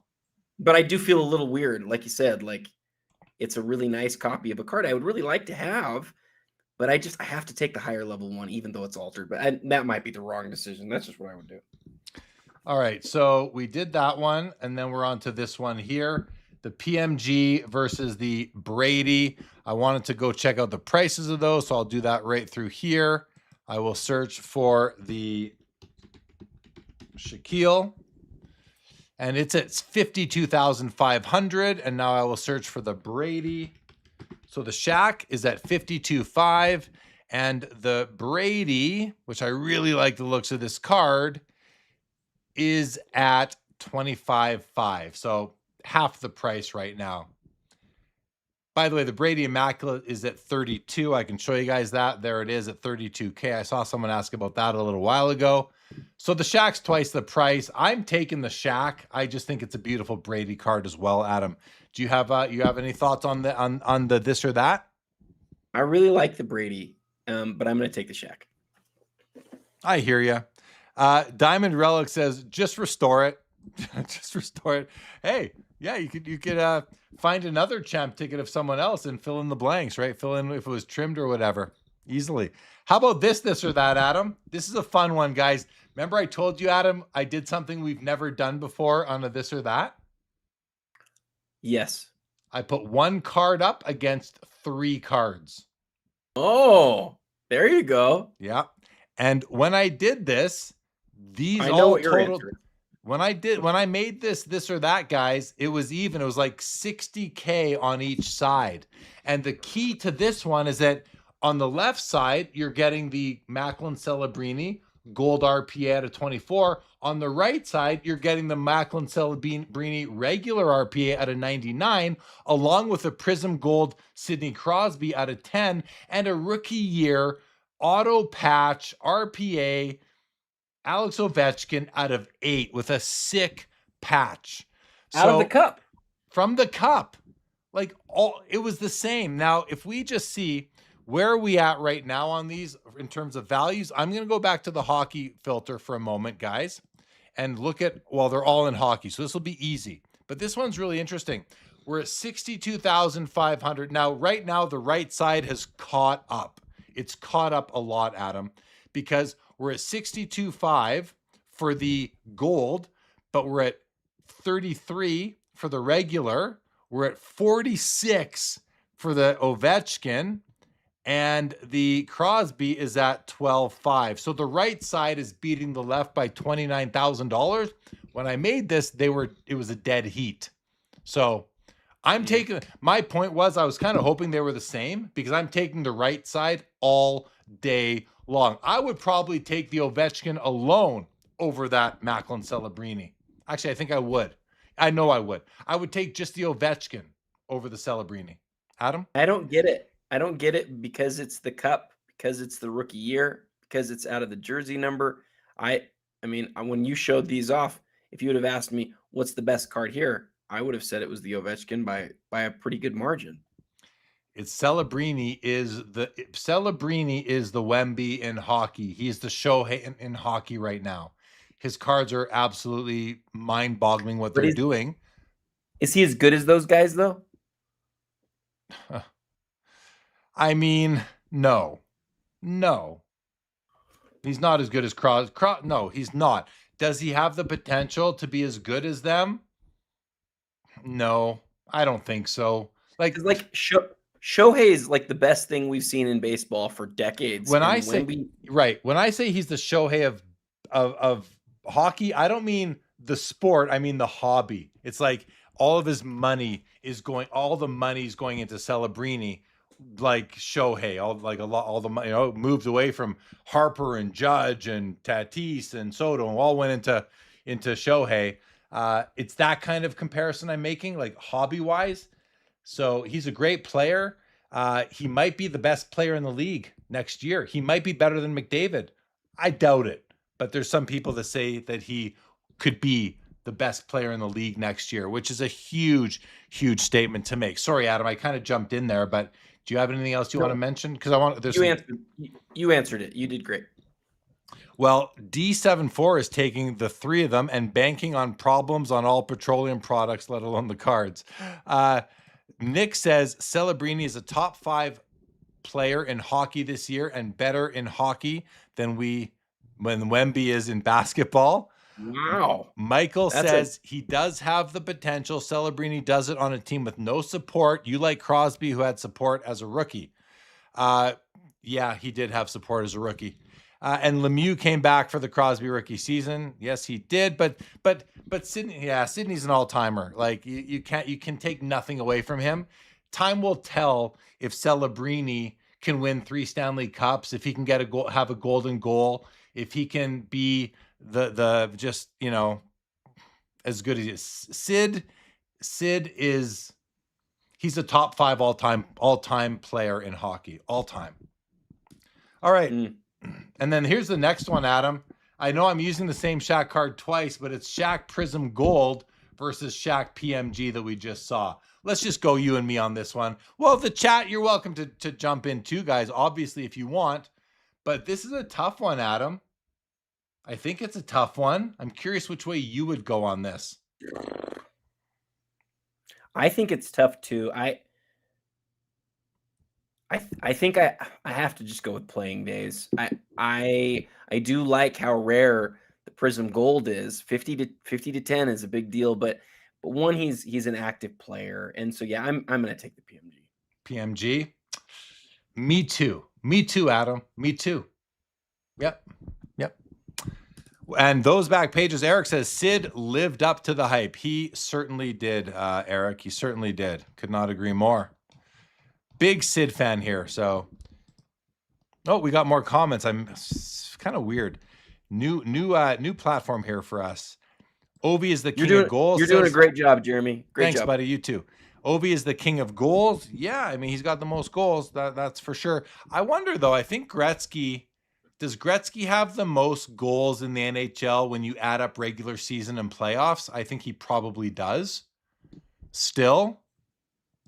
Ace of Grades. Hey, what is up, Jace? I know I already saw you tonight, but I'm just saying hello again. Says PMG because of playing days. Yep. Yeah. And D74 says, I'm new school in the sense I prefer true gold. Fair. You know, that's be true to yourself. Be true to the era you grew up in if you want. A lot of times people do go back, though. Absolutely. All right. Let's go. We can take this one off. Oh, we're going to do one more. One more right now, Adam. It is the PMG Red Emmett Smith versus the Dennis Rodman Molten Fusion Titanium. This is a good one, right? I mean, the Emmett's out of 135. The Rodman's out of 40. Which way would you go on this one, Adam? The Rodman. I really like the Rodman. That's his best insert card in the world, and I just love how Rodman's posed in this card. The Metal Championship that we were looking at is even better, but it's just a great image of him. I love the pinholes. You already knew that, though. Rodman for me pretty easily. I did know that. With you, actually. The Rodman is sitting at 16,000 right now, while the Emmett is sitting at 16,500. That's a good one I did there. It's still matched good. Up. You know, okay, let's go to the chat first for a second. LGJ has taken the Rodman. So is SJS. SoCal is taking Emmett. So is Yelia. Professor's taking Rodman. Bose is taking Emmett. So is Meccan. SJS is taking Rodman. Splenda is back. Splenda, I don't appreciate the lying, but I'm glad you're back. This one is almost a dead heat. Oh, but on Fanatics, we got A-Cow is taking Rodman, and so is the Bulldog, also taking Rodman. Thanks for playing, guys. This is tougher for me, Adam, because I think what I'm going to pair it with. I got 2 PMG Reds I could pair with the Emmett. I have 1 Molten Metal Fusion Titanium that I could pair the Rodman with. I think I'll take the Rodman because I already have 2 red PMGs, so I'll take the Rodman and go up to 2 there. But I'm not a Rodman guy, but I was a Pistons fan. Man, it's tough. See, these are tough. Some of them are tougher. Some of these aren't as good as I remembered them from when I made them, but I'm liking it. I'm liking it. I'll give you what I just looked up here that makes this even more interesting. The Rodman has been graded. I'm gonna ask you, okay, because you said 135 of the Emmets exist and 40 of the Rodmans. Guess how many times per gem rate both have been graded across all grading companies? Emmett, I will say 80. Rodman, I will say 30. This is going to shock you. Rodman's 10. That to me was about what I thought. Emmett is 13. Ooh. Shocking. Ooh. Wow. Shocking. I thought the Emmett would be more like 40 or 50. 13 grades total. Wow. Crazy. That is super low. Makes Super me feel low. stronger about the Emmett, honestly. Like I thought Rodman, I thought the data that I was looking up would sort of seal my Rodman case, but instead I sort of feel like, oh, maybe the answer here should be the Emmett. Well, and the thing is that, like, if you're going to change, it's not so much because of the population itself, it's what it represents, which is, Right. are the others just like destroyed? Were they, like, are they, did they get burned in the landfill sort of thing, right? That's the rarity that a pop report can shine light on when you know this print run as well. It's like the StarQuest Golds. It's that similar sort of phenomenon where there's just so few out there, because you got to think by now, most of these have been graded. This is a card you get graded. You don't, well, most people do, I think. So interesting. Thanks for the data. Yep. All right, guys. Only 3. Okay, we got through 10 this or that's because I'm shoving them down your throat. So, but hey, at least we're getting through them. All right, let's run through this page here, Adam. We've got a Paperdasha Cam Schlittler. We've got a Flawless Dual Sapphire Shohei, and we've got an Aaron Judge Blue Refractor Auto BGS 10 Black label. This is an interesting one, but I mean, I guess I'm taking the Judge. I guess is the very rare case where I'm going to take the BGS 10, only to sell it though, and go buy myself a PSA 9 or a BGS 9 or 9.5 and keep that extra money. This isn't a row that I'm that crazy about, to be honest. How about you? Yeah, same thing. I'm going to take the Judge just because it's probably just because I want to pick a black label card and make you mad. I'm going to take the Judge. I just took it the same one though, so I can't get too mad at you. Okay, next row, we've got a Shohei, we've got a Mega Cracks Messy BGS 8.5, and we have a Jackson Churio Super Fractor Auto 1 of 1. Oh, this is a fun one. Well, I mean, we got $12,000, $16,000, and $110,000 for the Shohei. So this one isn't Can really Can we just stop for a second and point out that is a normal Shohei autograph? Like, that's not a crazy rare refractor. That is a Shohei batting signature in a BGS 9.5 holder with a 10 autograph is now well into the 6 figures. That's amazing. It's amazing. Absolutely amazing, dude. Could not agree more. Going to close out some of these windows, guys. Here we have, oh, look at that card in the middle. Look at this Kobe. That's nice. Is that a sticker? I don't know this card. I don't think that's a sticker. No, I'm going to say that is not a sticker auto. This is a frequent fly. This is the absolute memorabilia. Frequent flyer material, jersey number, prime sigs, beautiful patches right there. A great auto. It's still holding up. A nice image of the Kobinator. Just made that up. I like this card a lot. $8,750 seems too cheap. Why? I thought out of 5. That seems cheap. I don't think people know this set. I think it's really different. Did you see that weird? Did you see the weird not serial number, but like barcode number on the front of the card? It's really different. It's a different looking thing, but that's a nice patch. It's a rare card. It's from the early Panini days. Nobody loves Absolute, but everything else about it, I think, is really nice. Game worn patch, numbered out of 5. Kobe. This card seems to be falling through the cracks tonight, I would say, Adam. $8,750. I wouldn't be surprised if you put like at least a 1 before that. Maybe not a 2, but I could see a 1 before that easily. Interesting. Sure. And we have a Tyler Show 101 Black Prism. We have a Willie Mays Bowman rookie card, PSA 5, with not great centering. And it's got this print line. Oh, see this print line here just ruins the card for me. It's got a big mess, a cluster of fish eyes, a school of fish eyes right here on the name bar. That did justify a laugh out of you, Adam. Get it? School of fish, school of fish eyes. I liked it. I liked it. I laughed on the inside. I did. Good. I'm glad. And it's got the Southwest centering, but it's this print line through it that really just takes it out of contention. Not welcome in my collection. Newishly graded PSA 5. I don't know. Not a card for me. 13,500 there. I still might choose it over these other 2, though. Probably would. Adam, any thoughts on these? The SGA is one of those cards that the holofoil in person makes it really nice. I think, unfortunately, if you look at the autograph on this, this is also one of those where the autograph sometimes bleeds, but we should look at it and see. On this one? Yeah, a little bit.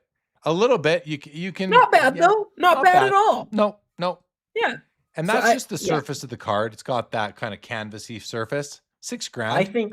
I think aesthetically it's a far nicer card than National Treasures. You just get it at a lot smaller price, and it's jersey number 2. Splenda says Rodman cards make me want to wear a wedding dress and marry Carmen Electra. I mean, I don't need to wear the wedding dress. I'll still marry Carmen Electra. Well, maybe not. He apologizes for the lies. Usually reserve my lies for my wife when she asks, do I look fat in this? Michael loves the this or that's. I'm glad. Adam's glad. Thank you so much. TCG says, you guys think it's good or bad to auction big rare cards right before the National? Feels like people are distracted or saving money for the show. I'll tell you, TCG, I don't think it matters. I don't think it matters right now. People are buying cards all the time, and there's people looking to buy cards to have them at the National. I don't know if they'll get these ones fast enough. I don't know. The prices are doing fine so far. A couple are falling through the cracks, but I don't know, man. I don't think it's that big of a deal. Rob Star says, not a modern guy, but that Kobe looks nice. Seems like good value. We agree. Ace of Spades says, many are still sleeping on niche early Panini sets like that. For what it is, it's a great price. Yep, I agree. Yet Yake says, Adam looks like he's deep in thought about that Kobe. Oh, Adam might be trying to make a move. And Splenda, the only serial numbers I care about are how many marshmallows are in my Count Chocula. Yeah, that's no, it's important stuff. Absolutely. Booberry is for closers, says Brendan Ryan. That's a good one. All right, here's that Gretzky autographed Topps rookie card in the PSA 8. The autograph is big, fat, and bold. Look at that. Like, that is it's a steep auto right there. I don't know if I love it, but I don't dislike it. 52.5 on that. Here's the Jordan credentials out of $4.99, BGS 8 at 17.5. And we've got the Topps Chrome Black Refractor Jackson Dart. In this row, I mean, I'll take the Jordan because I already have a Gretzky auto rookie. So I'll take the Jordan. If I didn't have, I'd probably take the Gretzky, I guess. Where are you at, buddy? Pop 3, 1 higher on the Gretzky. I'm taking the Gretzky. Good call. Michael Jordan, Topps finest gold refractor out of 25 would go great with the Brady that we saw in which this or that was it? Not that one, was it? And that one right there. That Brady right there on the right would be a beautiful card to pair up with this Michael Jordan gold refractor that's at $60,000. This I love this year. I think these are just beautiful. I love Topps finest. I think it's a beautiful, beautiful brand. We've got the Upper Deck Wild Level 2 MJ out of 25.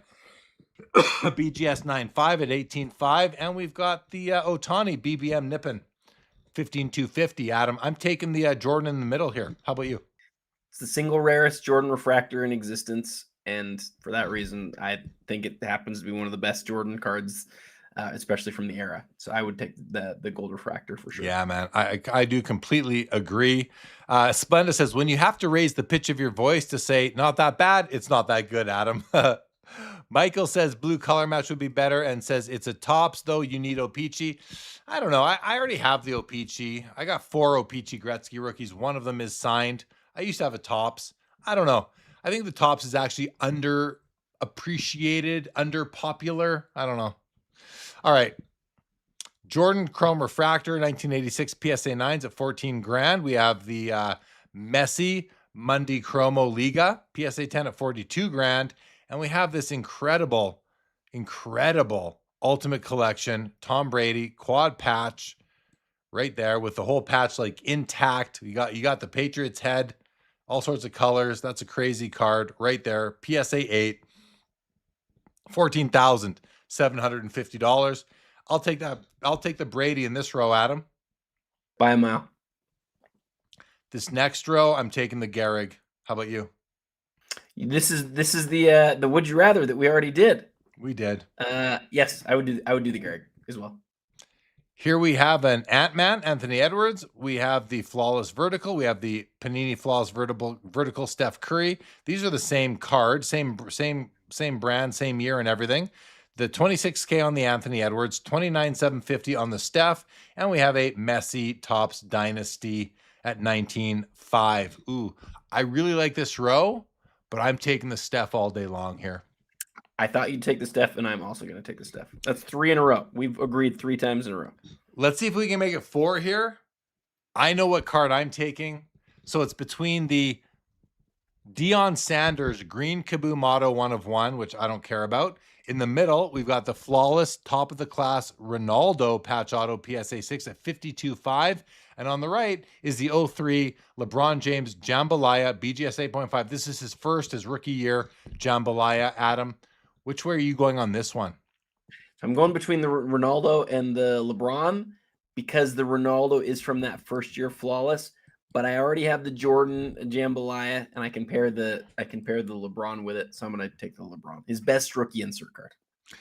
Yeah, you see, that's where I was going to go too, but then I realized and I remembered because I did look, this Ronaldo is game worn, game used patch there, 52.5. Man, oh man. Oh, I think I'm gonna take your soccer card, Jeremy. I think I'm gonna. I wanted to go on a streak with you, but I think I'm gonna take the Ronaldo in this case.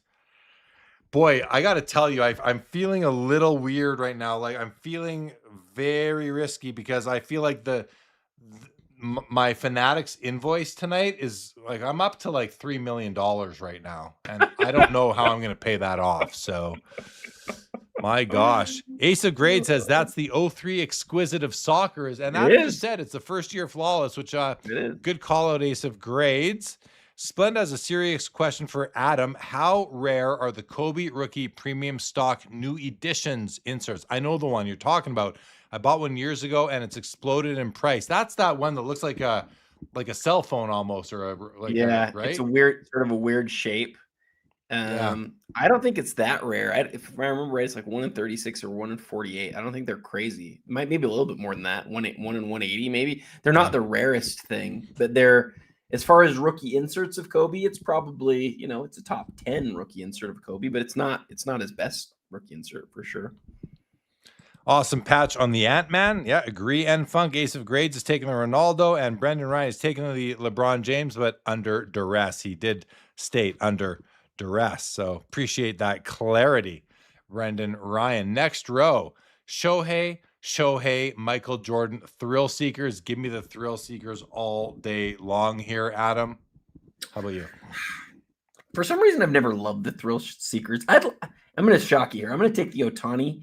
I think it'd be cool to have an Ohtani rookie autograph, and I really like Heritage. I've always loved Heritage. I do too. There's the Tim Duncan red PMG. We have a Star 101 MJ BGS 7.5 at 75K. The Duncan's 49. And we have the Optic Gold Vinyl Jalen Brunson rookie auto 1 of 1, 27,250. What is up with it with all these Knicks fans? Why aren't they coming out and buying these cards and showing how important these players are to them? How is this only at 27,250 for? It's interesting. The King of New York can't get as many bids as somebody who's as Cooper Flag. Like it's just crazy. Silly. But it is it is a rookie, but he's not, he's not in a Knicks uniform. I think that's probably got a lot to do with it. Yeah, that hurts his rookie cards, right? When all your success comes on a different team, it's a different sort of thing. The rookies can suffer because of that. In this row, man, I like all 3 cards. I really do, but gosh, I guess I got to take the Jordan. I guess I have to take the Jordan. And I'm not a star. Like, I don't like star cards. I don't think they present well. I don't think they are high quality, but I guess in some cases money talks. And this is a case where I think that'd be the card for me. I don't know which of those 3 I'd go with. I like all 3 of them, but I don't know. I'm sitting here going back and forth between the 3. I don't make me pick one. Probably the MJ, because it would be really neat to just have an MJ star. This next row is a really good, strong row. And I don't know which direction you're going to go, but I'm interested to hear it. Yeah, I don't know either. So we have the LeBron James SP Authentic rookie auto, but like the gold out of 50. And it's at 52,500 in the middle, and that's a rookie. Second year Exquisite LeBron patch auto. The patches though are all white, which even though they're pretty normal On number pieces, it's super normal. A lot of them are Yeah, like that. it's cool, but I don't know. I also don't love the pictures of him where he's wearing the face protection. Face mask. I just Yeah. think he looks, That's the big knock on that card. That's and the it one card I should knew be. you weren't gonna take. But I just wonder with the Nap versus the LeBron on the side. Like I think those are both really nice cards, and I'm interested to hear which of the two you'd rather have. Man, it's so tough because There's 100 Naps total. There's total. 100 of them. Talking about the Napoleon Lajoie 33 Gaudi, a key card in the set, a short printed card in the set. Yeah, I'm taking that one, Adam. I love vintage. Like I love vintage. I love modern too, but I think at the end of the day, my heart truly lies in with vintage cards. I love modern. I love some modern. I don't know, man. I love it And all. and But the holofoil on that LeBron makes that one of his nicest rookie cards. I'm dead serious. I have no interest in his 1 out of 500. It's a great card. It's an on-card autograph from his, and I don't want to say I sound totally snooty saying that, but I really like the Nap. I'm really torn here. I guess I'm gonna go with the LeBron just because I actively would love to have one really nice LeBron rookie card, and like, that could fill that right. spot. Like you're not about to go trade into the Lajoie. I mean, why would you No, do that? But but you would potentially go after the LeBron. that's true. You're right. But if you just put both of these in front of me right now and say which one would you rather have, I've never thought about going and getting a Lajoie, but that's like one of the coolest stories ever in baseball cards, ever. Would So you ever would you ever look at it and say, I will take the Lajoie because I'm going to open up my mind to some other cards. I'm going to go into vintage rare baseball. Like, would you ever, again, I pose this to the people listening and watching, whether you're with us now or in the future, watching this on replay, like when we're doing these, this or that, it's almost a way to challenge your brain, challenge your mind, challenge your hobby approach and say, you know what, if I had to pick one of these two, maybe I would go in this kind of direction that I wouldn't usually go in because it could open up a whole new lane for me. Do you ever think like that, Adam? I do, but then I think about what I'd have to do to get the card. And you're right. There's nothing that I'm going to go trade to get the Lajoie. There are cards that I could see at some point saying, I need to let that go so I can go get a key LeBron rookie. And to me, this is other than the ultimate autograph patch to 25, this is and maybe a couple of others. This is really one of the top LeBron cards that I would, from his rookie year, that I would like to add to my collection. Yeah. All right, let's keep on rolling, guys. This next row, Shohei Flawless, Lamine Yamal, and a Wemby. You know what, Adam? I'm going to take the Lamine Yamal. Me too. I was in where I was watching another show on YouTube the other day, and the guy called him Melanine Jamal. Got a good laugh out of that. Here's a great row. These next two rows are fun. We've already done a couple of these cards, but oh man, this is up to 55K, almost 70 grand now. This is one of my favorite cards in the whole hobby. I think this is Brady's best card. I don't think there's anything better than this for Tom Brady. I love this card. I think it's just so dang cool. You don't see these cards made very often. The Game Used Football autograph Brady out of 150, third year card, Super Bowl MVP, just an amazing card. You got the Gordie Howe rookie card in the middle at 55K, and then you got Wemby Black X Fractor auto at a 10 on the left at 35,000. I'm taking the Brady all day long here. Easy choice for me. I love it. Yeah, me too. And it's one of those cards that I just sort of look at and I go, I can't believe that exists, and I can't believe it's worth so much less than so many lesser cards in the hobby. I don't get it at all. Because I agree with you. What more? You and I had a long conversation about this one maybe 3 months ago. What more could you ever get out of a card? He's just been in the NFL for a couple years. He wins the Super Bowl. They take a ball from the game. He signs it. It's like the beginning of his greatness. And it's worth, and I know it's still a lot of money. It's a ton of money. But compared to what other stuff sells for, it's just incredible. Incredible. Love it. Next row, Curry, and SGA, and Shaq. Ooh. Look at that Shaq, man. That's not even a 2012. That's I a know. 2013 card. Yeah, you know what though? I think here's why I think I'm taking the Shaq here over the Curry, and here's why, because there's lots of Curry auto patches out there. There's not many Shaq Prism Golds, but let me just think again. This is tougher than it looks. I'm not taking the SGA. I just don't like National Treasures. So, like RPAs, basketball, I don't like them.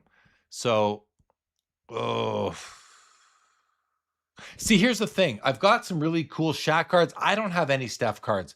If I get a Steph card, what do I want? Do I want an auto patch? Do I want a rare insert, parallel? It's so hard to say which one I would want. So do I want to start my Curry collection with this card here? I mean, maybe, or do I want to augment my Shaq collection with this one? I think I'm going to go Shaq here, Adam. But I'm not super firm on that. How about you? So I really thought as you were going through this, I'm going to take the Steph, and I'll tell you why. So, and I researched this earlier today. Steph Curry has about, and I figured it out exactly for the real. It's like 250. It's like 250 Star Swatch signatures ever. And Star Swatch signatures are kind of it's kind of like Flawless's limited logos. So that number is really small. That number is less than Kobe had in limited logos. It's less than Jordan had in limited logos. It's less than LeBron had of limited logos. So we see it right now, and it feels like we see this sort of card a lot. But I wonder as the years go by if I sort of go like, I want like the key autograph patch of Steph Curry that's like a limited logos card. I think it might mean more in time, where I'm actually tempted to take those other cards right now. But like in the long term, I think I want the Steph. So I'm going to go with the Steph. Okay. No, I like the way you thought it through. That's good. This or that. We haven't seen either of these cards yet, by the way. So let me bring them up because these are two of the cards that I also added to my personal watch list. Okay. So give me 1 second here. I'm going to bring that up. Actually, I think the Freddie got cut. I think it was a top 12 for me. And I think I cut it at the last. It was one of the last cards I cut. So I'm not going to be able to find it there, I guess. No, this is not working for me for some reason. So we will go back to the okay, we're in the Premier Auction here. Yeah. Okay, let's see here. The Freddie is at 14.5, and it's Shohei. It's Shohei and Judge, right? Yeah, it's Shohei and Judge. 14.5 over there. Where is it going to come up for me here? There it is. 18,250. I love this card, Adam. It's a game used baseball from the game where it's only Shohei, my bad. It's a game used baseball from the game where he had 10 strikeouts, 3 home runs, sealed his MLB lore. It's out of 5, game used ball from the game. It pictures him batting and pitching. It's from the NLCS game, PSA 10. I love this card, Adam. Sorry, you're distracted. I don't mean to distract you. No, you're not. I'm not distracted. I'm listening to you talk about it. I did not know this history on this card until you just shared it, and I appreciate it. I think we've totally flipped roles here because I'm going to take the card that I think is aesthetically way nicer. I'm going to take the Freeman. Let's see what. Oh, we already saw what the Freeman was at. Yeah, the Freeman is an amazing card, and I mean, I haven't made my pick yet, Adam. I haven't made my pick. I'm just saying I love the Shohei card. Oh man, but how do you not take an MLB game used MLB logo man with the auto 1/1 Freddie Freeman, who is an underappreciated, I think, MVP champion. Like he's certainly has some of the most memorable moments over the last decade in all of baseball, right? This is a tough one for me. Like I like both cards. Brendan's taking the Freeman based on eye appeal alone. I think that's a fair way to approach it. It does have great eye appeal. Man, this is a tough one, Adam, for me. I don't know that I know what I want to do here. Guys, help me out. Someone tell me what to do, because I think the Shohei is awesome. I love that it's from that game. It's a game used ball from that game. That's so cool. It's a moment card. You know, Carvin Chung often talks about GOAT moments. This is a GOAT moment card, but the Freeman's a GOAT card too with the... Go ahead, Adam. We have some movement at the top of the auction. Okay. We have our second $1 million card of the night. Is it the Pelé? It is. All right, let's go to the top of the auction here, guys, and see what's going on. Oh, the Pelé is now $925. It's a 1.1 million basically for the Pelé. $1.1 million for the postage stamp. This is like stamp collecting, like, you know, in the 2020s here. Incredible. I mean, listen, I know it's a great card. I know. $1.1 million for this guy right here. That is, wow. Wow. And the Jackie is done. Hey, I mean, are we going to see any more last second bids? It is sitting right now at $1,860,000. I think it's on the done. Jackie. I think it's done. And having said that, we went into tonight thinking, could this possibly get close to 2 million? And it did. It got really close. I thought it could get close to 2. I said between 1 and 2, but I'm not surprised. Not surprised. Like you said, best autographed vintage card in the hobby. Single copy right there. That's the autograph is beautiful. I'd rather have this off-centered Jackie with a nice, beautiful, legible auto than a centered one where the auto is over the dark skin tone and you lose a bunch of the auto. Like, I'd rather have it this way, where the auto doesn't impede his very beautiful face. Right. Feel the exact same way, dude. I feel the exact same way. But I don't know that everybody does. Some people care about like the direction of the autograph. But to me, on this card, there's just no question this is the better way. And the other autographs that we know of, they're all, and again, not to take anything away from them, they're incredible, but they're all on the bottom. Yeah. All right, I'm gonna just because we're done. We're gonna be done here in about 5 minutes, guys. I want to okay, so we did this or that, and we had Let's Go Jordan took the Ohtani here, which I'm leaning that way too. Here's the next one we did. It's a Messi Dynasty versus a Jokic Logo Man auto. And when I did it, I just thought it was a fun, take 2 players from 2 totally different sports and just pick one of the cards, Adam. It's not as easy as it might look, though. I don't know. Do you? And we haven't yet seen this Jokic, so let's go see what it is currently sitting at as a price. The Jokic. Am I in the right place here? Hold on. It's at $16,000, and the Messi. Is it game used? What? Is the Jokic game used? Sometimes the blockchains are not. I will go back and check. Let's just find this Messi quickly if we can. So much Messi in the. It's at 8,250 versus like 16 grand. So yeah, Brendan Ryan says a Joker by a landslide. Joseph says the Messi, though, not a sticker auto. No, it's not a sticker. It's also game-used memorabilia. I'll go back to the Jokic now for you, Adam. Jokic is game-worn, but it is a sticker autograph. Yeah. Did it say blockchains? It's Panini blockchain, which I just think is weird. I don't know what it means. Yeah. But maybe that's why. It's not for me. No. It's not for me either. But a lot of people like it. Well, sure. Yeah, There's a chance you'll lose.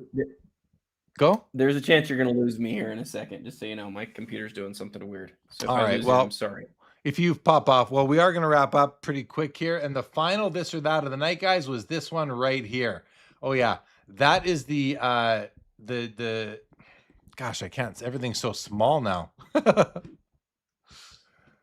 It is Judge and Jeter versus the Messi Icons 1 of 1. Yeah, I really like this Judge Jeter card a lot. I do too. Yeah. I'm going with the really Judge pretty. Jeter. Even it doesn't fit a lot of things that I'd like, but for a New York fan, man, that is a cool card. Gosh, the fact that the Messi is the first year flawless, though, I'm gonna go with the Messi. I'm gonna go with Messi. This was a good one. This was a good one to end on, though, because I think that was a tough one, but I'm gonna go with the Messi. All right, no, I like that you're doing that. I'm gonna take the card on top. I think I like that one. We have, who was asking about, right here, Top Tier says, what do you guys think of the Wemby auto to 10? So, I mean, which one is that? I don't know which one it is. Need more detail, please, Top Tier. There's too many Wembys to search through all of them for one that happens to be out of 10. So if you want to give some more information, please do. At this point, guys, we're just gonna roll through the cards here. Because we're gonna sign off here soon. Page 5. Adam, if there's something you want to stop on, shout out. There's a Jordan Platinum Portraits. Whoa, what we Grant need to do Slayton. Is shout out Grant Slayton. Thank you, Grant Slayton. He's buying us. Wow, Grant's gonna buy. We're gonna upgrade to a nice dinner, Adam. I already owe you something from some of these. Thank you, Grant, very much. Appreciate you being here, being a part of the community, buddy. And we'll see you next week in Chicago at the National. Thank you for the contribution. We have a Michael Jordan. You want to thank him too, Adam? Go ahead. Oh, I just said thank you, Grant. Yeah. Super nice of you. The Ovechkins at 52.5. The Jordan Platinum Portrait BGS 9.5s at $47,000.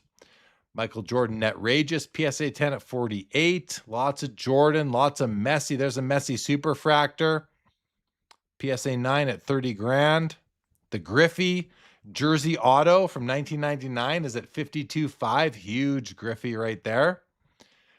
We have an autographed 25th anniversary buyback Tiger Woods auto out of 25 at 62.5. A nice Jordan Credentials 06 out of 77 at 41,000 PSA 10. Big card right there. Lots of big cards, guys. Lots of big cards in this auction. Every row is $100,000 basically. There's that Brunson.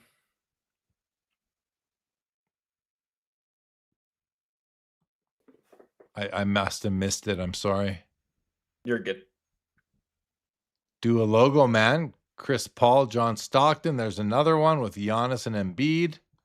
So many. A couple of we haven't seen Halans much tonight, which is a bit surprising. But now they're popping out. There's a nice Max Verstappen. A nice Ohtani.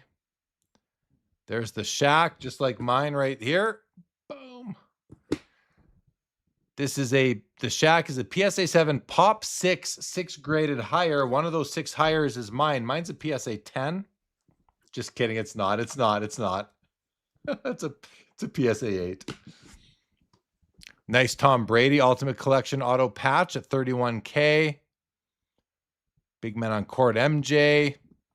There's a LeBron Jambalaya from 06. There's a LeBron Prism Black Gold out of 5 for 20,000. A Michael bunch of cards here, guys. There's just so much goodness in this auction. One of my favorites is this Michael Jordan game patch from 1999.